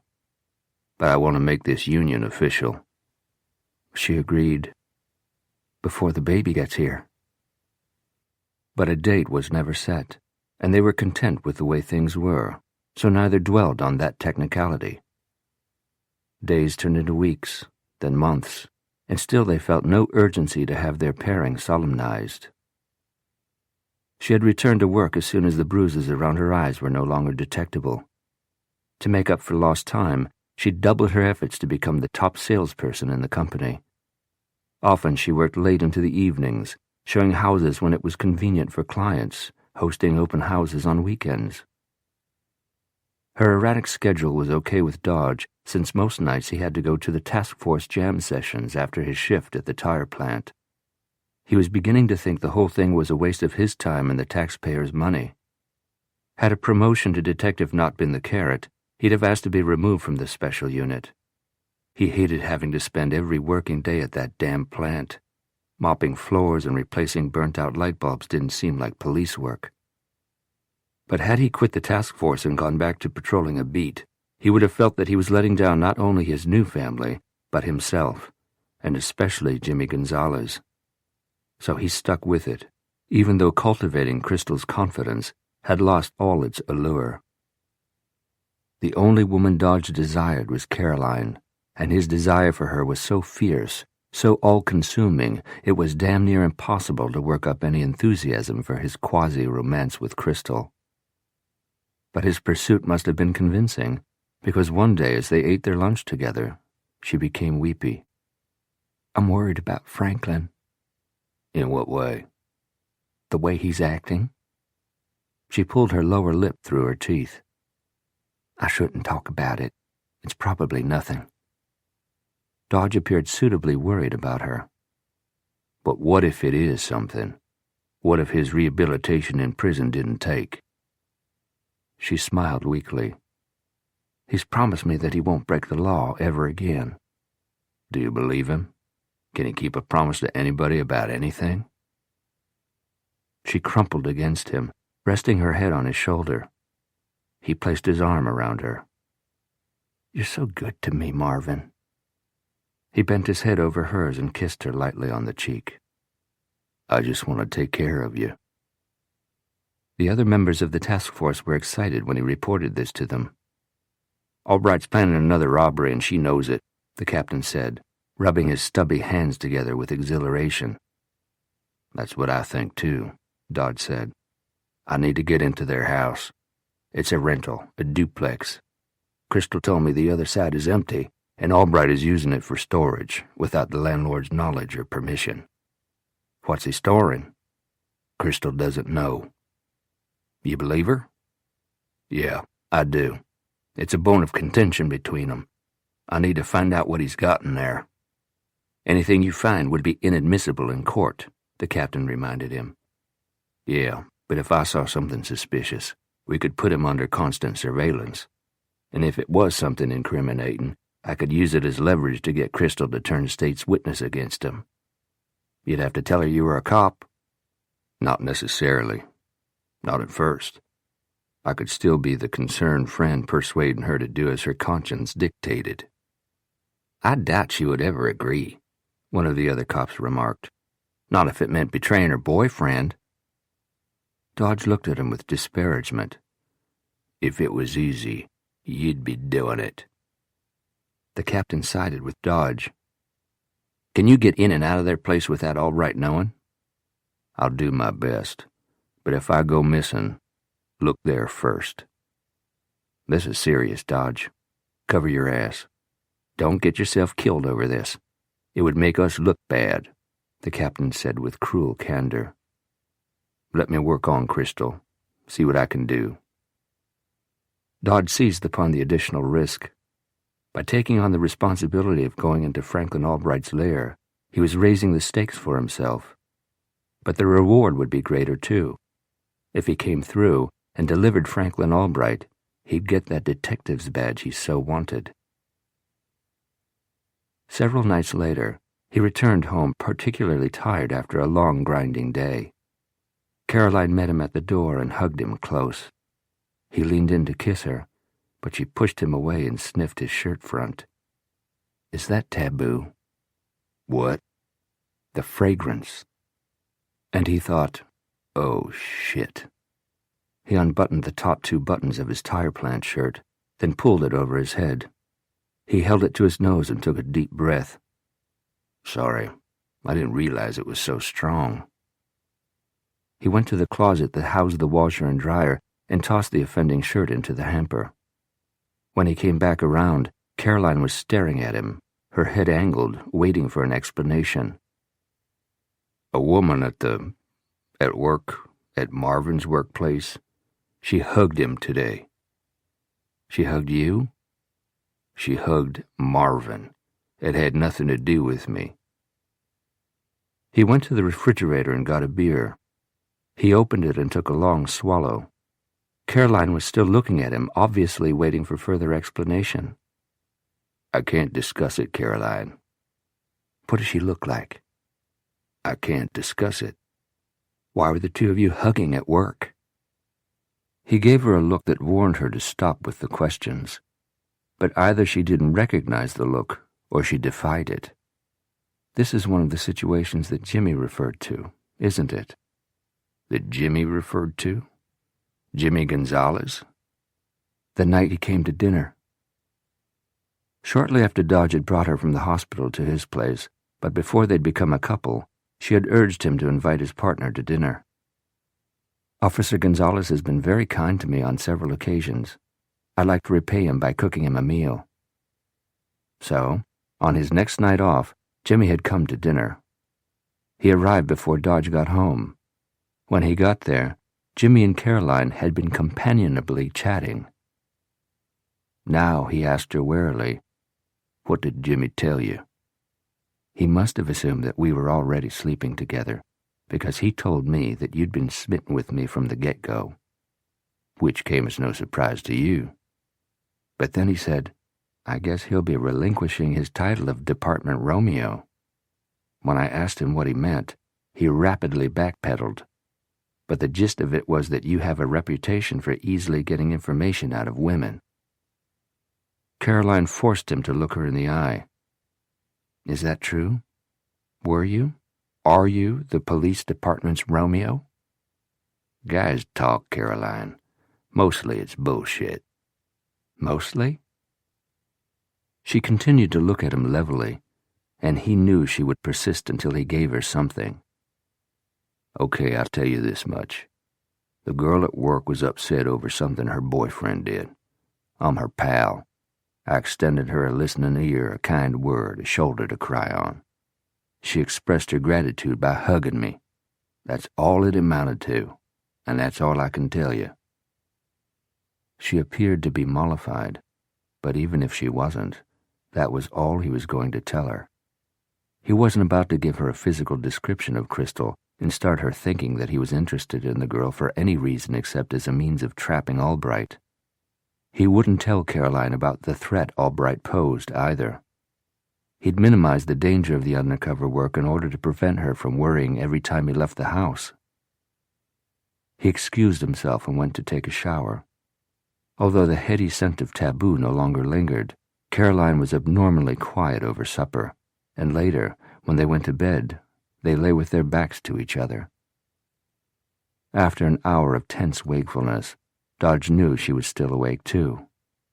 He turned onto his side so that he was addressing her back. Everything I do, I'm doing for us. She said nothing. He placed his hand on her shoulder. I'm trying to make detective, Caroline. If I do a good job on this special assignment, I'll have a much better shot at getting the promotion. It would mean a pay increase. I wouldn't be patrolling a beat, and besides all that, it's what I've wanted since I signed on with the department. Before that, since I was a kid. She turned to him then and laid her hand on his cheek.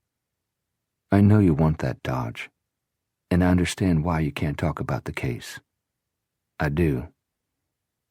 But I wouldn't be a woman if I didn't question your coming home smelling of drugstore cologne. He could think of 1,000 ways in which she was all woman, but he knew better than to begin listing them.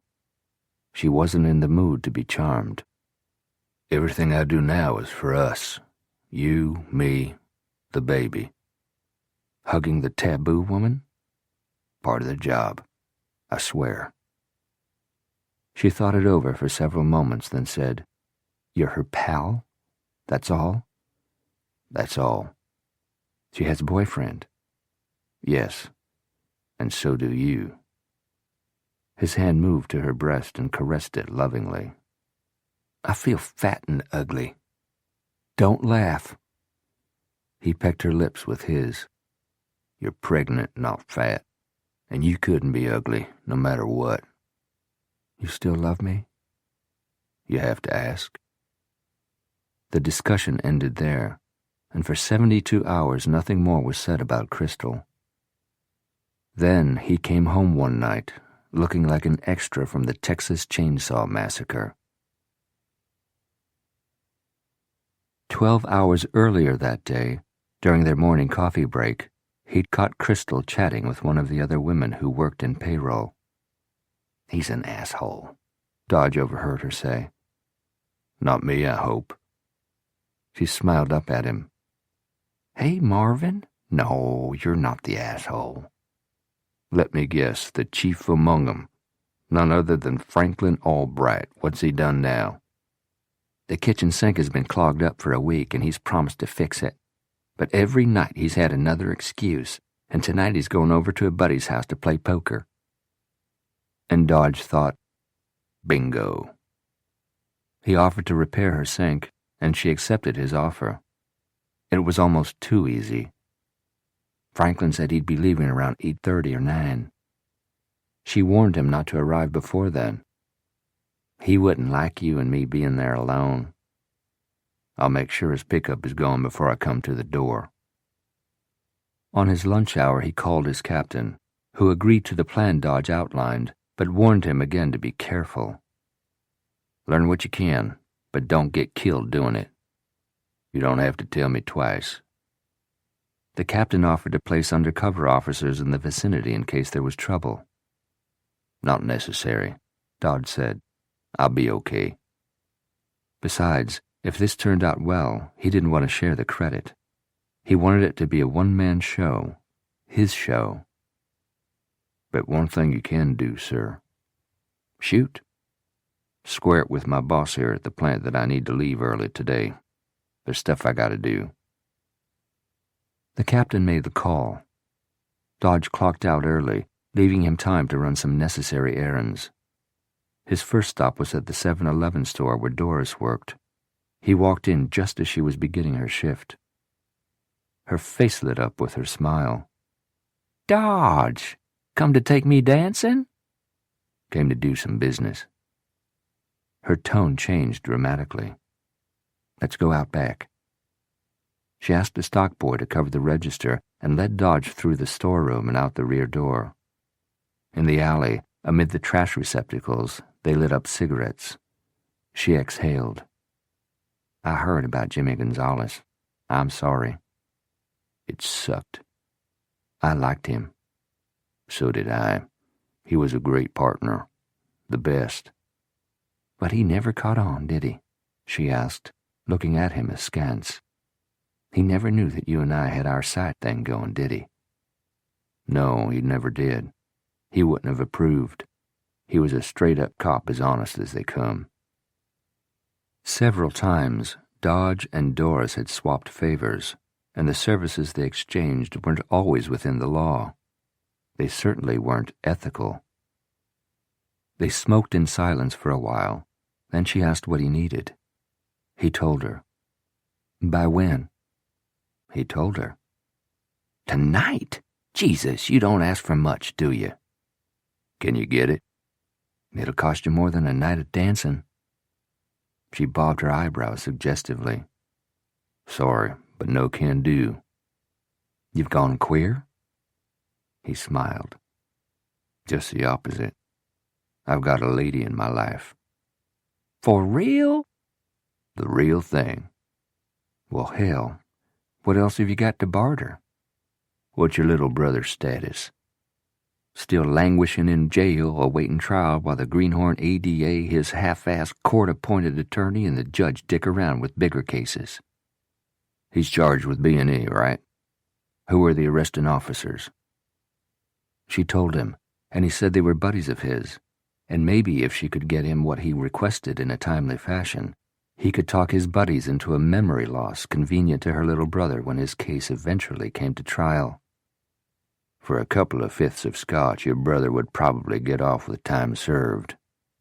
Which the little jerk deserves just for being stupid. Before you agree, I gotta tell you, Doris, if he ever gets busted again, he's on his own. You do this for me, I'll do that for you, we'll be square. Deal. By dusk, she had what he'd asked for. It was second-hand and looked the worse for wear. Will it work? You want a guarantee? You go to Radio Shack. Before he left, he asked, How's the Arab treating you these days? Still suspects me of stealing from him. Dodge laughed. I can't imagine why. He called Caroline from a payphone and told her not to wait dinner on him.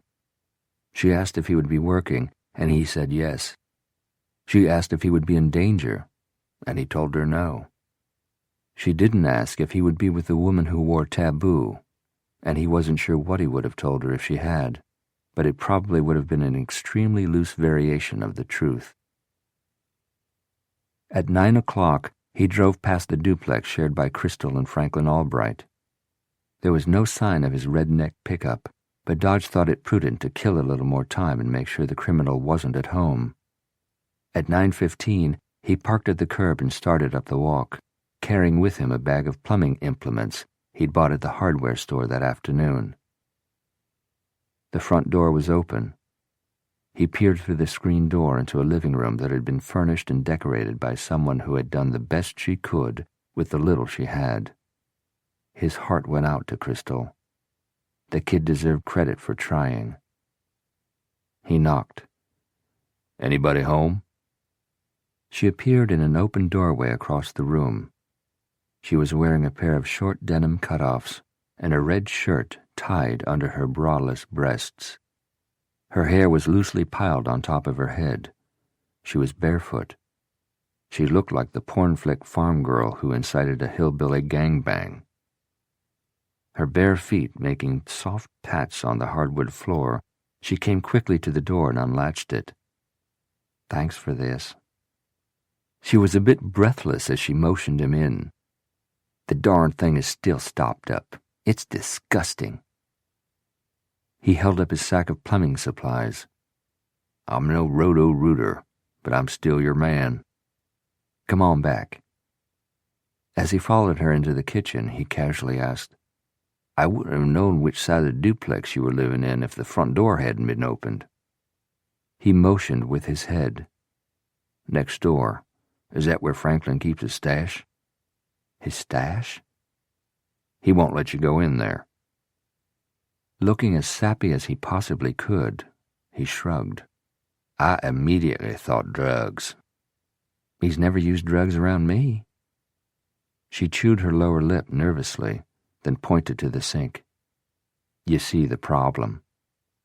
He whistled. The sink was full of viscous, opaque water that was indeed disgusting. She moved to the refrigerator and took out 2 beers, uncapping one for each of them. They toasted to unclogged drains, then he went to work with a plunger. She hopped up onto the countertop so she could face him while he worked. Her bare heels rhythmically tapped the cabinet door. She rolled the rim of the beer bottle across her lower lip. She was laughing at something Dodge had said when her breath caught and she strangled out the name. "Franklin." Chapter 25. The son of a bitch had been as silent as a panther. Dodge hadn't realized Albright had returned until he was there. But in fairness to himself, the oscillating movement of Crystal's unfettered breasts beneath the bright red shirt had been a distraction. Albright snarled as he grabbed her messy top knot and yanked her off the counter. He pulled the bottle of beer from her hand and hurled it into the wall. Broken glass and beer showered them. Still holding Crystal by her hair, Albright shook her like a terrier with a rat and called her a cunt, then sent her reeling into the table, on which lay a wrench purchased just that afternoon. Albright snatched it up and applied it to Dodge's head. Or tried. If not for Dodge's excellent reflexes, honed even sharper by years of street fighting and police training, he'd probably have been brained with the wrench. Instead, he ducked just in time to catch the tool on his shoulder bone, which hurt like bloody hell but wasn't a lethal blow. Albright threw down the wrench and attacked Dodge's face with his bare hands. Ordinarily, Dodge would have fought back and probably killed the guy, but he was role-playing. Marvin wasn't supposed to have deadly fighting skills. It was hard to take a beating and do nothing. Dodge's restraint was really tested when Albright flicked open a switchblade, grabbed Dodge by the hair — he must like hair — and pulled Dodge's head back, exposing his throat and nicking the thin flesh over his Adam's apple with the tip of the blade. "You ever come near her again, I'll slit your throat. You savvy me, Marvin?" Dodge had no doubt the felon meant what he said and wanted to take him out right then and save the taxpayers of Texas a lot of expense, because this guy was bad, and eventually he'd wind up convicted of killing somebody, possibly this misled girl who had bad judgment but didn't deserve to die for it. However, they didn't have solid evidence against him yet, so Dodge rolled his eyes wildly, whimpered, and stammered that he understood the warning. Albright released him, spun him around, and kicked him in the kidney, which sent him flying out the back door. He fell face first onto the driveway and skidded a few inches, leaving a trail of his skin on the concrete. Then he crawled to his car. He made it home without passing out, but by the time he got there, every cell in his body was throbbing in agony. Upon seeing him, Caroline actually screamed and dropped a folder of paperwork. Real estate documents scattered unheeded across the living room floor. Moving with as much alacrity as her 8th month of pregnancy would allow, she rushed toward him. Words tumbling off her lips, she demanded to know what had happened, how badly he was hurt, if he'd seen a doctor. When he told her no, she said, "I'm taking you to the emergency room." "I don't need to go to the emergency room. Some squirts of Bactine, a few aspirin, I'll be fine in the morning." "Please let me call an ambulance," she pleaded, practically weeping as she examined his flayed face. He refused by adamantly shaking his head, which made him dizzy. He figured one of Albright's blows had given him a slight concussion. "It was the taboo woman's boyfriend, wasn't it?" Caroline asked as she helped him undress. "Caroline, I can't talk about it. I understand, but I know this beating has something to do with her. Her boyfriend didn't like you hugging her any more than I did. He's a criminal, isn't he? No, don't tell me. I know you can't say. But I know he did this. He could have killed you." She began to cry in earnest. Dodge drew her to him and held her close, painful though it was. "Shh, he didn't kill me. He won't." "Please don't get killed. If anything were to happen to you." "Nothing's gonna happen to me." "How do you know?" "I know." "You can't be sure." "Shh, this crying can't be good for you or the baby." "I'm scared." He kissed her hair. "You don't need to be scared." She set herself away from him and looked up into his swelling eyes. "What good will making detective do if you're dead?" He chuckled at her logic, but it hurt all over when he laughed. "I know how to take care of myself." "I know that. I saw what you did to Roger that night outside his gym. You could have defended yourself tonight, but you didn't." "No." "Why?" "Because I've got to be convincing in my role. A lot is riding on it. Getting detective. And getting the bad guy." "One and the same thing." "Right. So this is a small price to pay." "Not so small, Dodge," she cried. "Look at you." He dropped his flippancy and cradled her face between his hands. All seriousness, he said, "You gave up a rich guy for me, Caroline. I gotta do this and I gotta do it right. I can't let you down." "Or Jimmy Gonzalez." He said nothing. "I know this is important to you," she said in a quavering voice. "How important, Dodge?" Matching her tone, he said, "This isn't just important. This is everything."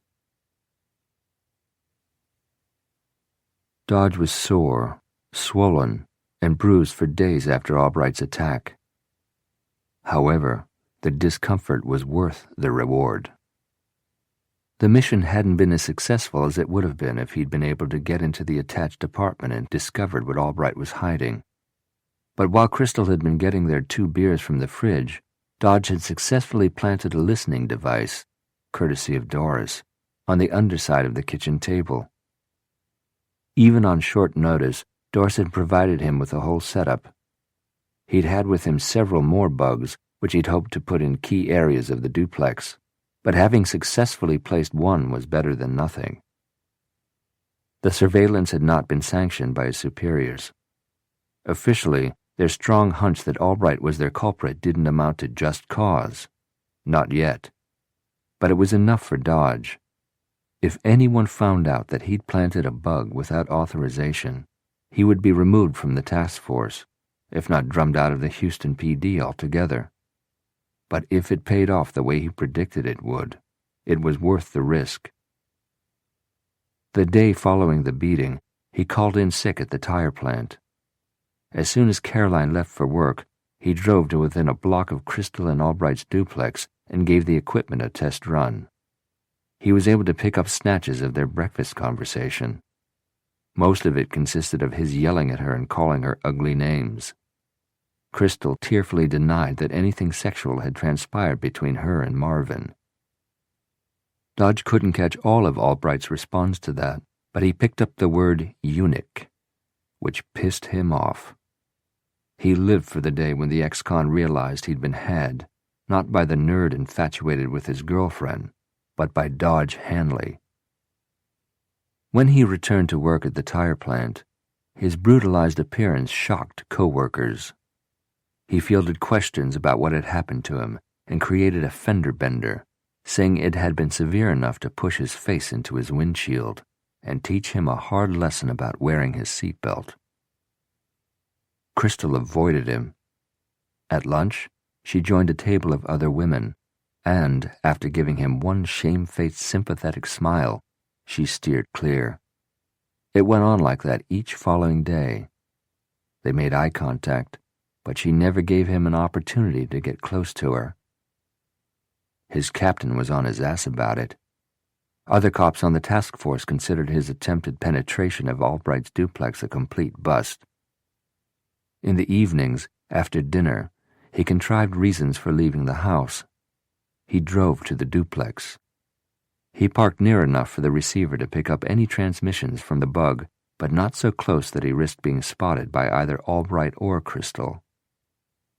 Only once did he hit pay dirt. He heard Crystal asking Albright what he was doing next door. Why was it such a big secret? Why couldn't she go in there? If the landlord found out that he was using it for extra storage, they'd be kicked out of the apartment. She asked if he was dealing drugs. If so, she threatened to move out. Albright told her that she would move out when he ordered her out, and not before. Then he shouted for her to shut the hell up and not to meddle in his business. Having heard that exchange, Dodge returned home pumped, only to become alarmed when he caught Caroline sitting on the edge of their bed, stroking her mounded stomach with one hand and massaging her lower back with the other.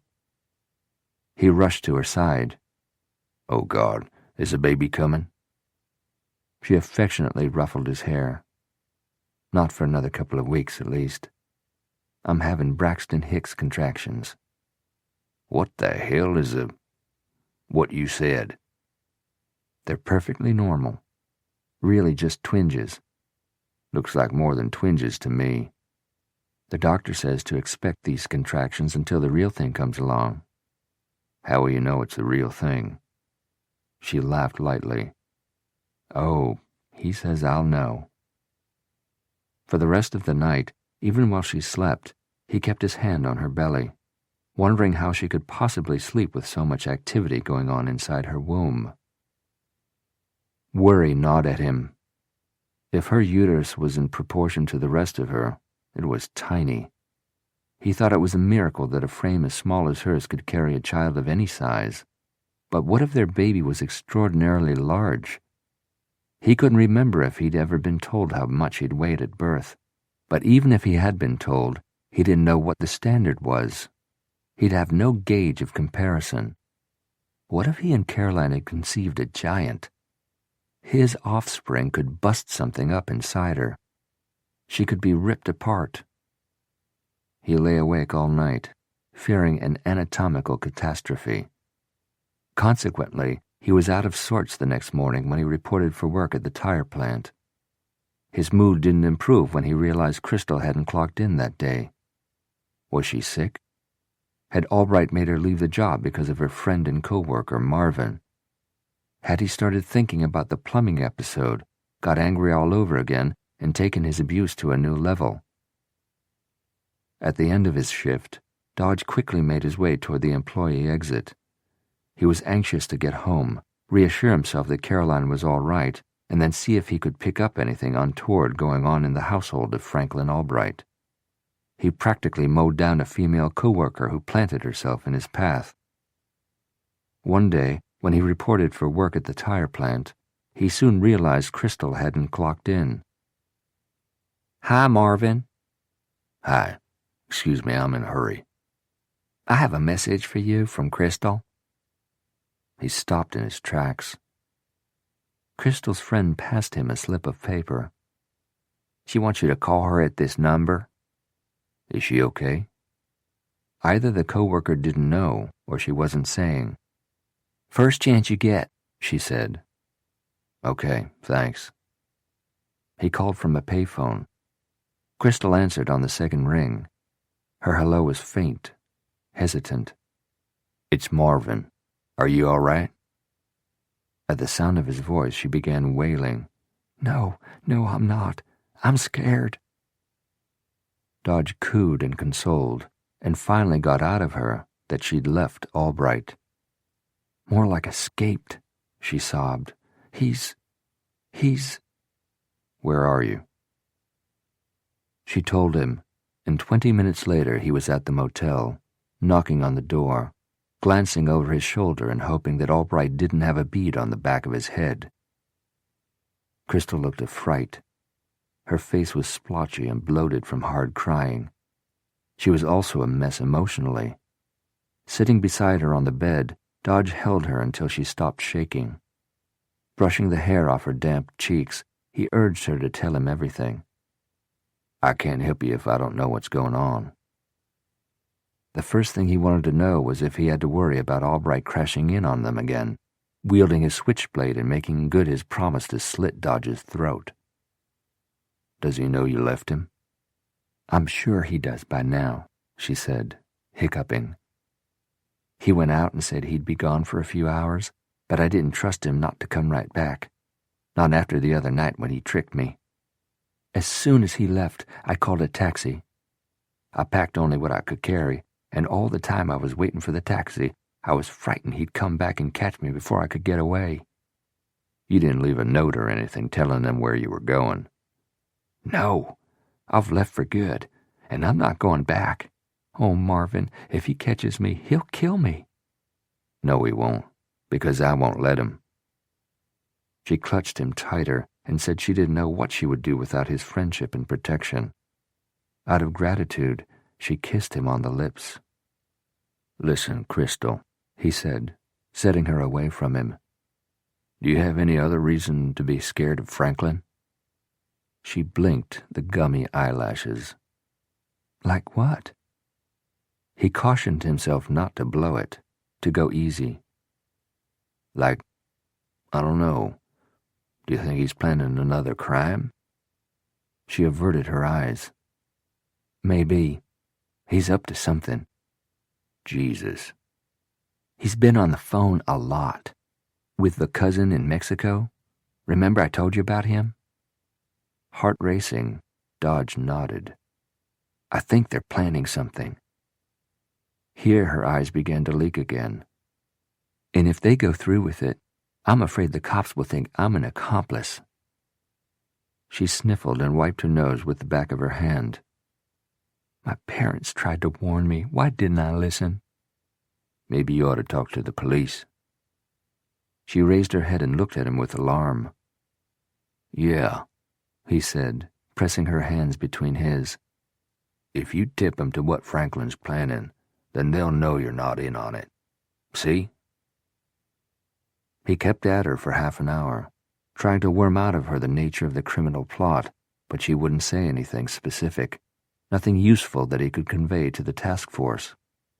Her eyes continued to produce fresh tears, and she bewailed the day she'd ever become involved with Franklin Albright. Why hadn't she been fortunate enough to meet Marvin first? Her parents would have approved of him. If only she'd met him before becoming involved with Albright, she wouldn't be living in fear of the police, in fear of reprisal from a jealous, violent ex-convict. "Oh, God, my life is such a mess.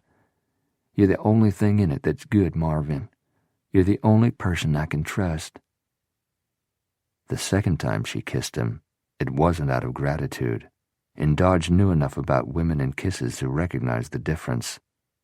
She pushed her tongue into his mouth, and when she fell back onto the bed, he let himself be pulled down with her. As she'd nuzzled his neck, he said, "Franklin is all talk and bluster, Crystal. You're so sweet to me."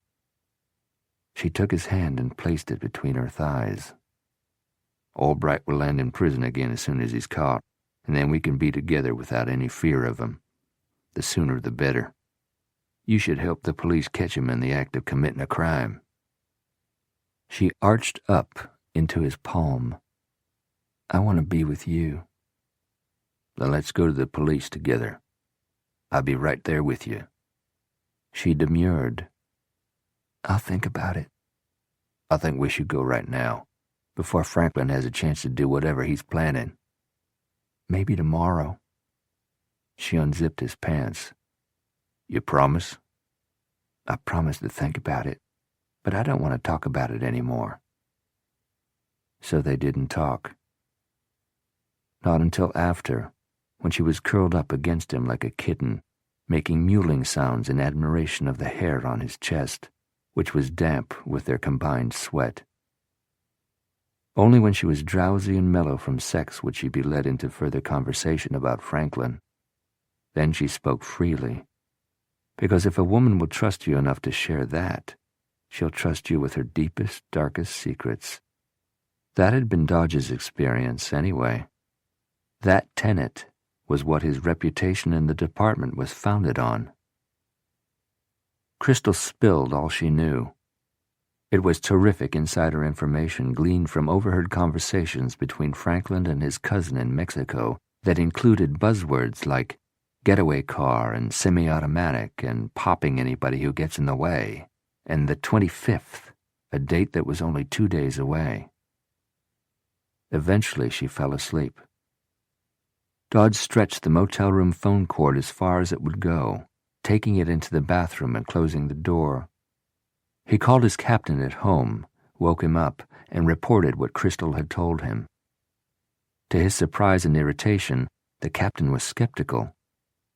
"How reliable is she? Maybe she's got on to you, feeding you bullshit to throw you off, saying stuff just to get you to sleep with her." Dodge opened the door a crack and peeked through. Crystal was sleeping the peaceful slumber of the unburdened. "I don't think so, sir. She's scared of Albright, I'm certain of that. She also said she was afraid she would be considered an accomplice because she'd been living with him while he plotted the crime. Besides, she didn't tell me anything of substance until later." When his superior said nothing, Dodge plowed on. "She's not tooling me around. She's using lingo she wouldn't know unless she'd heard it from somebody like Albright. I know I'm right." After a thoughtful pause, the captain sighed.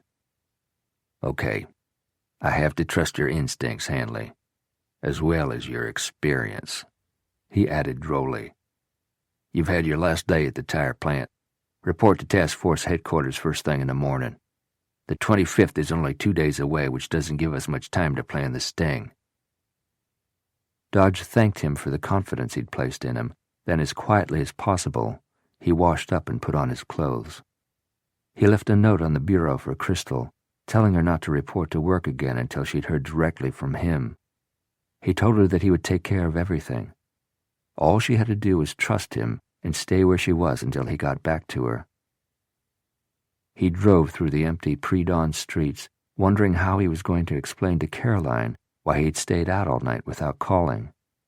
Even when the task force briefings had kept him late, and never till 5 o'clock in the morning, he had called to let her know so she wouldn't worry.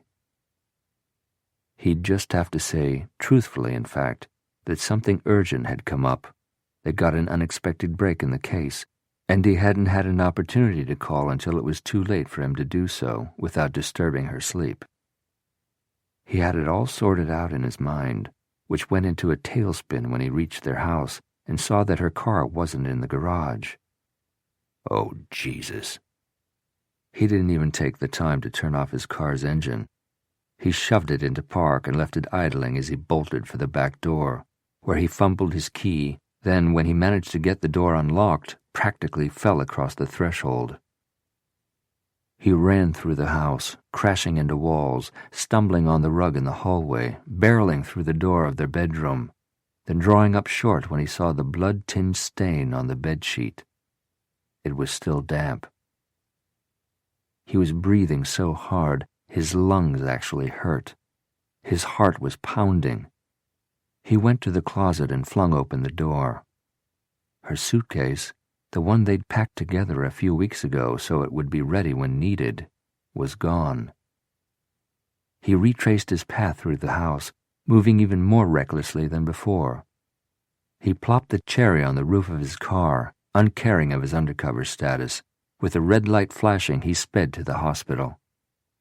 He left his car in a loading zone and raced inside. He pounded the call button for the elevator with his fist until it finally arrived. When he reached the nurse's station on the maternity floor, there was no one there. Where the hell is everybody? His shout echoed off the sterile surfaces of the deserted corridor as he ran down it. Each door was decorated with either a blue or pink wreath and a complimentary stuffed bear. Finally, a nurse came out of one of the rooms. He almost collided with her. "Can I help you?" she asked. Caroline King. "You are?" The father. She smiled. "Congratulations. You have an awfully sweet baby." He felt like he'd been turned upside down and slam-dunked into the tile floor. It's here? "She's here," the nurse said, laughing. "Would you like to see her?" Dumbly he nodded and followed her along the hallway to a window blocked with drawn blinds. "Wait here and I'll bring her over." She was about to enter the nursery when he said, "Wait, where's Caroline?" "Room 418. Is she okay?" "She had a short labor and easy delivery. I'm sorry you didn't make it in time."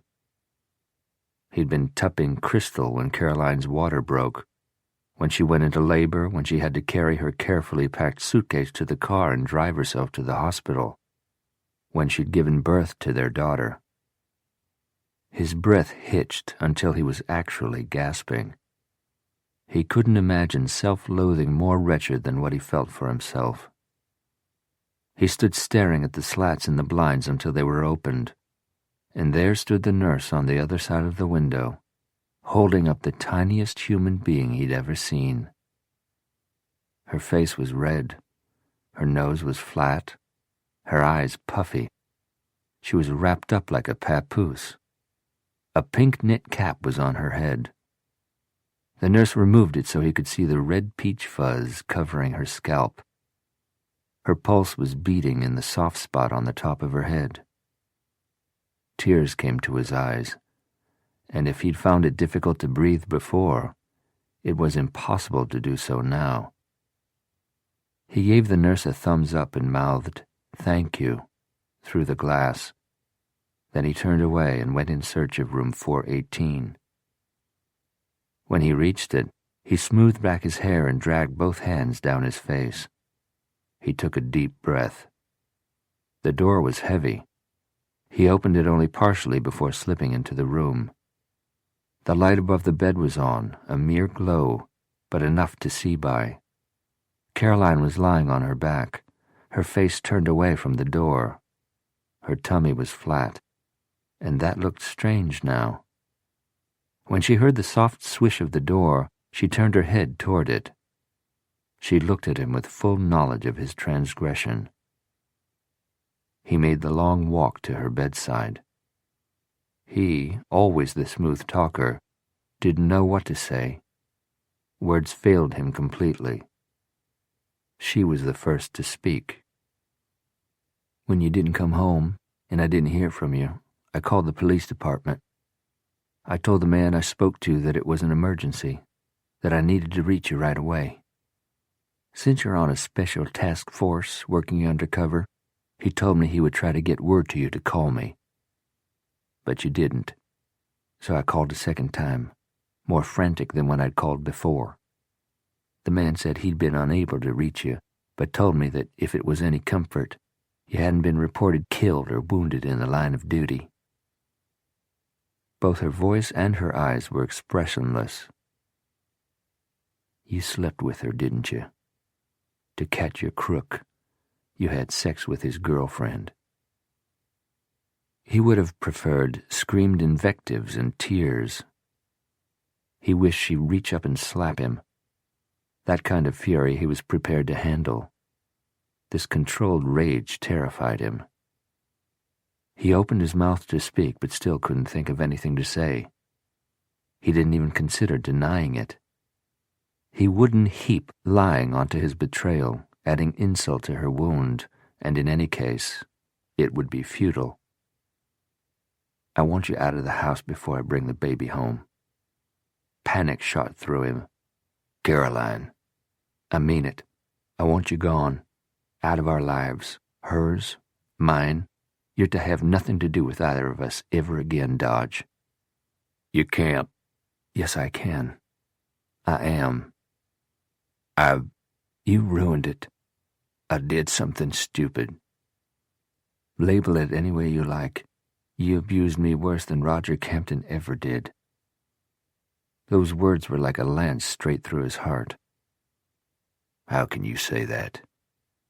How could you do it? Her voice cracked, and that was telling.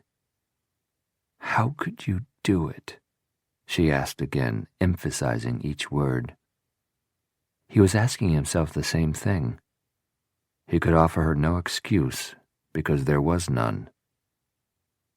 She turned her face toward the ceiling.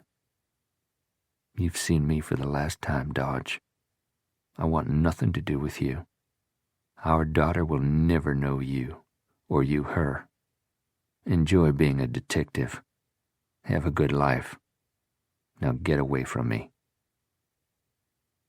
He stood there beside the bed for a full 2 minutes, but she didn't look at him again. He left the room, and then the hospital, because he really would be a brute to stay and hassle a woman who'd just given birth. He didn't want to cause a scene and further humiliate Caroline in front of hospital personnel and other new mothers whose partners had been with them when their babies came into the world. He went out to retrieve his car and practically came to blows with the hospital parking Nazi who accused him of impersonating a police officer. Because he couldn't carry ID around Crystal and Albright, Dodge couldn't prove the guy wrong. So he shoved him out of his way, gave him the finger, said, "Sue me," and then sped away with the guy threatening legal repercussions. In the house he'd been ordered out of, he stripped the soiled sheets off the bed and replaced them with fresh. He vacuumed the living room rug. He emptied all the trash cans and scrubbed the bathroom fixtures till they were sparkling. While carrying out these chores, he planned what else he could do to win back Caroline's favor. On the day she was due to come home, he would put flowers in the bedroom. In the baby's room, too. Pink ones.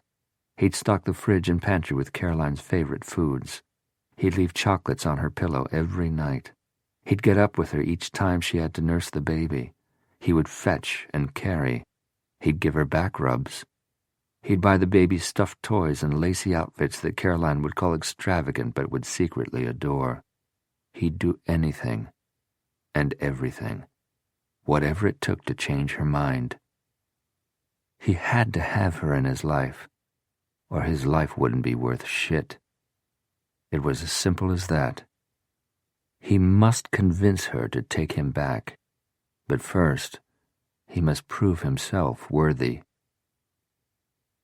When the house was as perfect as he could make it, he showered, shaved, dressed, and drove to the task force office. There was only one guy in the large room, and he was on the phone. Seeing Dodge, he hung up. "Where have you been? Why didn't you answer your page?" Doesn't matter. He hit a bank at 8:07 this morning, right after it opened." "Jesus, you're kidding. Crystal told me the 25th. Albright must have..." Albright?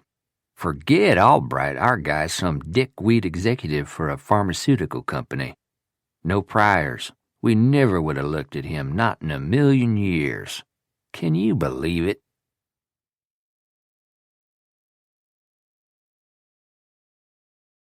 Chapter 26. Dodge came to the end of his long story. This pharmaceutical executive thought he was smarter than everybody else. He robbed the first bank as a lark just to see if he could get away with it. When he did, he tried it again and again.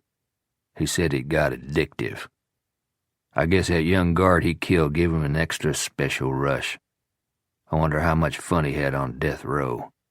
I'm sure he's been executed by now, unless he received a pardon. When I moved to Atlanta, I lost track. He shifted on the faux leather bench and in a lower tone added, "But for you, that's probably the least interesting part of the story."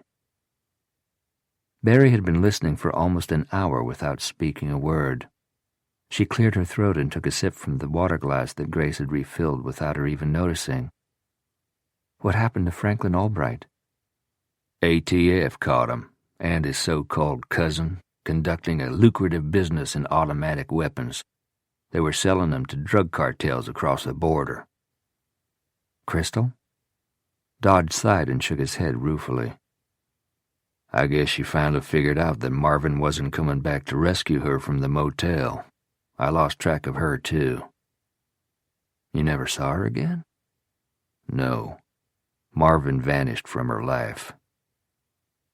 Barry hesitated, then asked in a quieter voice, "And Mother?" I'd failed to uphold every promise I'd made her. So I did as she ordered and was out of the house by the time she brought you home. I didn't see her again until last Saturday. Or you, either. He gave her an appraising look. Your hair's still red, but your nose is no longer flat. She returned his wistful smile. Her moods had shifted a dozen times while he'd been telling his story. She'd gone from curiosity to anger to heartache.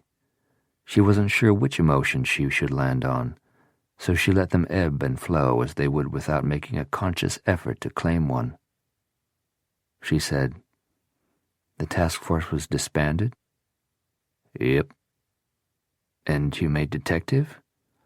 No. My reputation with HPD fluctuated somewhere between a laughingstock and a fuck-up. I was assigned to another beat, another partner. Actually, I had a series of partners because I was a shitheel to all of them and nobody wanted to ride with me. I got sloppy on the job. Bad attitude. Surly to my supervisors. He tapped his shirt pocket. Started smoking because I was searching for something, anything to occupy my thoughts and dull the pain of losing Caroline and you. And nicotine wasn't as risky as cocaine or booze. About 6 months into this self-inflicted purgatory, I went on a screwing spree. See, the self-blame phase had worn off and the I'll show her one had set in. So I went on a sex binge. After months of one-night stands, all I'd prove was how much I loved your mother. One morning I woke up and realized I'd never get her back if I stayed on that rail, so I switched. I turned over a new leaf. I cleaned up my act and began trying to salvage my job, which I was on the brink of losing. The cigarettes I was hooked on, but I went cold turkey on women. I lived like a freaking monk. He stopped, and the lines in his face settled heavily into an expression of abject sorrow. Barry asked softly, "The reform didn't last?" Not past the day Caroline's marriage to Jim Malone was announced. You read it in the newspaper? Yeah. Came like a bolt out of the blue. Shows how cruel fate can be. I had no idea she'd even been seeing him. Not that way, I mean. And then there it was in black and white. She was married to him. Barry could tell by the ragged sound of his voice that, even after all this time, it hurt. He sat for a moment, staring into near space, then said, "Through lawyers we settled on Malone adopting you and giving you his name. I caved on that without really putting up a fight. I had nothing to offer. You had a new daddy who seemed a decent sort, who would give you a good life, one I couldn't come close to providing." He paused a beat, then said, "I left, and never went back." After a time, his gaze refocused on her. "That's it, Barry. Not a very pretty bedtime story for a man to be telling his daughter, is it? Not exactly Goldilocks." "It's a sad story, particularly for you."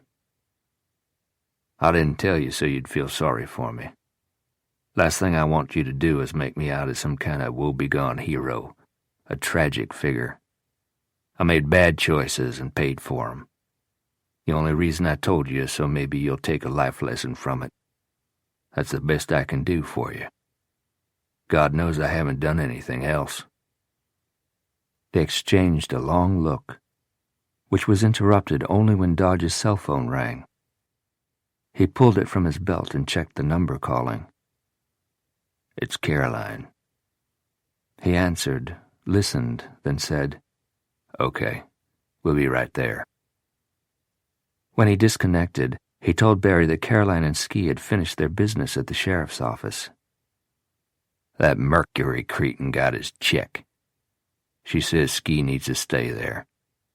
Everybody wants him for something. Caroline asked if we could pick her up." Barry grabbed her handbag and slid from the booth. "You can drop me at the hospital." "Wrong. I'm taking you home. No argument," he said sternly, cutting off her protest. "Like it or not, I'm your old man. I'm telling you now that you're going home and getting some rest."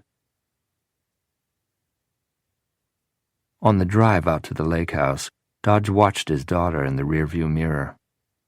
Her expression blank, she stared through the window into the night without making a movement or a sound. He would have given $1,000 to know what she was thinking. About him, about Starks, about her lost job. Maybe she was just pining after Ski. Who the hell knew? Whatever was on her mind, he wanted to help her with it. But this parenting thing was tough even when your child was an adult. Possibly it was even more difficult because Barry was an adult. He'd put his foot down about her standing vigil over a felon who was already brain dead. But after that, he couldn't think of anything to say that wouldn't sound stupid, banal, unnecessary, or a combination of all three, so he hadn't said anything. Caroline must have been of the same mind, because she was subdued when they picked her up at the courthouse and remained silent for the duration of the drive. Once inside the house, he followed them upstairs. When they reached the gallery, the two women went one way, he went the other. He showered in the bathroom where it had all started. He even turned down the bed. But he couldn't rest until he knew Barry was okay. So he put on fresh clothes and went back downstairs to wait for Caroline to come down. He'd been waiting almost an hour when he heard her light tread on the stairs. She didn't notice him sitting there in the dark living room as she passed it on the way to her bedroom. He gave her a couple of minutes, then went to the door and tapped softly. "It's me." When she opened the door, he could tell by her expression that she immediately assumed another tragedy had befallen them. "What now?" "Nothing's wrong. Before I cashed in for the night, I just want to make sure that Barry's okay. She looked pretty ragged." Caroline motioned him into the room and closed the door behind him. He looked around. It wasn't a fussy room, but it was totally feminine all the same. There were an unnecessary number of pillows piled against the iron headboard of her bed, and gathered fabric framed the three windows. The walls were painted what looked to him like the same color of pale yellow that he'd painted Barry's nursery all those years ago. Most everything else in the room was white, including the terry-cloth robe wrapped around Caroline's slender body. "Barry's exhausted," she said. Upset. Over? Not Starks, I hope. He's getting what he deserves, unless he dies peacefully, in which case he's getting better than he deserves. As cruel as that sounds, I agree. He continues to torment Barry even as he's dying. She's carrying the burden for everything that happened. Know what I think? Dodge said. I think Starks played her like a fiddle. He kept her feeling sorry for him. I'm sure of it, Caroline said. He's a manipulator. Dodge went to one of the windows and looked out across the back of the property, at the dark forest, the swimming pool and terrace, the lake beyond. It was a pleasing view. The moon was sparkling on the water that gently lapped the lake shore. The reserve deputies had been withdrawn, returning the landscape to serenity. Thinking out loud, he said, I still don't get why he went into that friggin' swamp. Ski's confounded by it, too. I suppose we'll never know. I'm just glad he's where he is now. I'll feel better when he's in the ground, Dodge said with feeling. He gave the rear of the property one final searching survey, then turned back into the room. Caroline had sat down on the end of the bed. He hesitated, then said, Barry and I talked. He backed up to an upholstered chair and sat down. Over cheeseburgers, while you and Ski were dealing with Mercury. She figured it out. I don't think it took her too long. What did you tell her? Everything. The whole ugly truth.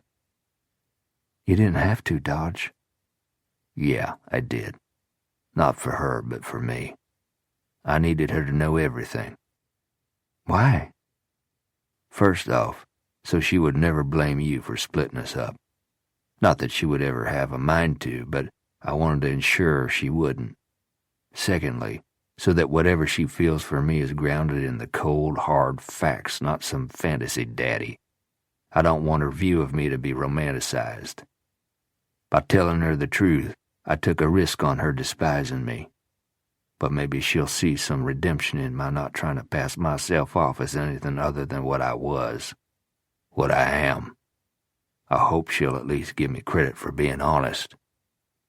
I believe she will. She's always been fair. She's not one to hold grudges either. Besides, she's told me she likes you. She thinks you're cute. He guffawed, in a scruffy sort of way. See, that's what I'm talking about, he said crossly. She's seen me better than I am. He looked at Caroline and, for the millionth time, felt a shark's bite of regret.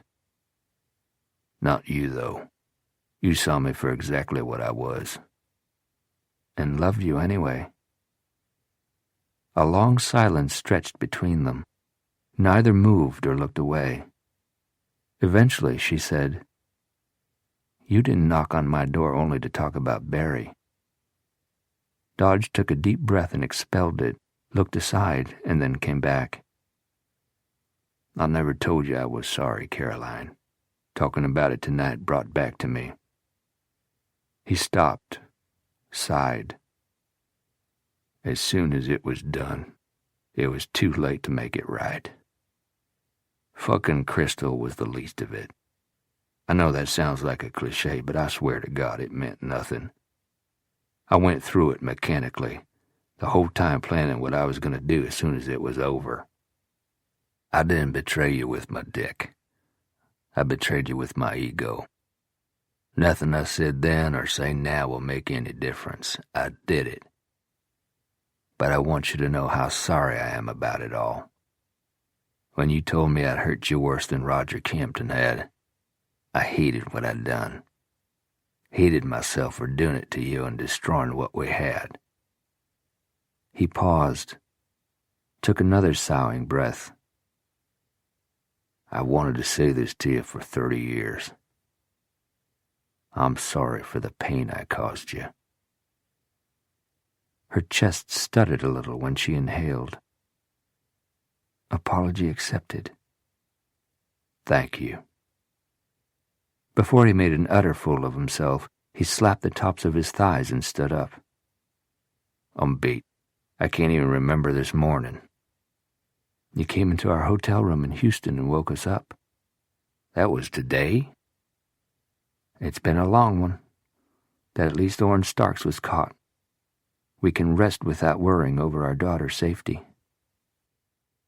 As he made to move past her, she reached for his hand and pressed her fingers around his.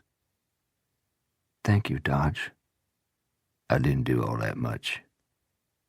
"You answered my call for help." "I'm glad you asked for it." "You were the first, the only person I thought to ask." A moment ticked by, then another. She didn't release his hand.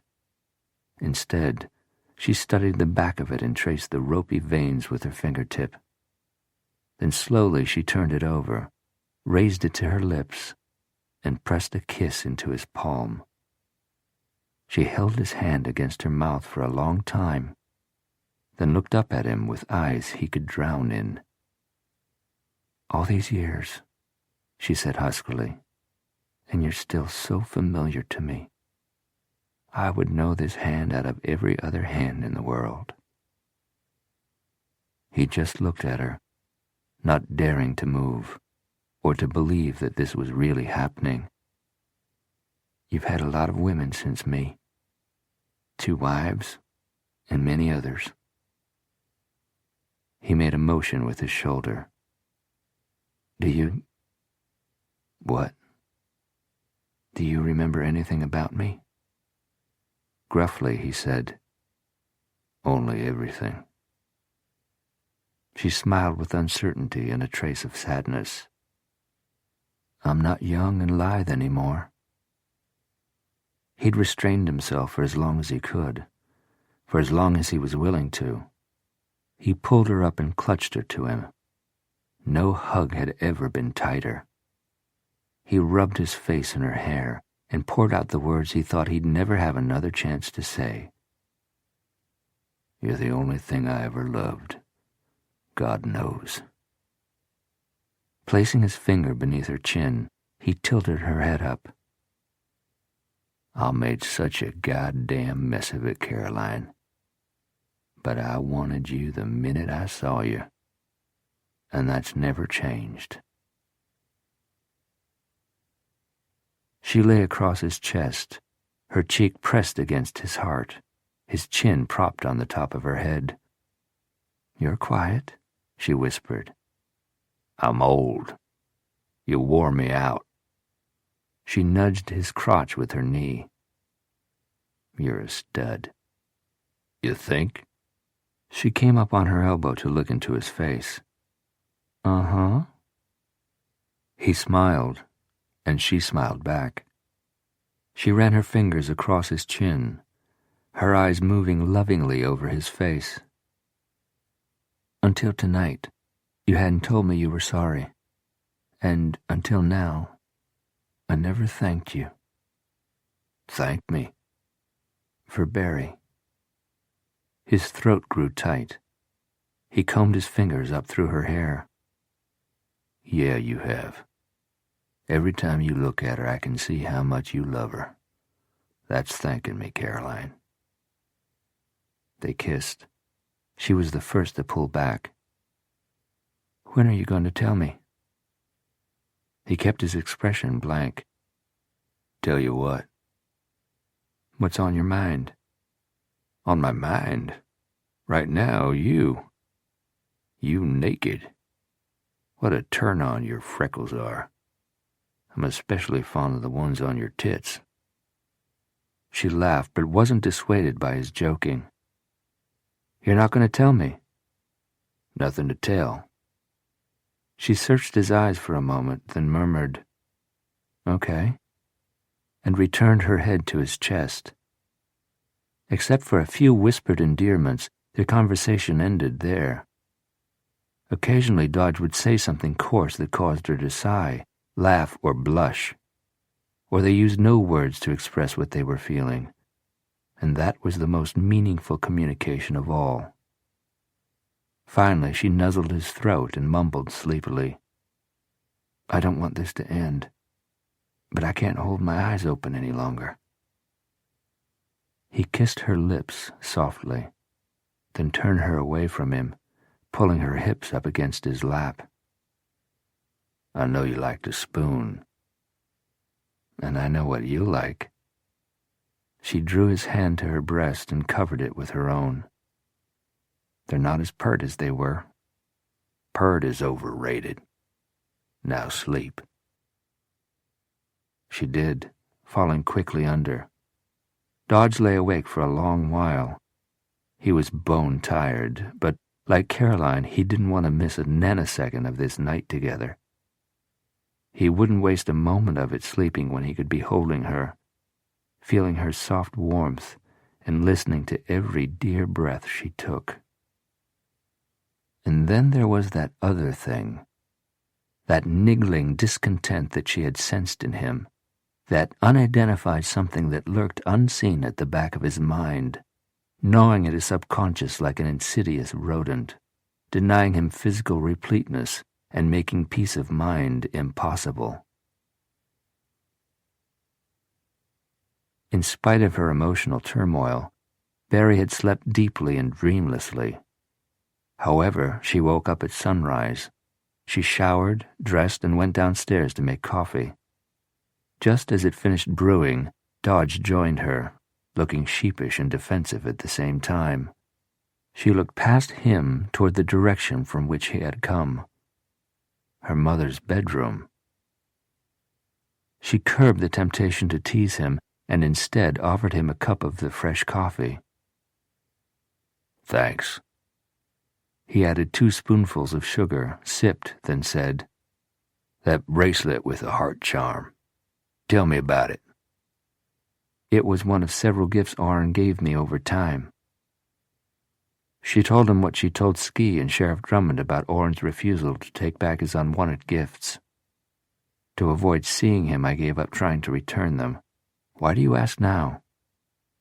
It crossed my mind that we never talked about it once we determined that Sally Buckland was wearing one identical to it. You didn't know that he'd given her one too? She shook her head. Do you have yours here? Upstairs. I brought everything Orrin had given me when I came to Merritt. Seems like you had an intuition, like you might need this stuff for evidence. Maybe that's a trait I inherited from you. The remark seemed to please him immensely, but he kept to the subject. Mind if I take a look at the bracelet? She went upstairs. When she returned a few minutes later, her mother was in the kitchen, pouring herself a cup of coffee. She was disheveled, but positively aglow. She gave Barry a shy smile and a mellow good morning, but rarely did her eyes wander from Dodge. Barry had collected all the items Orrin had given her into one small duffel bag.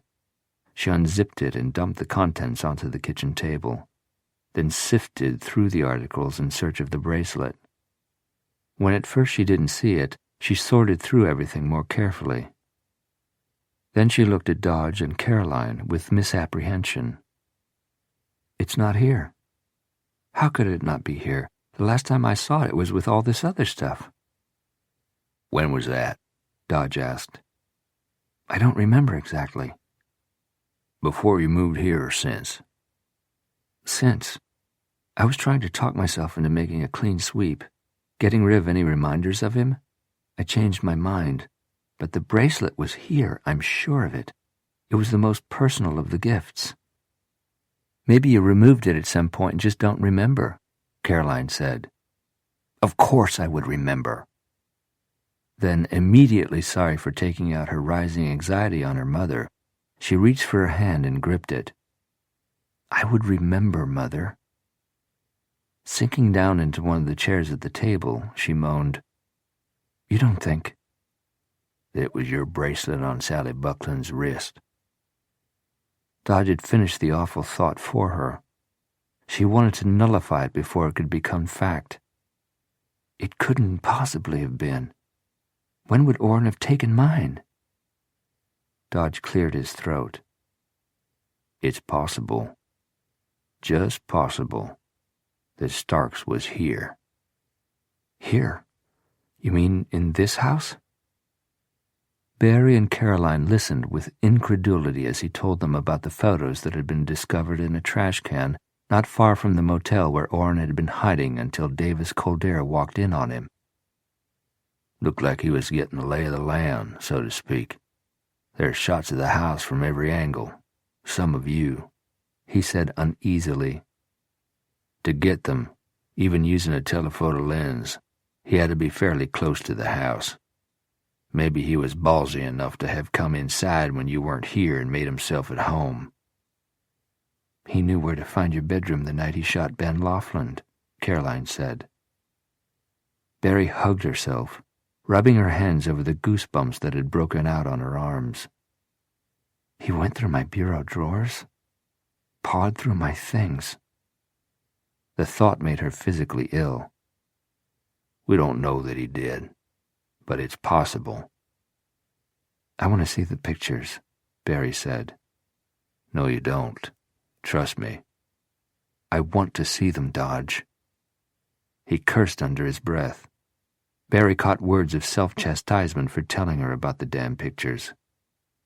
You'll have to ask Ski, he said. He made me give 'em back to him.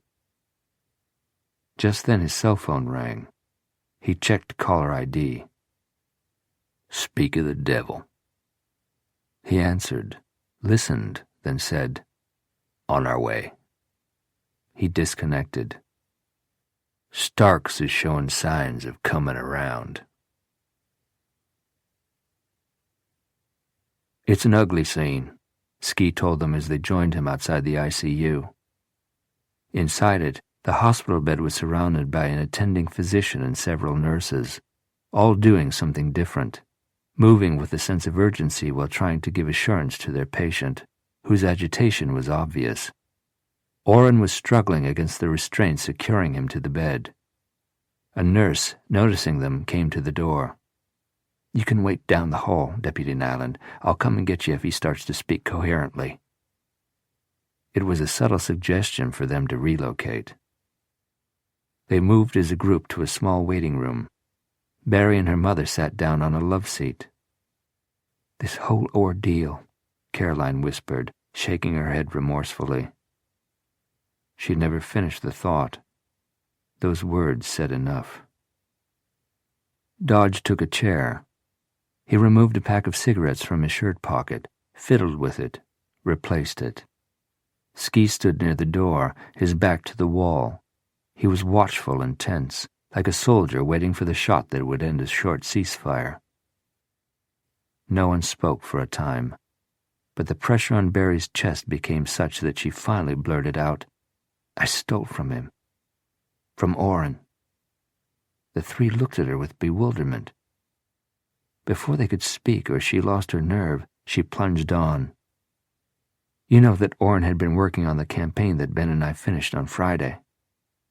They nodded in unison. That was when things with Sally were coming to a head. She resigned, and it was understood that Orrin was the reason. She hesitated, then lowered her head. No, that's not quite accurate. I made it understood that Orrin was the reason. What do you mean, Barry? Caroline asked. Management consulted me about Sally's leaving. I told them that she'd left because of Orrin, which was true. Let me tell this, Mother, please. She paused to collect her thoughts. I led management to believe that the company had narrowly escaped a costly sexual harassment suit, when actually Sally had never suggested such a thing. I went further, intimating that other women in the office were considering taking matters to that level. This rattled them. They asked, how bad is it? In my opinion, as a female employee, what should be done with Orrin Starks? Should they give him a warning and probation, or fire him outright? Was he or was he not redeemable, dispensable? It should be obvious to you what I told them. I remained silent about the excellent work Orrin was doing. I didn't tell the bosses that his original idea had been the best, and that Ben and I were designing the entire campaign around it. Instead, I've fed their paranoia and made them fear the worst if Orrin remained an employee. He got his pink slip the following day. He wasn't allowed to take any of his work with him. He was escorted from the building by security guards and treated like a criminal. In a voice barely audible, she added, "He became one." No one spoke for a long moment. Then Dodge said, "Wait a damn minute here. You can't blame yourself for what Orrin became. People get fired from jobs, they don't start killing. He was what he was before he got fired." "He's right, Barry." Ski spoke more quietly than Dodge, but he was just as adamant. But that's not the end of it. After his dismissal, he asked me repeatedly to intercede on his behalf. I kept stringing him along, telling him that I had tried to get him his job back, but that Delray's decision was firm. It was a lie. I never spoke up for him. Not once. Quite the contrary. After he was gone, I took credit for his work. Ben did too, just by remaining silent. He knew how I'd played it, and tacitly he went along. He never acknowledged to anyone Orrin's valuable input. In an undertone, she added, "I've since learned that he never really trusted me after that." She paused to take a breath. As for Sally, I encouraged her to leave the company. I told her she would never shake free of Orrin as long as she remained at Delray. "Also true," Caroline said. "In all probability," Barry agreed. "But I had a selfish reason for urging her to resign. She was good. Clients liked her unassuming manner. Management did too. She posed a threat to my advancement. I wanted her gone, so I pressured her into leaving. I played both ends against the middle. I manipulated Sally into leaving, and I saw to it that Orrin got fired, all for my self-gain." She turned her head and spoke directly to Caroline. "No one is prouder of your extraordinary success than I am, Mother. But it's a lot to live up to. I'm equally ambitious, but when it comes to achieving goals, I don't have your patience, your style, or your grace. I'm wired differently, I guess," she said, glancing at Dodge. In any case, the pressure and guilt I was feeling over what I'd done intensified. That's why I launched into you that day, and then later had the scene with Orrin on my porch. I came here to Merritt to get my head straight, my priorities readjusted. During that process, I realized I must acknowledge my underhandedness and rectify it. When I called Orrin last Thursday night, I told him that his name would be on that campaign when it was presented.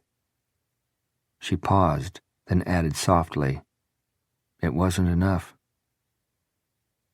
The silence among them was heavy. Then Dodge heaved a sigh. "You ask me, that's all bullshit. Okay, so maybe your ambition got a little out of hand. Sally Buckland had free will.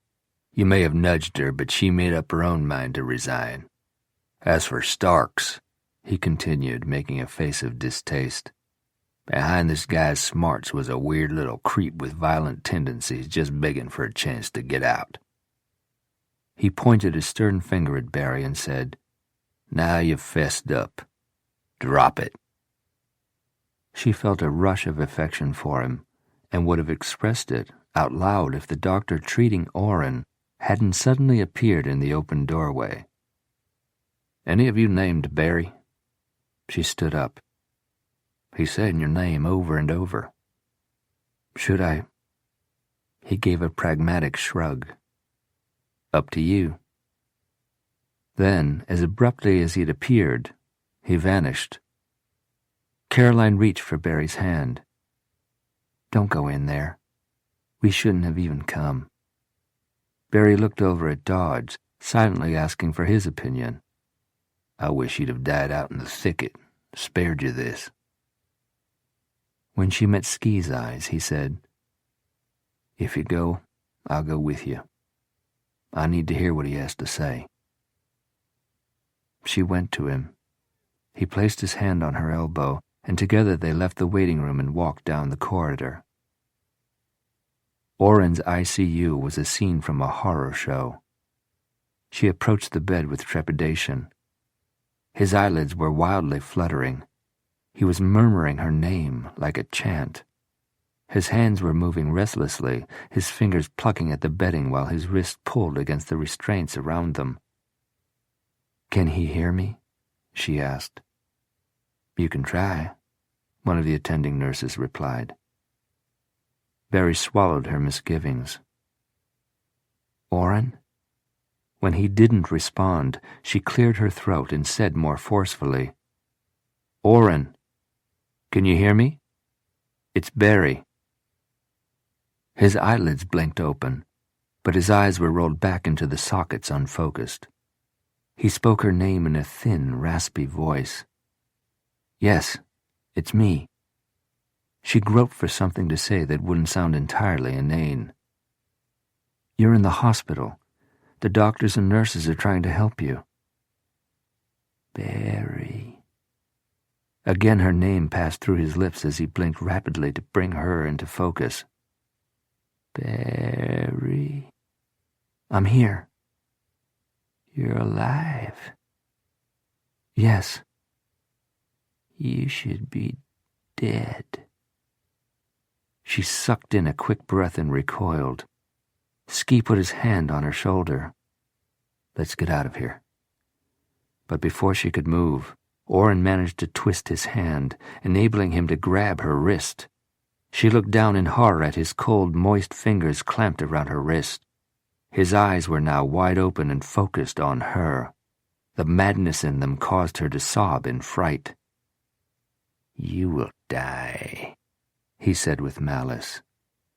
"You will die."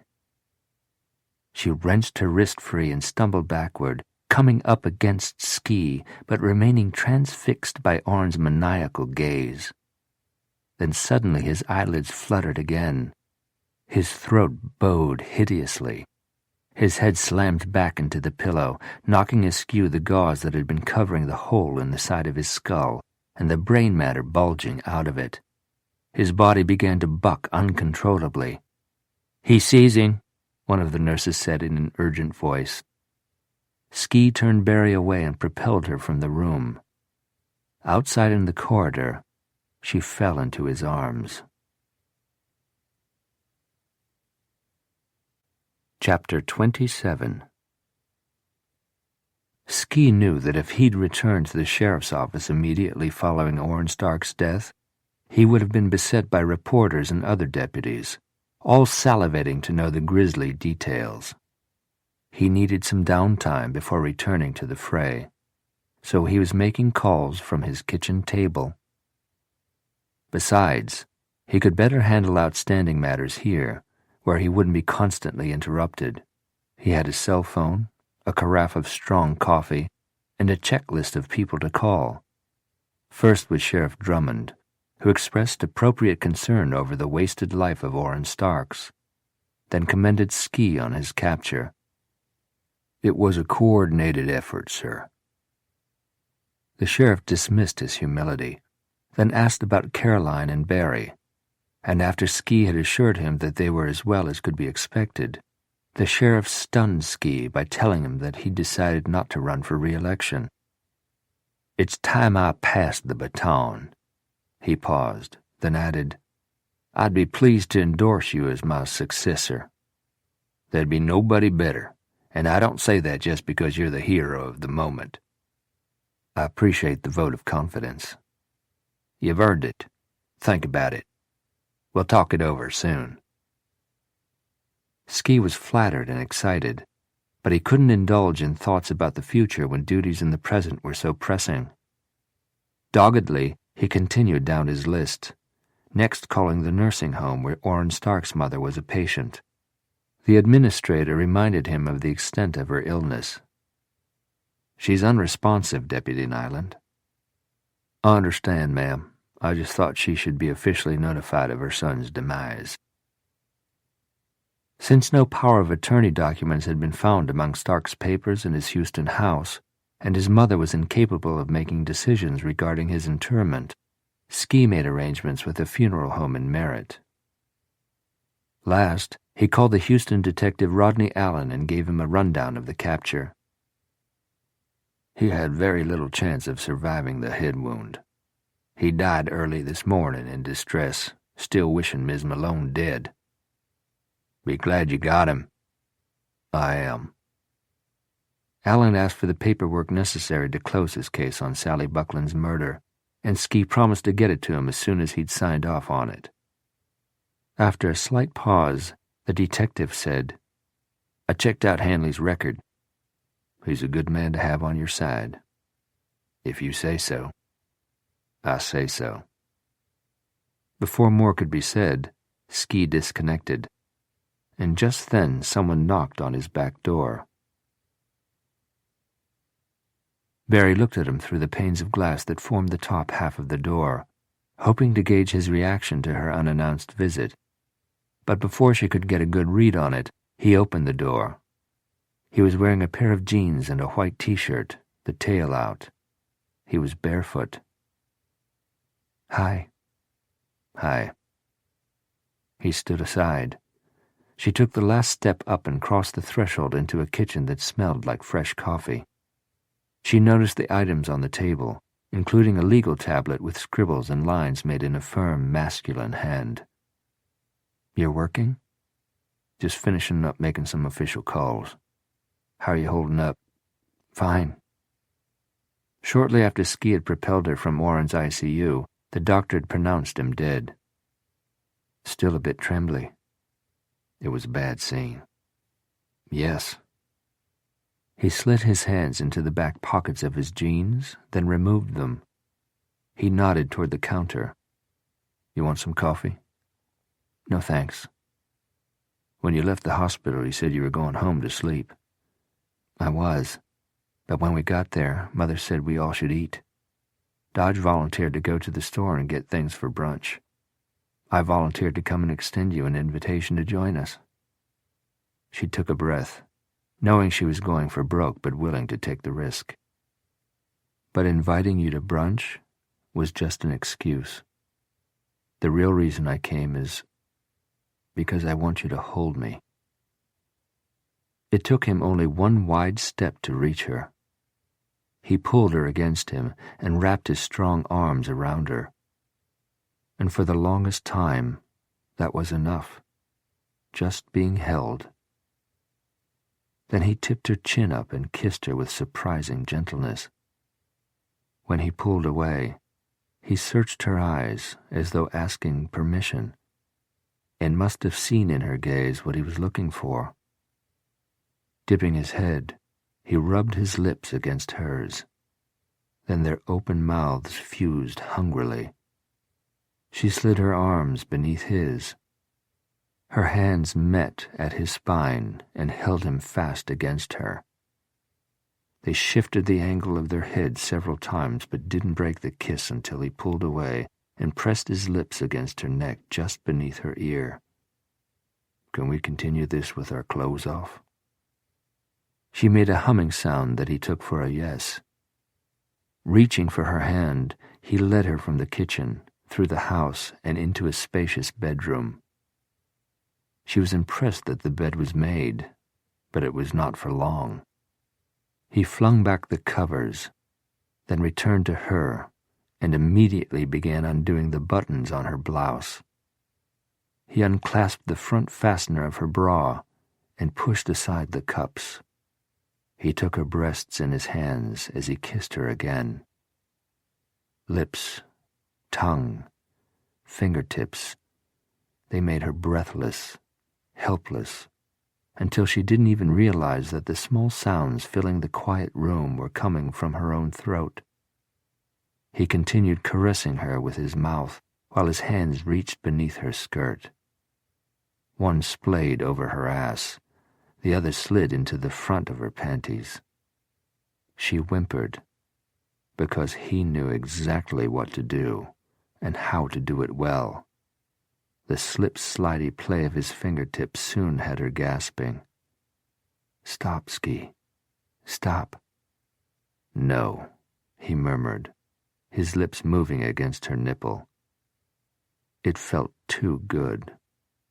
The pressure of his fingers, the barely there caress of his thumb. She began rocking against his hand, riding it.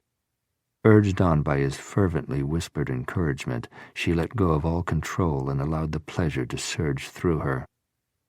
Tidal waves of it battered her until she was limp and clinging to him.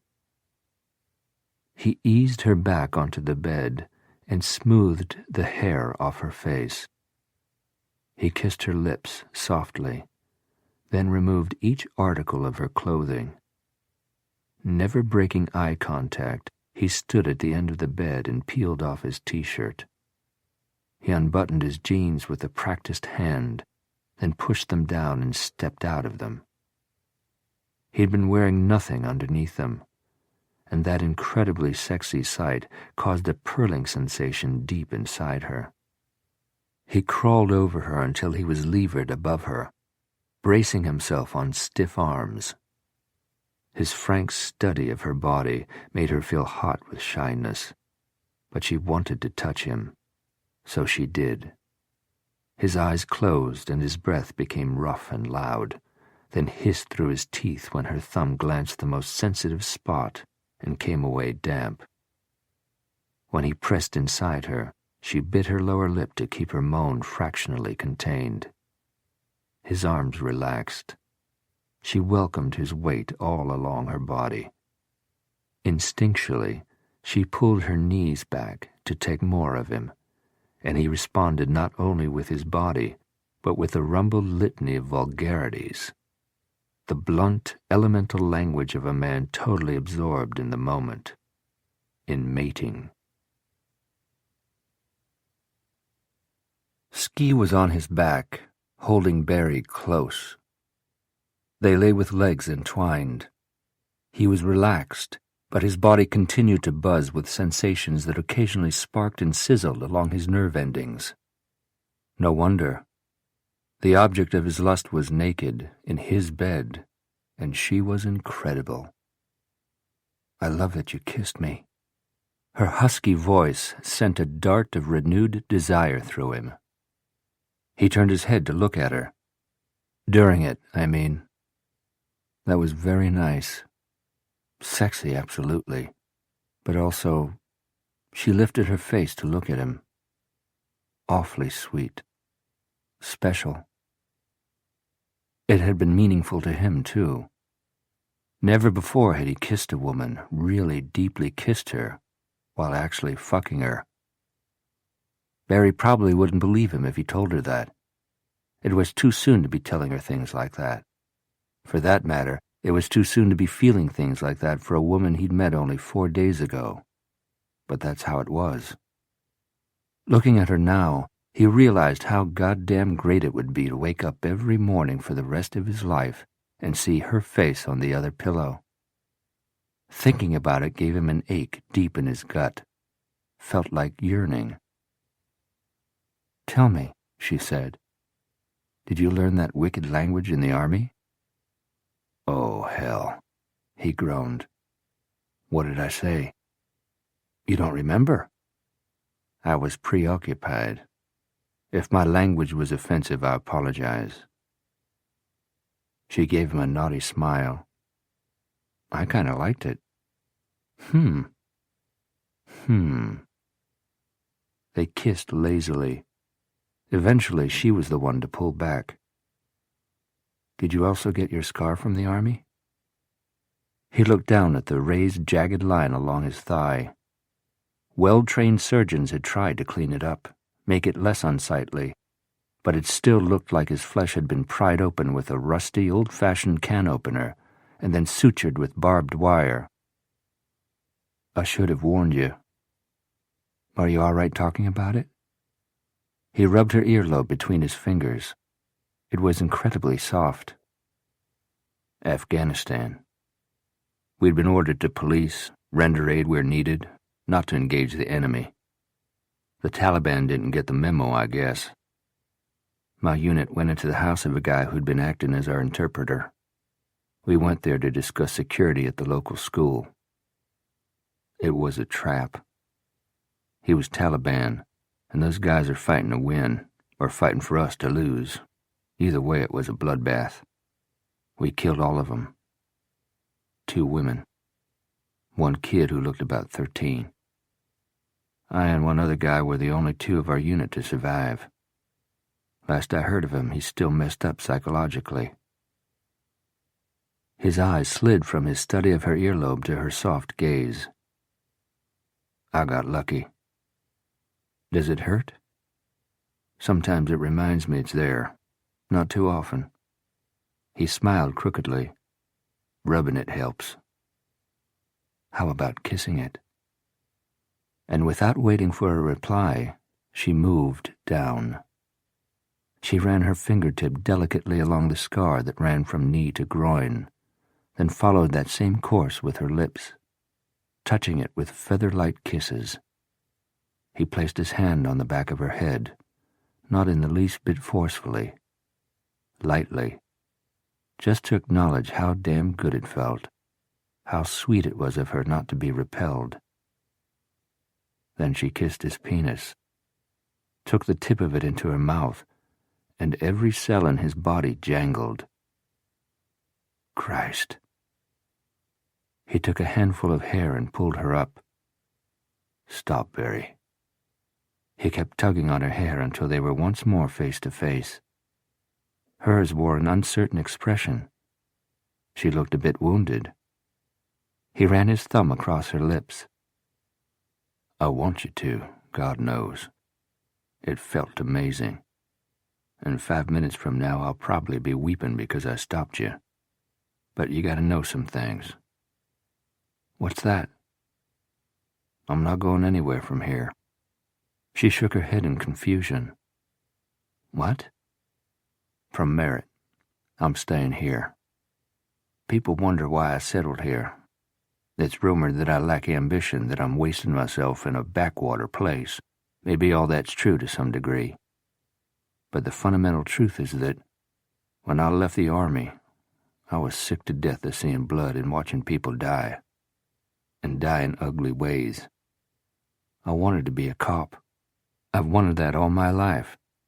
But I didn't want the job in a big city, where violence is an everyday event. Violence can occur anywhere. Case in point, she said of Starks. Yeah, but not on a daily basis. The last few days excluded, my main job here is keeping law and order. I do some good. Sure, I haul the lawbreakers to jail. I've busted up meth houses, and sometimes bloody wounds come out of those raids. But I haven't had to kill a woman before she could kill me. I haven't had to blow away a boy who was too young to shave. But that was war. On the other side of the world, I get it. But read the papers, Barry. Listen to the news.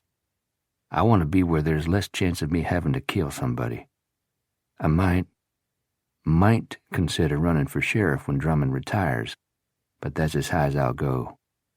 I don't want you to get in too deep only to find out that I'm not who you thought I was, or who you'd wish me to be. She smiled, but not particularly with humor. It's funny. Somehow I don't think so. No, it is. Dodd said practically the same thing to me last night. Jesus, I'm starting to sound like Dodge? She turned toward him and nestled closer. Speaking in a near whisper, she said, He and Mother slept together last night. Not for the first time, I think. He's my father. How long have you known? She looked at him with surprise. You knew? Guessed. How? The way you looked at her, at you, didn't match the rest of them. Everyone else on the planet he barely abides. He cares for the two of you, and it shows. Wasn't too hard to figure out why. She related the story that Dodge had told her the night before. When she finished, she said, I'm sad for him. He made a terrible mistake, but he's been paying for it for 30 years. That's an awfully long penance for one sin. I'm sad for Mother, too. He was the love of her life. She's lived without him. What about you? What about me? Dodge left. Caroline let him go. Do you forgive him for those choices? Yes. They were both right and both wrong. She propped herself up on her elbow so that she was looking down into his face. That was a very eloquent What? You and Dodge are a lot alike. We're both flat-chested. He grinned, but didn't let her distract him from his point. That wasn't what I was thinking. Were you thinking that he and I are manipulative? That I followed his method of trying to get ahead professionally, unethically, and at all costs? What I was going to say, he said with exaggerated patience, is that you two are willing to forgive everyone but yourselves. She stared deeply into his eyes, her brow furrowed. Possibly, because I don't think I'll ever forgive myself for what Orrin did to those people. You're not to blame for his meltdown. When someone goes postal, wants his background and behavior analyzed, the only thing that's surprising is that he didn't flip out sooner. What happened wasn't your fault. I appreciate you saying so. It's not just pillow talk, Barry, I mean it. The issue at Del Rey, your self-incrimination exceeds the crime. What's the company policy on retaining an employee's work when that employee leaves before a job is finished? That employee's input stays with Del Rey, she answered quietly. When Sally left, did she take her work? I see your point, she said with some asperity. But still, what I didn't feel right. My motives certainly weren't. Okay, maybe your ambition went into overdrive. You cheated a bit, took some unethical shortcuts. Just as Dodge said, drop it. Let it go. If you don't, it'll eat you alive. I don't know how to forgive myself. It's an acquired skill. Her focus sharpened. Is it? Yes. You have to practice it every day. She touched his cheek. Is this the voice of experience speaking? Looking directly into her eyes, he said, I convinced the guys in my unit that we could trust our interpreter. Understanding the implications, she laid her head on his chest and hugged him close. He went one further and pulled her on top of him until they were belly to belly. She lay perfectly still while he strummed his fingers along her spine. He stroked her ass and as far as he could reach down the backs of her thighs. Because she lay so still, he thought she might have fallen asleep, and that was okay. He would have lain with her like that for hours, days, but eventually she stirred and moaned with pleasure, and the tenor of his caresses changed. That night at the lake house, he whispered as he worked his hand between their bodies and cupped her sex. I caught a flash of this. I thought you might have. I did. And wanted it. I've wanted it every breathing moment since. He stroked her, felt her quick, hot breaths inside his mouth. And now... Ski, she gasped. I want you. Chapter 28. Barry and Ski entered the lake house through the back door, feeling chagrined but without regret. The kitchen was empty. The house was silent. Knock, knock, Barry called. In here. Caroline's voice wafted from the dining area. Ski leaned close to Barry as they crossed the kitchen. Thank God. It occurred to me we might have caught them doing the same thing that kept us from brunch. Shh. Both were snickering as they entered the other room and found Caroline sitting at the dining table all alone. Her forlorn expression instantly alarmed Barry. What's wrong? Dodge left. What do you mean by left? Barry asked. What part didn't you understand? Her snappish tone surprised them all, especially Caroline herself. Her shoulders slumped forward and she raised a hand to her forehead. "I'm sorry." Barry took the nearest chair and looked at Ski inquisitively as he sat down across the table from her. He shrugged, letting her know that he didn't know what to make of this startling turn of events either. Barry asked, "When did he leave?" "He never returned from the supermarket." Caroline lowered her hand, clasped it with her other, twisted her fingers, released them. "After half an hour and he still wasn't back, I called his cell phone. When he didn't answer, I got a feeling." She hiccuped a sob. "I went up to the guest room.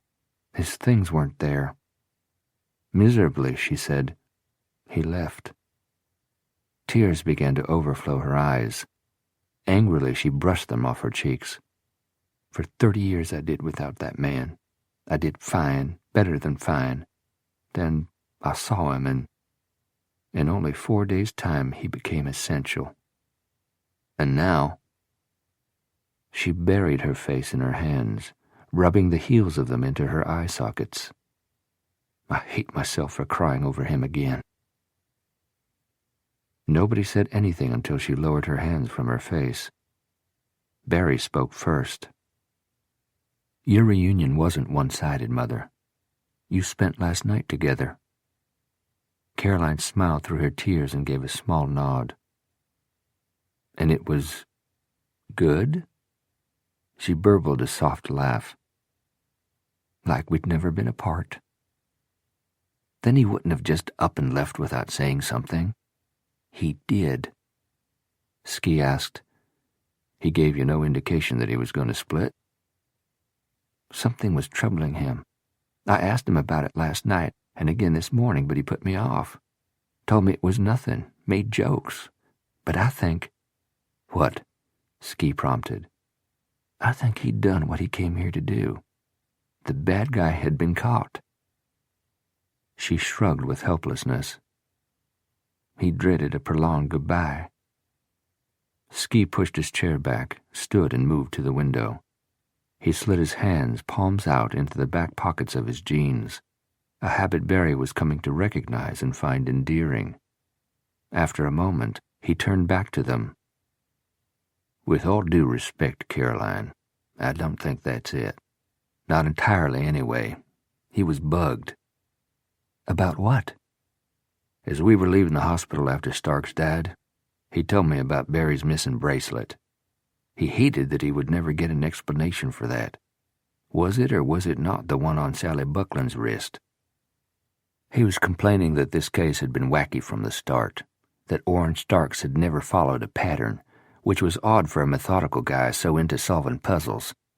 It wasn't just the dread of an emotional partner that was bothering Dodge." "Then why would he leave without a word? Why won't he answer his phone?" "He's a coward," Barry declared. "When it comes to situations like this, yes, he is." Caroline reached for Barry's hand and pressed it between hers. Smiling sadly, she said, "Even if he wasn't going to say goodbye to me, I thought he would want to say something to you." "It's better this way," Dodge told himself for the 100th time. He'd got in, he'd got out. He had done what he'd come to do. He'd helped get his kid out of a scrape. The culprit was history, mission accomplished. Personal issues that were decades old also had been resolved. He'd met his daughter. They'd established a good rapport, far better than he had any right to hope for. As for him and Caroline, he'd have thought the world would end before she shared a bed with him. Last night— "Stop it!" If he let himself think about that, he would turn the car around so fast he'd give himself whiplash. Loving her, having her love him, had been a bonus, a gift he hadn't expected and didn't deserve. To his dying day, he would be grateful for it. Leave it at that. Why spoil all the good stuff with a tearful farewell scene? It was better to make a clean break. Without him, their lives would return to normal. He would be no more missed than a hen that's removed from a bucket of water. That's what his old man used to tell him whenever he threatened to run away from home. You know what happens when you take your hand out of a bucket of water? Instantly, it's like it was never there. So go. See if I care. See how long you're missed. That's how this would be. Caroline had her work to sustain her. Barry was strong-willed and talented. She would recover from the trauma of the last few days and do just fine. And if she needed support, Nyland was there to lend it with his big, broad shoulders. Big cock, too, probably. But if the deputy ever did wrong by her, and Dodge learned about it, he'd come back and kill him. His phone rang for the umpteenth time. Why won't that damn woman give up? But he saw Derek's number on the readout. He was calling for the second time this morning. Dodge hadn't answered the first time, but thinking that he might just as well get this conversation over with, he yanked the phone from his belt and barked into it. Yeah? Dodge. Isn't that who you called? Derek chuckled. Hello to you, too. Hello. How are you? Are you okay? Why wouldn't I be? Julie and I have been worried. You said you were going to call. You haven't. I've been busy. How are things going down there? Fine. Then why do you sound so out of sorts? Because I'm probably going to be charged a fine for smoking in this rented car. Well, you should be. That's discrimination. What I need is a good trial lawyer to fight my case in court. Except I don't know one. Oh, hitting below the belt. That means you're good and pissed over something. What's going on? Nothing. I'm coming back. This soon? I'm flying out tonight, maybe tomorrow morning, depending. On what? I may hang around tonight and eat some decent Mexican food. God knows you can't get it in Atlanta. The problem that took you there, did it get solved? Yeah. Good, that's good. Hold on. Dodge could hear whispering in the background, then Julie says to ask you how your daughter is. She's all right. So you saw her? Yeah. It went okay? It went fine. What's she like? Her mother. Is that good or bad? Look, counselor, you're exceeding the minutes on my calling plan. Are you going to reimburse me? Come on, Dodge, talk to me. I thought that's what I was doing. If there's a problem and you need my help. There's no problem. And all I need your help with is this phone bill. After a couple of beats, Derek said, Stop this and tell me what's going on. There's nothing to tell. I find that hard to believe. Sue me. You told us that your daughter was in a jam, a police matter. You got a remarkable memory, counselor. Anybody ever tell you that? Has a police matter been resolved? Yeah, I mean, for the most part. For the most part? The culprit's dead, and she's safe. So why aren't you happy? Who said I wasn't? You don't sound happy. He was tempted to lay it all out there and get Derek's opinion, because he really did value it, although he'd deny it with his dying breath. But the personal aspect of his dilemma was a sad tale, and he was the ogre of it, and he didn't want to lessen Derek and Julie's regard for him, which couldn't be all that great to start with. As for his misgivings over the police matter, they were just that, unsubstantiated, unidentifiable, and at this point, irrelevant. Crossly, he said, You don't have enough drama in your life, counselor, you gotta borrow from mine? Derek sighed with resignation. Have a safe flight. They disconnected. Supremely agitated and in need of a cigarette, Dodge pulled onto the shoulder of the freeway and lit one. He was at a crossroads, literally. Up ahead the freeway divided. The right fork would take him to the airport, where he could probably get on a flight to Atlanta this evening. The left fork would almost certainly lead him on a wild goose chase. Why was he even debating the choice? Why didn't he just go? He'd made a clean break. But that was bullshit, and even he was no longer buying it. He hadn't made a clean break. He'd sneaked out. He'd run away because he was too chicken-hearted to say goodbye. The two women he'd left behind would be furious, frustrated, maybe a little heartbroken. And even without taking their feelings into account, there was this other nagging thing holding him back when he should just get the hell out of the freaking state of Texas. Shit. He drew hard on the cigarette one final time and tossed it out the window. Cursing himself for being every kind of fool, he put the car in drive and shot across 4 lanes of traffic in order to take the left fork.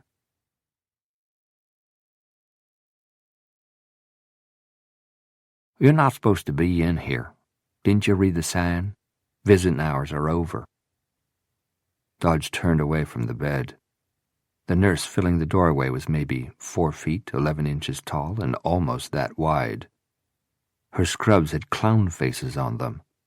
Her hair had been plaited into dozens of cornrows with multicolored beads that dangled against her shoulders. He gave her his most engaging smile. I like your hair. She propped a ham-sized fist on her ample hip. Instantly he switched tactics and became repentant. I must have missed the sign. Uh-huh, she said, like she'd heard it all before. She waddled into the room and looked down at the tiny form on the bed. How you doing, sweetheart? You gonna sit up and talk to your gentleman caller here? With obvious compassion, she stroked the patient's cropped white hair. The woman who'd given life to Orrin Starks showed no sign of awareness even though her eyes were open. Is she always like this, Glenda? Dodge asked, reading the name tag on the tag clipped to the nurse's top. She looked him up and down. You a relative? Friend of the family. You know the son who got himself shot? We got the news this morning. Actually, he shot himself. I hadn't had the misfortune of meeting him, but I know a lot about him. He did some bad stuff. Dodge, feeling a rare urge to tell the truth, said, I was in on his capture. Huh. He was subjected to another once-over. You look like a cop. You got a gun? He turned his back to her and raised the hem of his jacket. She harumphed. You're not supposed to have firearms in here. I must have missed that sign, too. She tisked and shook her head as though he was a hopeless case, then returned her attention to the patient. I can't see her boys dying making much difference to her. How long has she been like this? It came on gradual, you know, the way it does. But she's been unresponsive for more than a year. Some of the sorry help in this place just ignore the poor little thing. Never talk to her, but I take good care of her, and we have our chats. She plucked a tissue from a box on the nightstand and used it to wipe a string of drool off Mrs. Stark's slack lips. Don't we, sugar?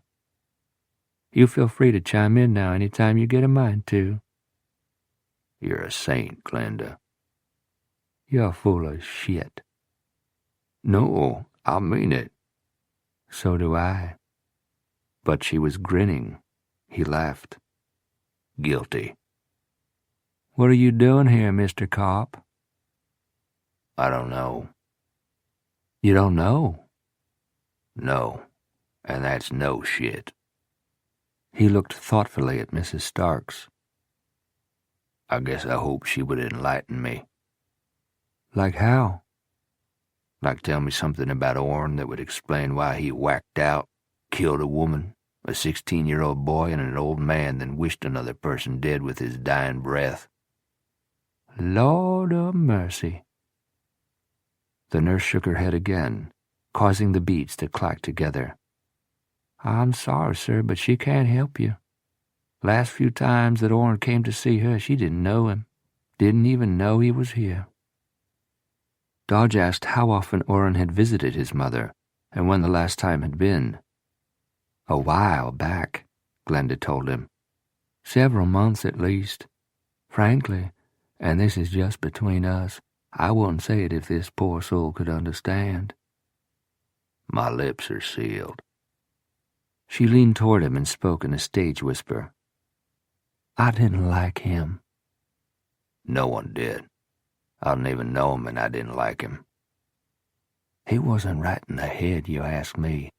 Made you uncomfortable just to talk to him, you know? Dodge nodded. I was never happy to see him coming, but was always glad to watch him go. Glenda's giant hand, with its surprisingly gentle touch, stroked her patient's arm. Poor lady. I wouldn't wish her condition on anybody, but I'm kind of glad she doesn't know what her boy sunk to. After all that other sad business, she didn't deserve this. Dodge's heart hitched, and the hair on the back of his neck stood on end. Glenda, darling. What other sad business? Do you have to go?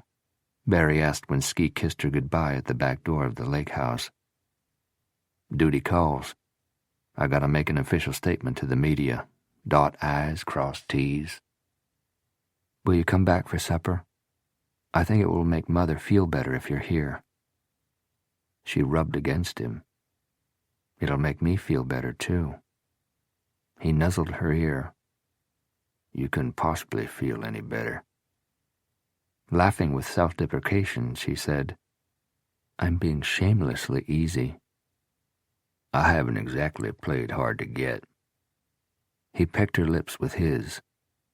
Save my place.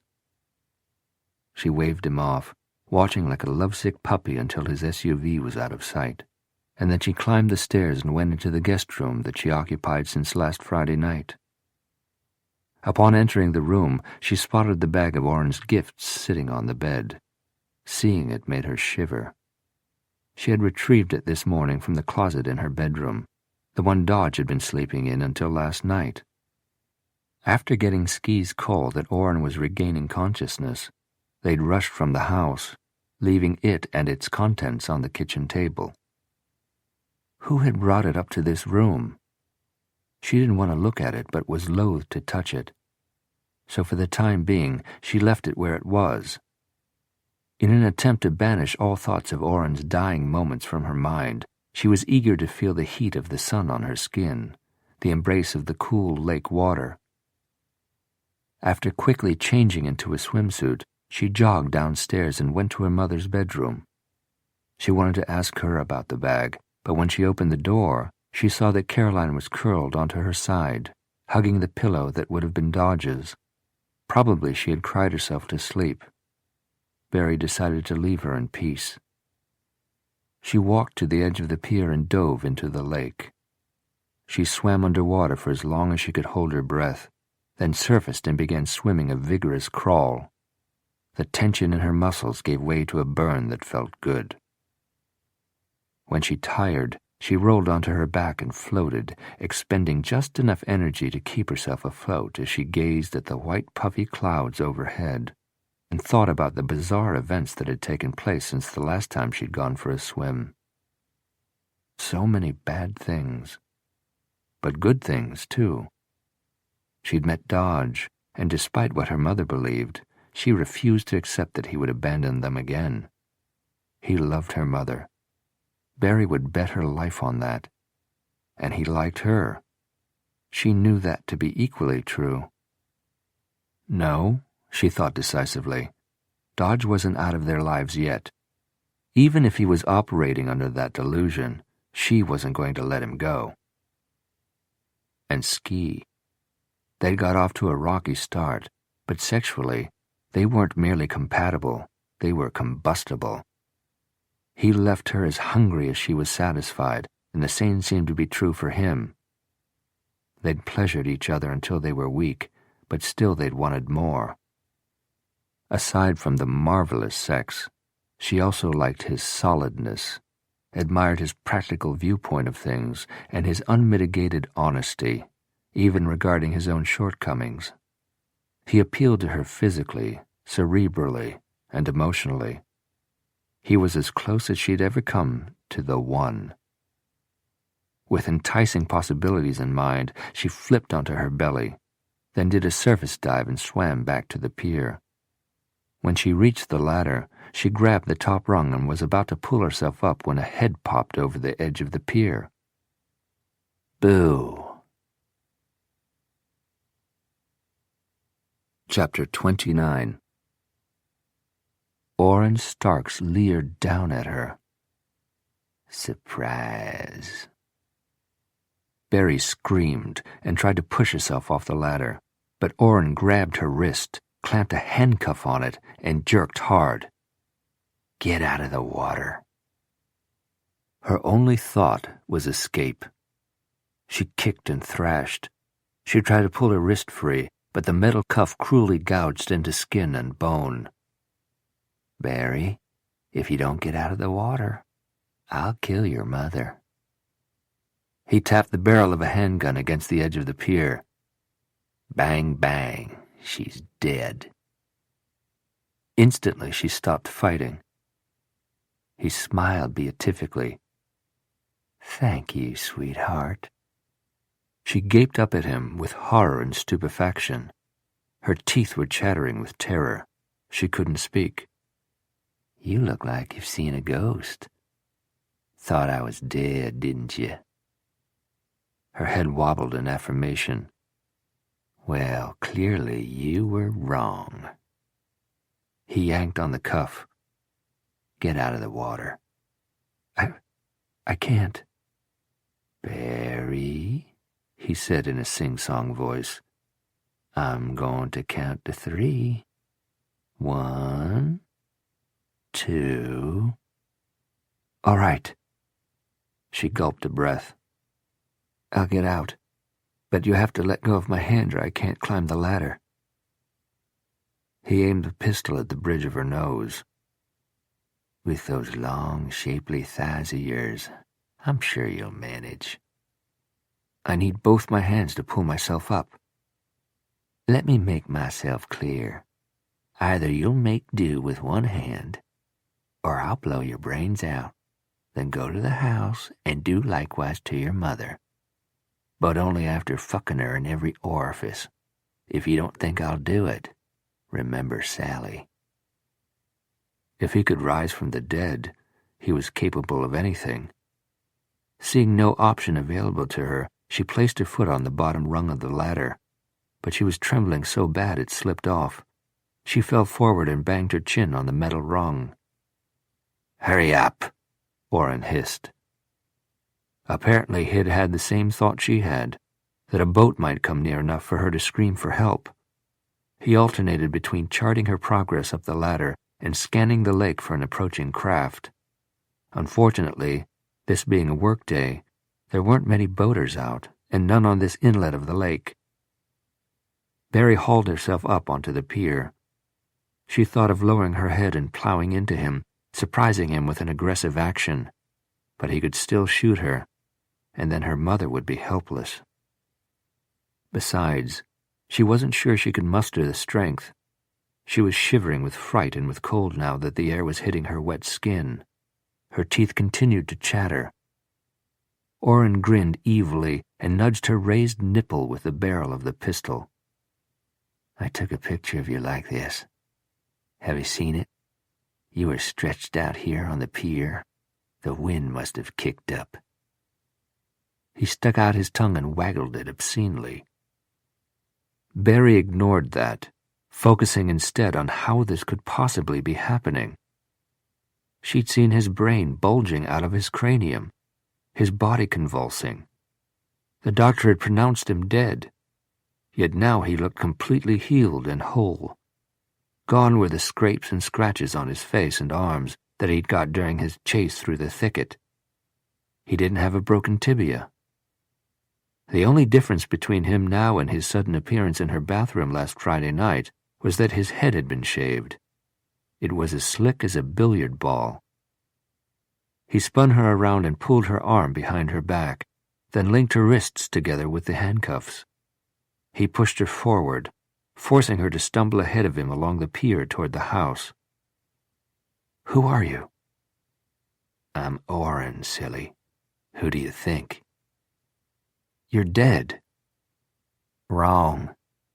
Dead men don't have boners like the one I've got from seeing your stiff nipples." "You must be Orrin," she said. "That's the kind of juvenile off-color remark that's typical of you." He hammered the butt of the pistol against her temple.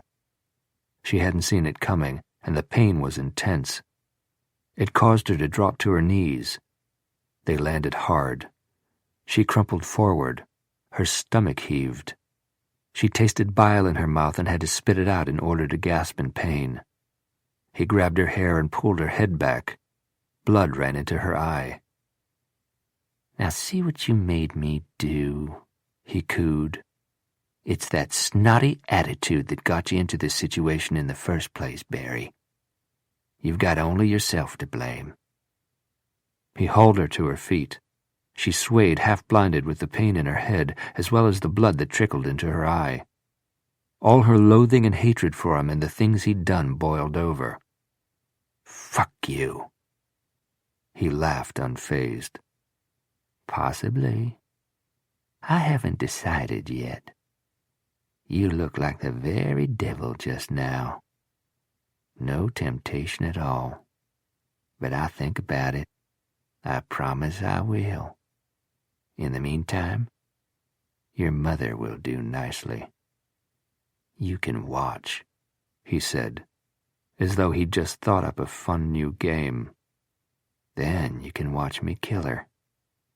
Only then, Barry, will I begin to deal with you." "He's a twin."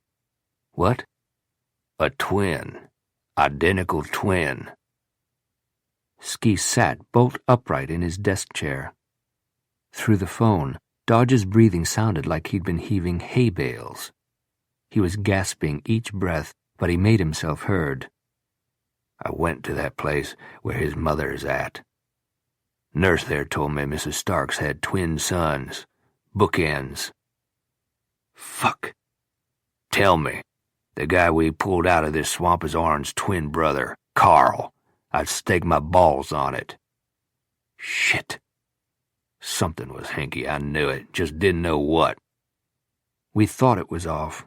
The Orrin that Barry described didn't fit with somebody who'd hide in the thicket." "Makes sense now. It wasn't Orrin." "But he was the mastermind." "That's what I think." "Which means—" "He'll come after Barry." "I'm on it." Ski rounded his desk. "Where are you?" "Blasting through Houston. I'll be there as quick as I can." Ski didn't waste time thanking him. He disconnected and began shouting the names of other deputies who were in the squad room. Simultaneously, he punched in the telephone number of the lake house. Caroline answered. "Caroline, Ski, where's Barry?" You woke me up. You need to find her. She mentioned earlier she might go for a swim." If she's out, get her in. Stay inside the house and set the alarm. Keep the pistol on hand." He covered the mouthpiece and said to the men who'd assembled around him, "Stand by. New development in the Starks case." Then he addressed Caroline, who, fully awake now, was demanding to know what was going on. "Orrin Starks is alive." "What?" "The man who died was his identical twin." "What?" Dodge went into Houston to the facility where his mother is a resident. He talked to a nurse and she told him. That's all I know. "Where's Dodge?" "Racing back. Alert Barry, okay?" "Of course, yes." "And Caroline?" "Yes." "Call me as soon as you're both safely inside. I've got some calls to make, but if you beep in, I'll answer. Don't forget." "I promise." Ski clicked off and addressed the deputies grouped around him. "I'll want one of the launches on the lake ASAP, patrolling that inlet where Mrs. King's house is." "I thought the asshole was dead." "His twin brother is dead. He's still unaccounted for, still considered armed and dangerous. He assigned special tasks and ordered the dispatcher to put out the word. City police, DPS, Rangers, FBI, everybody. Got it? Got it. He personally placed calls to the detectives in Houston. Rodney Allen was unavailable, but Ski talked to Somerville, who was no more gregarious than before. He listened to Ski's remarkable update without emotion or comment, then said, "I'll inform Detective Allen. We'll check out Orrin Stark's residence, put out an APB. One more thing." "Yes?" "Tell Allen it was Dodge Hanley who cracked it." After breaking off the connection, Ski unlocked the department's gun cabinet and took out a high-powered rifle with a scope. Stevens, who was on the phone, raised his eyebrows as Ski walked past his desk, the rifle on his shoulder. "Bringing out the heavy artillery, Ski?" "You bet your ass."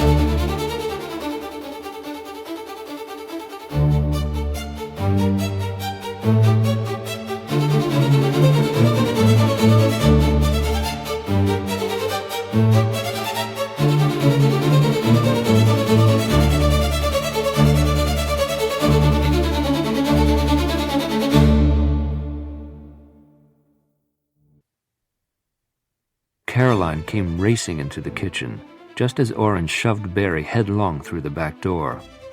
Caroline screamed and rushed forward to help her daughter, who had fallen hard, banging her shoulder against the floor. Orrin thrust the pistol into Caroline's belly. "Drop the phone. Drop the phone." "Mother, do it. I'm okay. Do as he says." Caroline let go of the cordless phone. Orrin moved it along the floor with the toe of his shoe, then kicked it out the back door before slamming the door shut. Barry worked herself into a sitting position. She shook back her hair and tried to blink the blood from her eye as she looked up at her mother. Caroline cried out in shock at the sight of her bleeding head. "What did you do to her?" she screamed. "Shut up. You scream again, I'll shoot you." "I'm okay, Mother." Barry tried to stand up, but Orrin placed his hand on her shoulder and shoved her back down. "Did I say you could get up?" "Don't hurt her," Caroline pleaded. "Oh, she's going to hurt. So are you." "My mother's done nothing to you. It's me you want. Let her go." He laughed. "As if. Carl had my permission to kill her too, if she should happen to be in the house on Friday night." Barry looked up at him with bewilderment. "Carl?" "My twin." "Twin?" she echoed faintly. "Twin?" he repeated, mocking Barry's tone. Barry's blood-filled eyes sought her mother to gauge her astonishment. But Caroline was staring at Orrin, her face devoid of expression, probably due to the shock of seeing him alive when she'd thought him safely dead. Carl was a millstone around my neck my whole life, he was saying. I couldn't have friends because Carl was such a psycho. No one wanted to play at our house, and I couldn't go play with other children because I had to play with him. Finally, my stupid excuse for a mother put him in a mental institution, where he stayed for years. Shh, dirty family secret. We moved from Beaumont to Houston. Let's not tell anybody about your brother and his mental illness, Orrin. As if I wanted to advertise that my brother, my womb mate, he said, giggling over his play on words, was a lunatic. Thank God I'm finally rid of him, stupid son of a bitch. Couldn't even kill himself without botching it. Suddenly his voice changed. Where the hell do you think you're going? He caught Caroline inching toward the door that led into the dining area. Barry remembered that her mother's cell phone was on the dining table. She'd been using it to try to call Dodge. Dodge, why aren't you here? Ski, where are you? She couldn't depend on their rescue. On anyone's. This was her fight. It was up to her to keep her mother and herself alive. Ski was speeding toward the lake house when his cell phone rang. He answered without reading caller ID. Barry? Sheriff Drummond. Am I understanding correctly that Orrin Starks is still at large? I'm afraid so, sir. Ski gave him the shorthand version. Drummond was in mid-sentence when call waiting beeped. Excuse me, sir. I'll fill you in on details as I get them, but I need to take this call. He didn't even wait for his boss to acknowledge before clicking over. Barry? Another deputy identified himself. Ski, we've got a problem. Go ahead. Somebody's horses got out of their pasture. Ski's mind was so fixed on the crisis, it took him a moment to process. Horses? They're running along the highway, going haywire. Motorists are having to dodge them. You told us to check out all the boat rental places, which is what Andy and me were doing. But we can't split up, and if somebody hits one of these horses... Ski didn't need to be told what could happen. The animal could die, but anyone inside the vehicle could also be seriously injured or killed. You're together in one car? Yeah, Stevens was going to take... Never mind. Get the horses back where they belong. Then get on those boat rentals. Keep me posted. 10-4. Ski checked his phone for recent calls, thinking he might have missed one. There had been none. He hit speed dial for the lake house. It rang until voicemail picked up. Swearing, he dialed Barry's cell number. It went straight to voicemail. He checked the time. It was 7 minutes since he and Caroline had talked. He rang the house phone again, and when he got no answer, called Dodge. Talk to me. Can you call Caroline's cell for me? I don't have her number programmed into my phone. He told Dodge about instructing her to call him. Caroline promised me that one of them would as soon as they were safe inside the house. I haven't heard from him. You're on your way there now? Turning on the lake road as we speak. I'll try Barry's cell again. You call Caroline's. Roger that. Ski called Barry's cell, then the house. Got voicemails. 11 minutes had elapsed. Ample time for Caroline to have called Barry indoors. Unless, he thought with a modicum of relief, she wasn't swimming in the pool. When Caroline had mentioned her taking a swim, he'd automatically thought pool, which was right outside the back door off the terrace. But Barry could have gone swimming in the lake, in which case it would be taking longer for them to get inside. Caroline would have had to walk to the end of the pier. Maybe Barry had been far out. Maybe it had taken a while for her to notice Caroline signaling from the shore, then several minutes for her to swim in and for them to walk back to the house. His phone rang. Barry? Me, Dodge said. She didn't answer. Christ. I should have told Caroline to take the phone with her when she went to get Barry. She ain't stupid, Ski. He was right. Caroline didn't need it spelled out for her. She would have immediately grasped the implications of Stark's being alive. She would have taken every precaution, and that would have included keeping a telephone in her hand.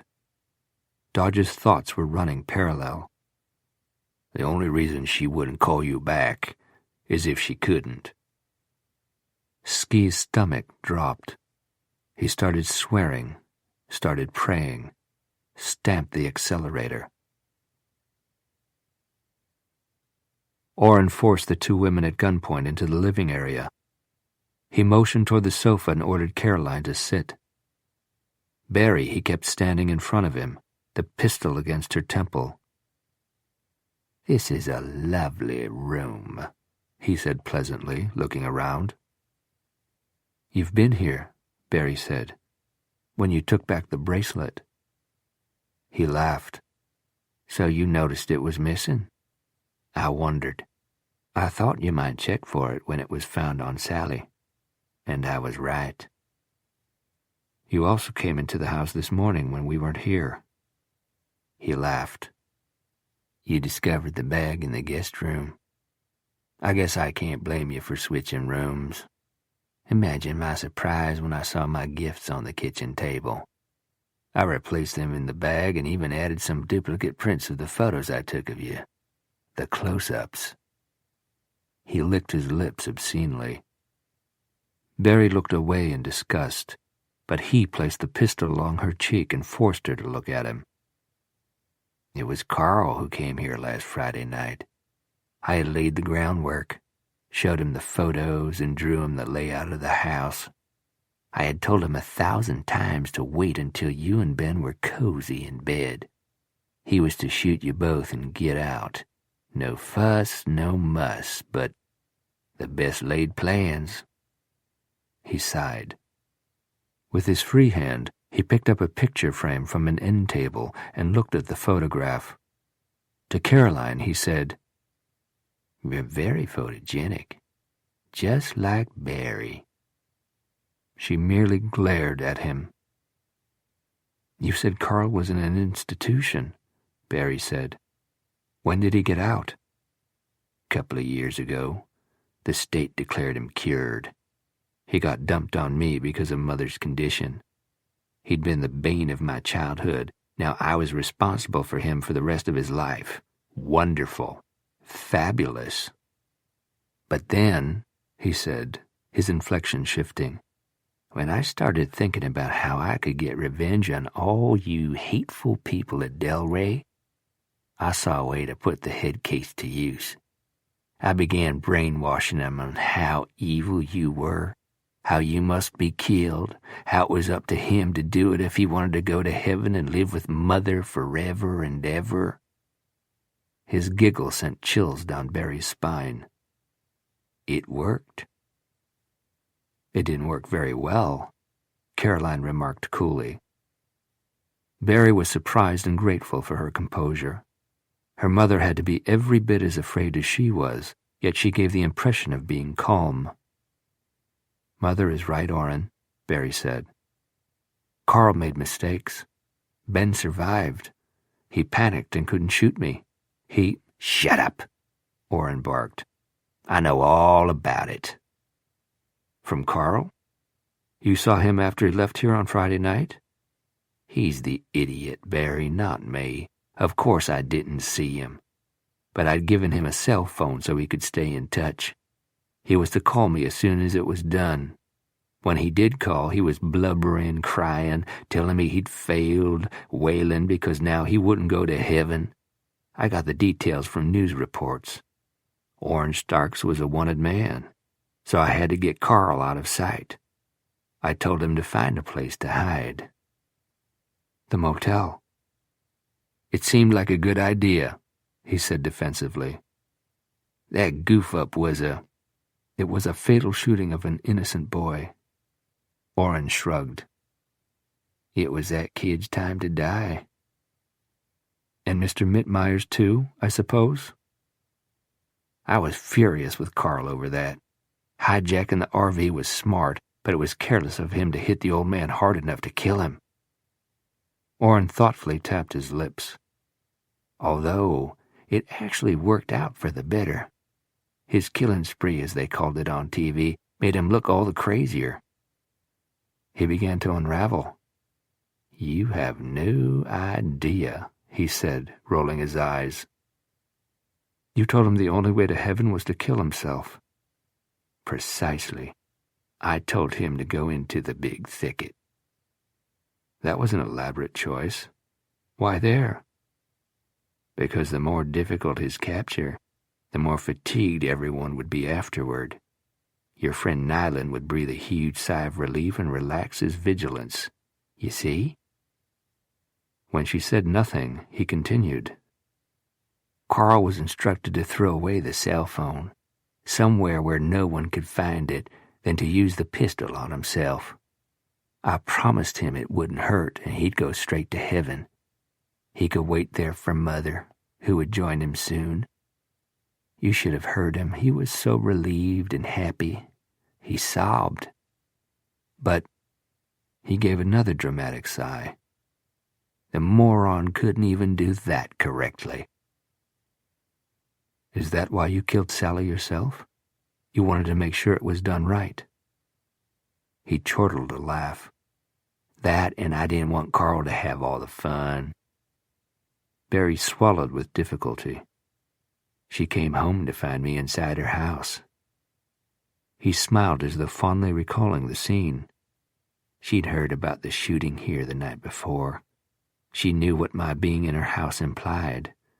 She had an inkling of what I had in store for her, but only an inkling. Chuckling, he added, "I had some surprises for her." Barry tamped down another surge of nausea. "I told her that if she was convincing when the authorities called, which they were sure to do, and if she threw them off track, I'd let her live. She actually believed me," he said around a laugh. "We spent a lot of quality time together, but by the time I actually killed her, I think she was relieved." Barry looked over at Caroline. Their eyes met, communicating that Sally Buckland's fate would be their own if they didn't prevent it. While he'd been talking, Barry had been surveying the room, searching for something that would serve as a weapon. Fireplace tools, brass candlestick, crystal vase. Nothing looked lethal, and even had there been something to use as a weapon, her hands were manacled behind her. Her mother was too petite to overpower him. She'd be shot the instant she attempted it. Barry reasoned that the only way to escape would be to continue stoking Orrin's ego by asking questions. Meanwhile, she'd watch for him to relax his vigilance, and then she must be poised to act. As he'd noted, she had long, strong legs.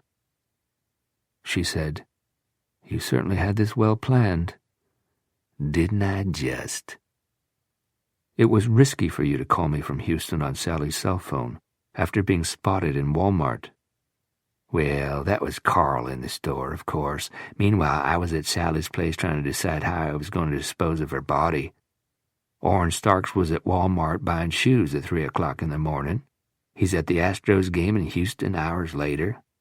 That call was risky, but it added to the confusion and suspended the search for Carl in and around Merritt. That is, until those old people were found in their RV the next morning. But by that time I had persuaded him to go into the thicket and finish this thing." "Why did you take Sally's body to my house?" "Because you told me that Monday was the day you were making your presentation to the Delray client. Knowing you, I didn't think the crisis in Merritt would keep you from that.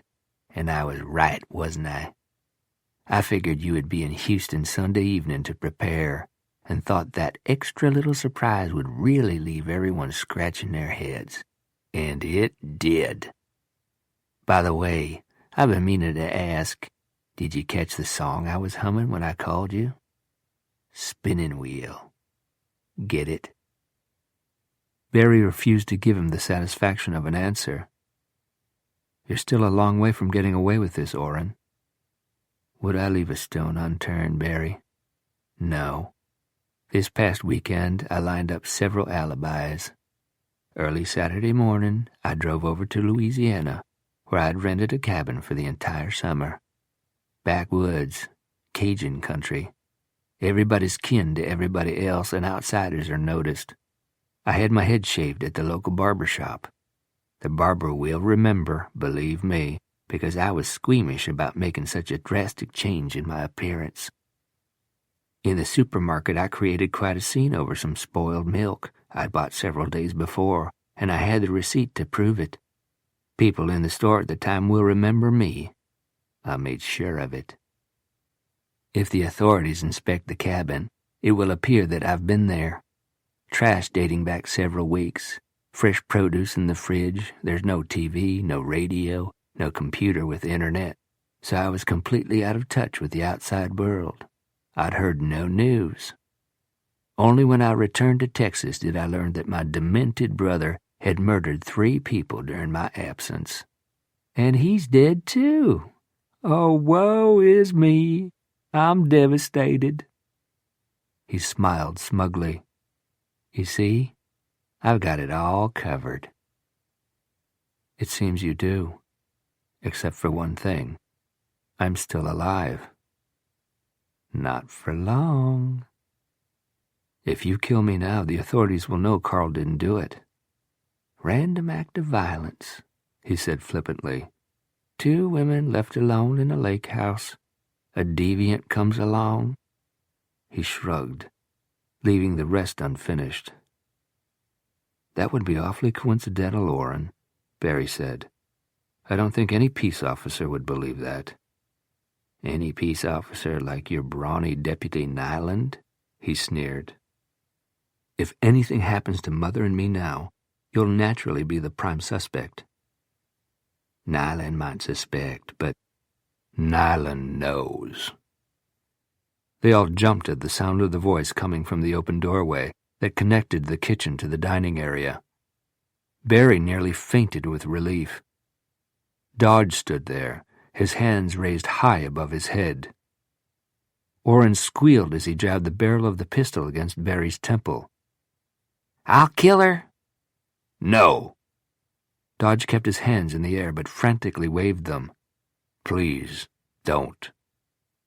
He was red in the face and short of breath, as if he'd just run a mile before stepping through the doorway. His shirt was sticking to him with sweat. Barry shifted her eyes to her mother, who didn't seem all that surprised to see him. And in that split second, she realized that somehow or another, Caroline had known he would appear when they most needed him. He said, I just want to talk to you, Orrin. Who are you? Barry's father. Orrin sputtered. That's not true. Jim Malone's dead. Do you think I'm stupid? You're a cop they sent in here to... I'm not a cop, Orrin. I'm Barry's father. And I don't think you're stupid. I know you're smart. Too smart to pull that trigger. Because as soon as you do, Nyland's gonna take you out. He's former Army, Special Forces, the best of the badasses. And right now he's got a rifle aimed at you that looks like it could blow your eye out from a mile away. If you kill Barry, he'll do it. The only reason he hasn't pulled the trigger yet is on the outside chance that he'd miss you and hit her. But if you kill her, he'll have nothing to lose.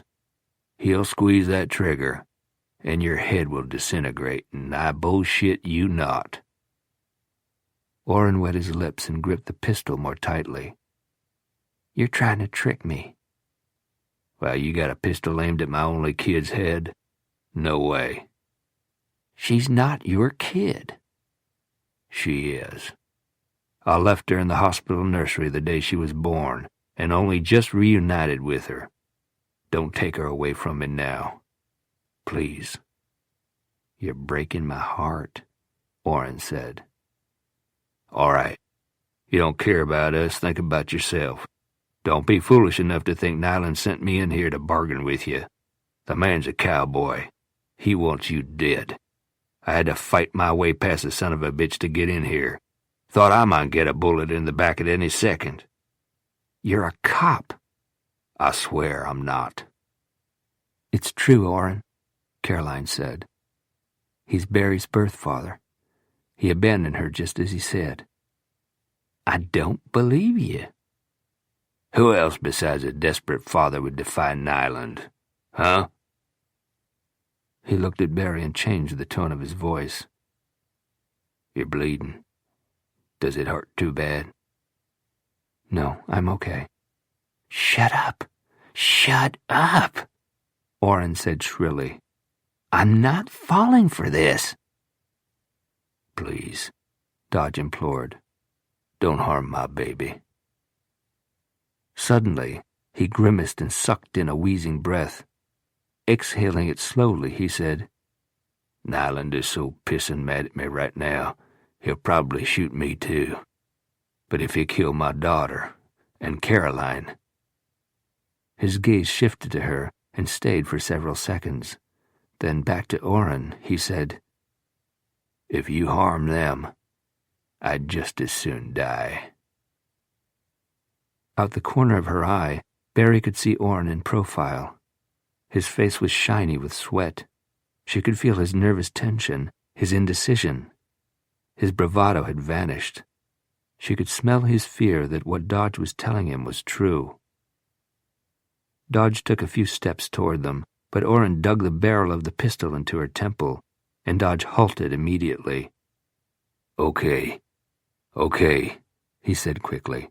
I won't come any closer. But if you want to live, Orrin, you gotta surrender. No!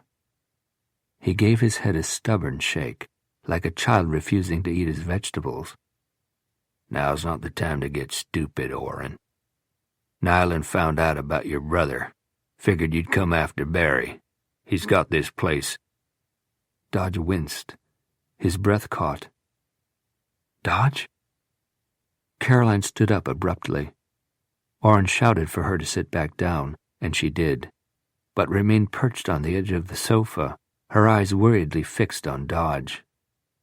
I'm all right, he said, patting the air. Just winded from fighting off Nyland. Looking back at Orrin, he said, The house is surrounded. Nyland was the first here. He saw you through the windows, saw you holding that gun to Barry's head. He's got the whole sheriff's department, Texas Rangers, every uniform he can think of in position and armed to the teeth. All of them want to crack at you so bad they're hyperventilating. He cast a guilty glance toward the front windows. Of course, I'm not supposed to be telling you that. Just hear this, Orrin, and hear me good. You can't possibly escape. Come on, let Barry go. Release her and Caroline. Give yourself up. I told you no. All right. Don't surrender. I'll be your hostage. I'll help you get out of here in one piece. I'll negotiate.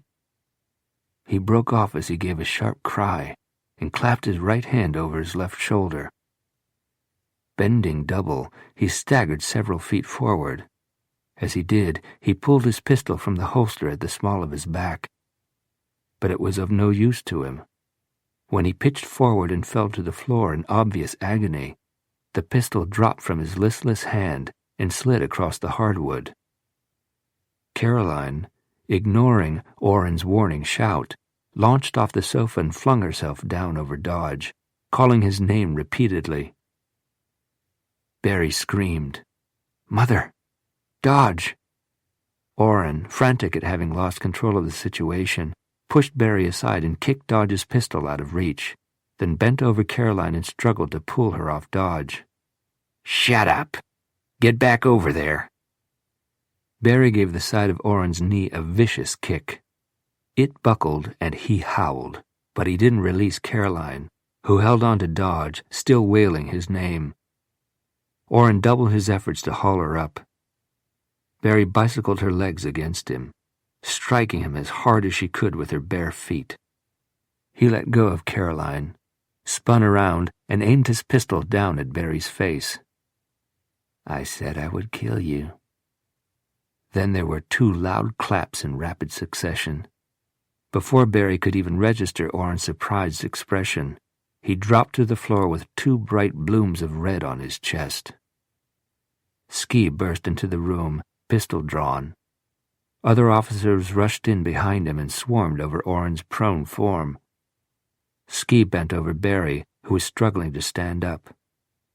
"Help me." He pulled her up, supporting her as she stumbled over to the couple huddled on the floor.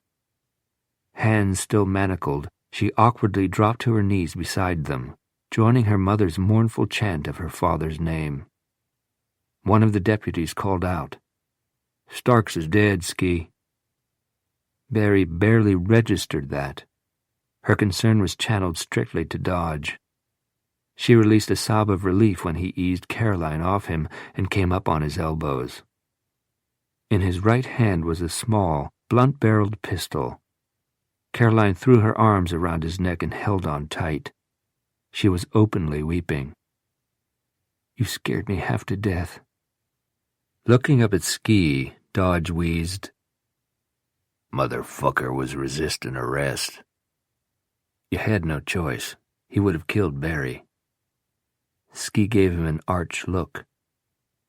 "You failed to tell me about the second pistol. Ankle holster?" Dodge, still struggling for breath, nodded. "Well, you faked him out," Ski said. "Especially with the heart attack." Caroline, who had been anxiously studying Dodge, suddenly realized the truth of the matter and gave a startled cry. Dodge gasped. "I wasn't faking that." Epilogue. "I'm calling about Dodge Hanley," Ski said to Derek Mitchell's polite but firm personal assistant, who had told him that Mr. Mitchell was unavailable. "If he's there, put me through. If he's not, tell me where I can reach him." Ski was asked to hold, and seconds later the attorney came on the line. "Deputy Nyland, this is Derek Mitchell. Marlene said you were calling about Dodge. What is it? Is he all right?" "I'm afraid not, Mr. Mitchell." Ski delivered the news forthrightly, which he figured the attorney would appreciate. "It was a bad one.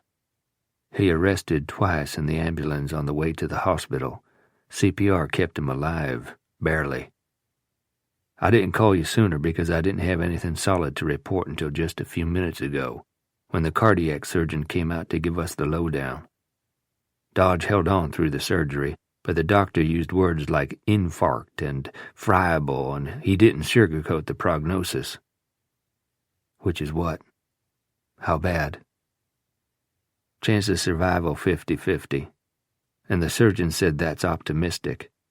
Dodge is at risk to suffer another heart attack or a stroke. The surgeon said he'll feel a lot more confident of his survival if he's still alive 48 hours from now." The silence on the other end was ponderous. Derek Mitchell's concern was palpable. He cleared his throat twice before he was able to speak. "You said us. The surgeon came out to talk to us? How much do you know about the situation here?" "Only that Dodge went down there to help out his daughter, whom he hadn't seen since the day she was born. I talked to him today, asked how it was going, and all he would say was fine. He was crotchety and evasive, but that's typical." Ski had to smile. "Yeah, I know." He gave the attorney a brief summary of the events that had led up to Dodge's going into the lake house to negotiate with Orange Starks.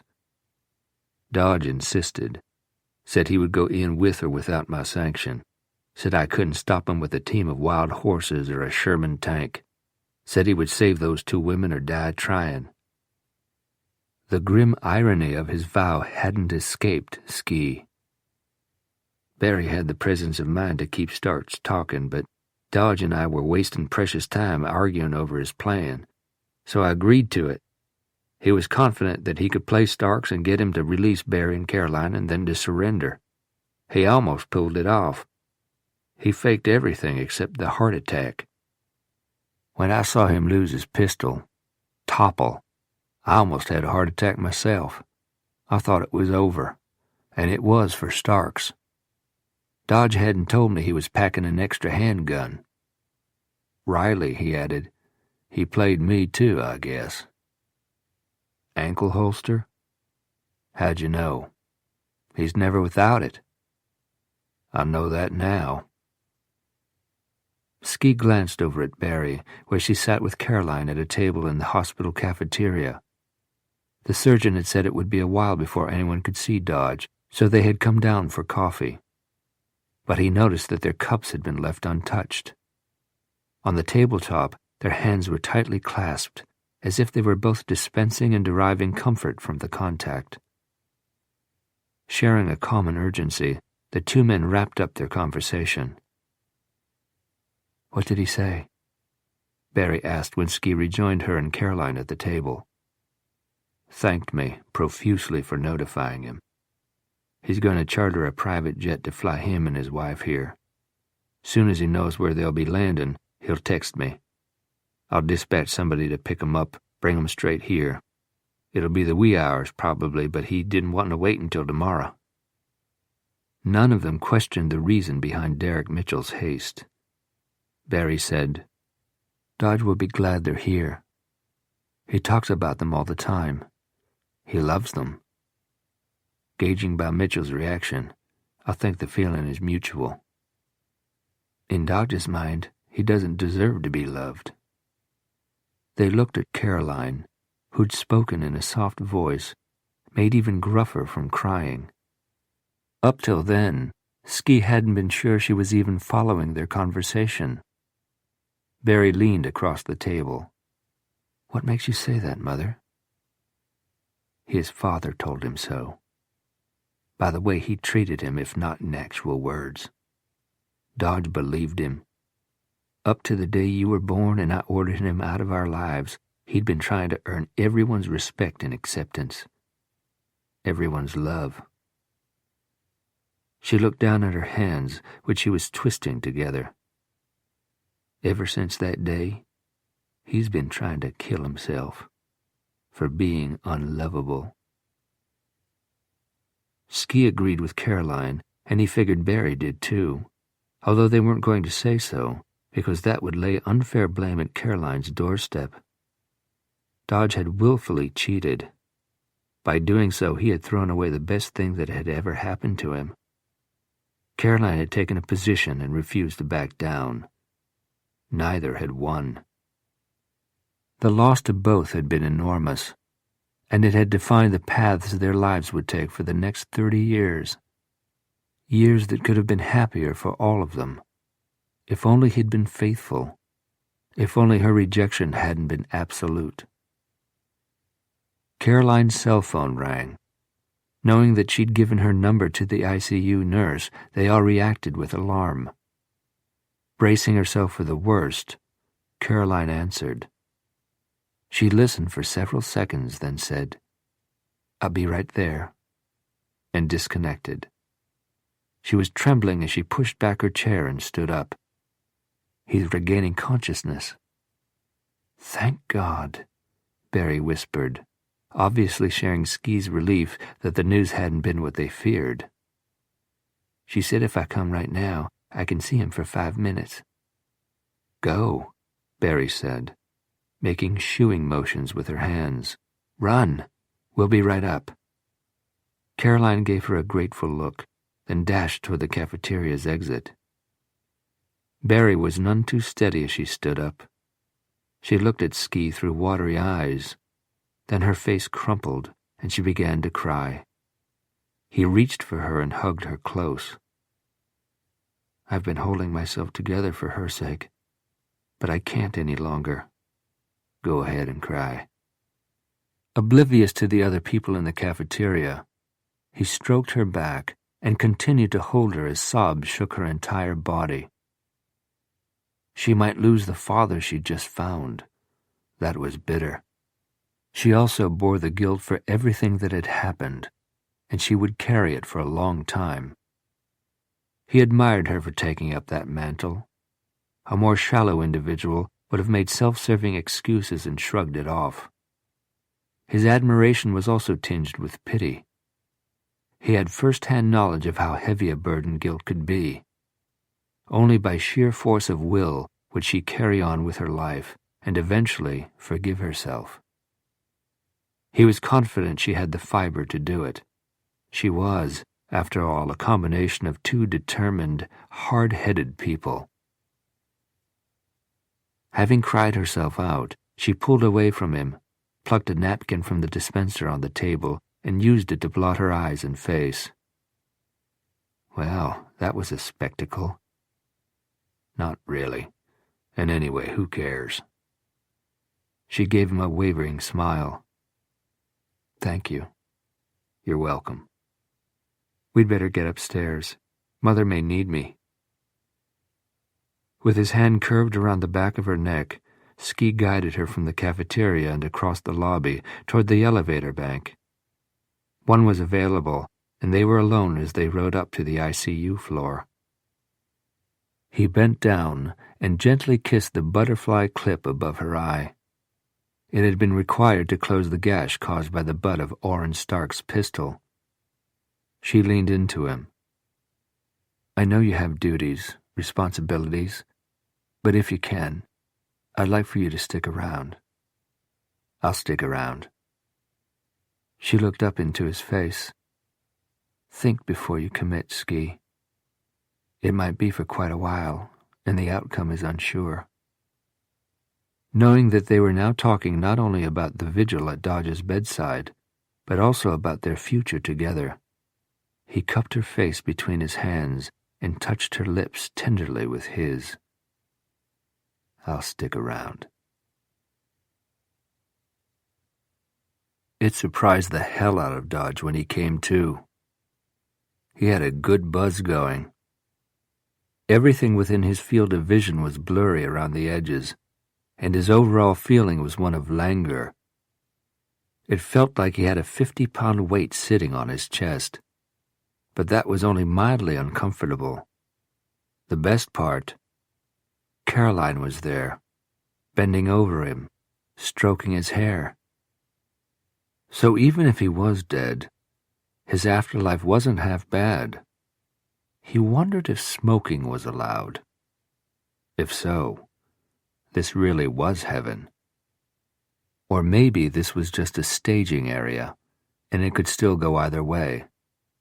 In fact, the weight on his chest was steadily turning into a dull ache. He had a lot to account for. He'd better get started before he was escorted to the next level, down.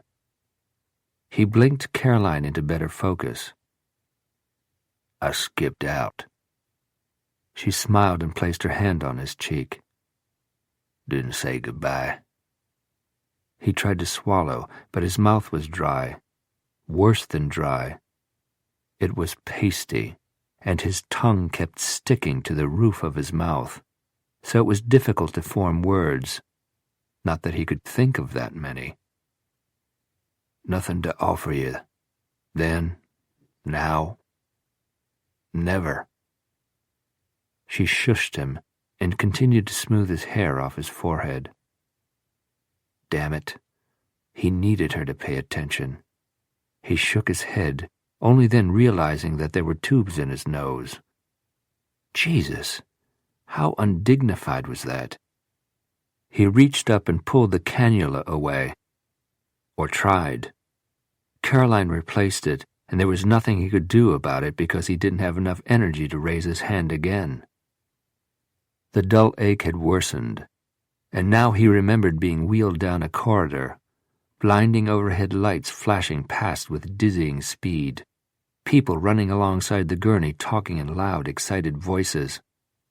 Had a guy with a goatee actually been straddling his chest and pounding on him? Or had that been a weird dream?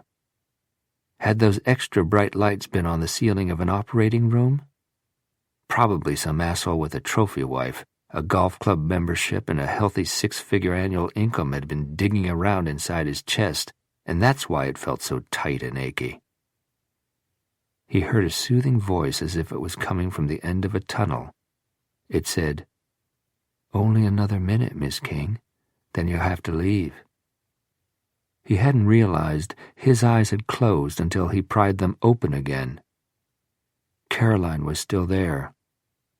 He gazed into her face and thought how lucky he was to be seeing it one more time, and marveled over how beautiful she was. He felt the warm, wet trickle of his own tears. Well, this was just super. Here he was, about to die, and there were tubes in his nostrils, and he was crying like a complete puss. He forced his thick tongue to move before his final minute in the staging area was up, and Caroline would be lost to him forever. Sorry, I was... Shit. 60 seconds wasn't enough time to list all the things he was sorry for.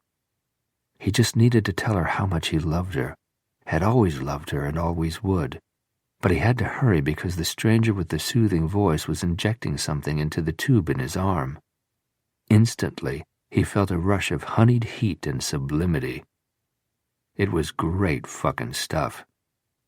But as good as it was, he fought its effects. He must say what needed to be said to Caroline, and he must say it in a way that would encompass the immensity of his love. He groped for her hand, found it, squeezed it with all the strength he had. I'd die for you all over again. She turned his hand and pressed his palm against her heart. It beat steadily, strongly against his hand. She bent down and kissed his lips, not gently, but with ardor, the way she used to when she was either really aroused or really pissed off. When she pulled back, she whispered, "I know you love me enough to die for me, Dodge. Do you love me enough to live?" Damn the woman. He couldn't leave now. Now that she'd given him something more to prove.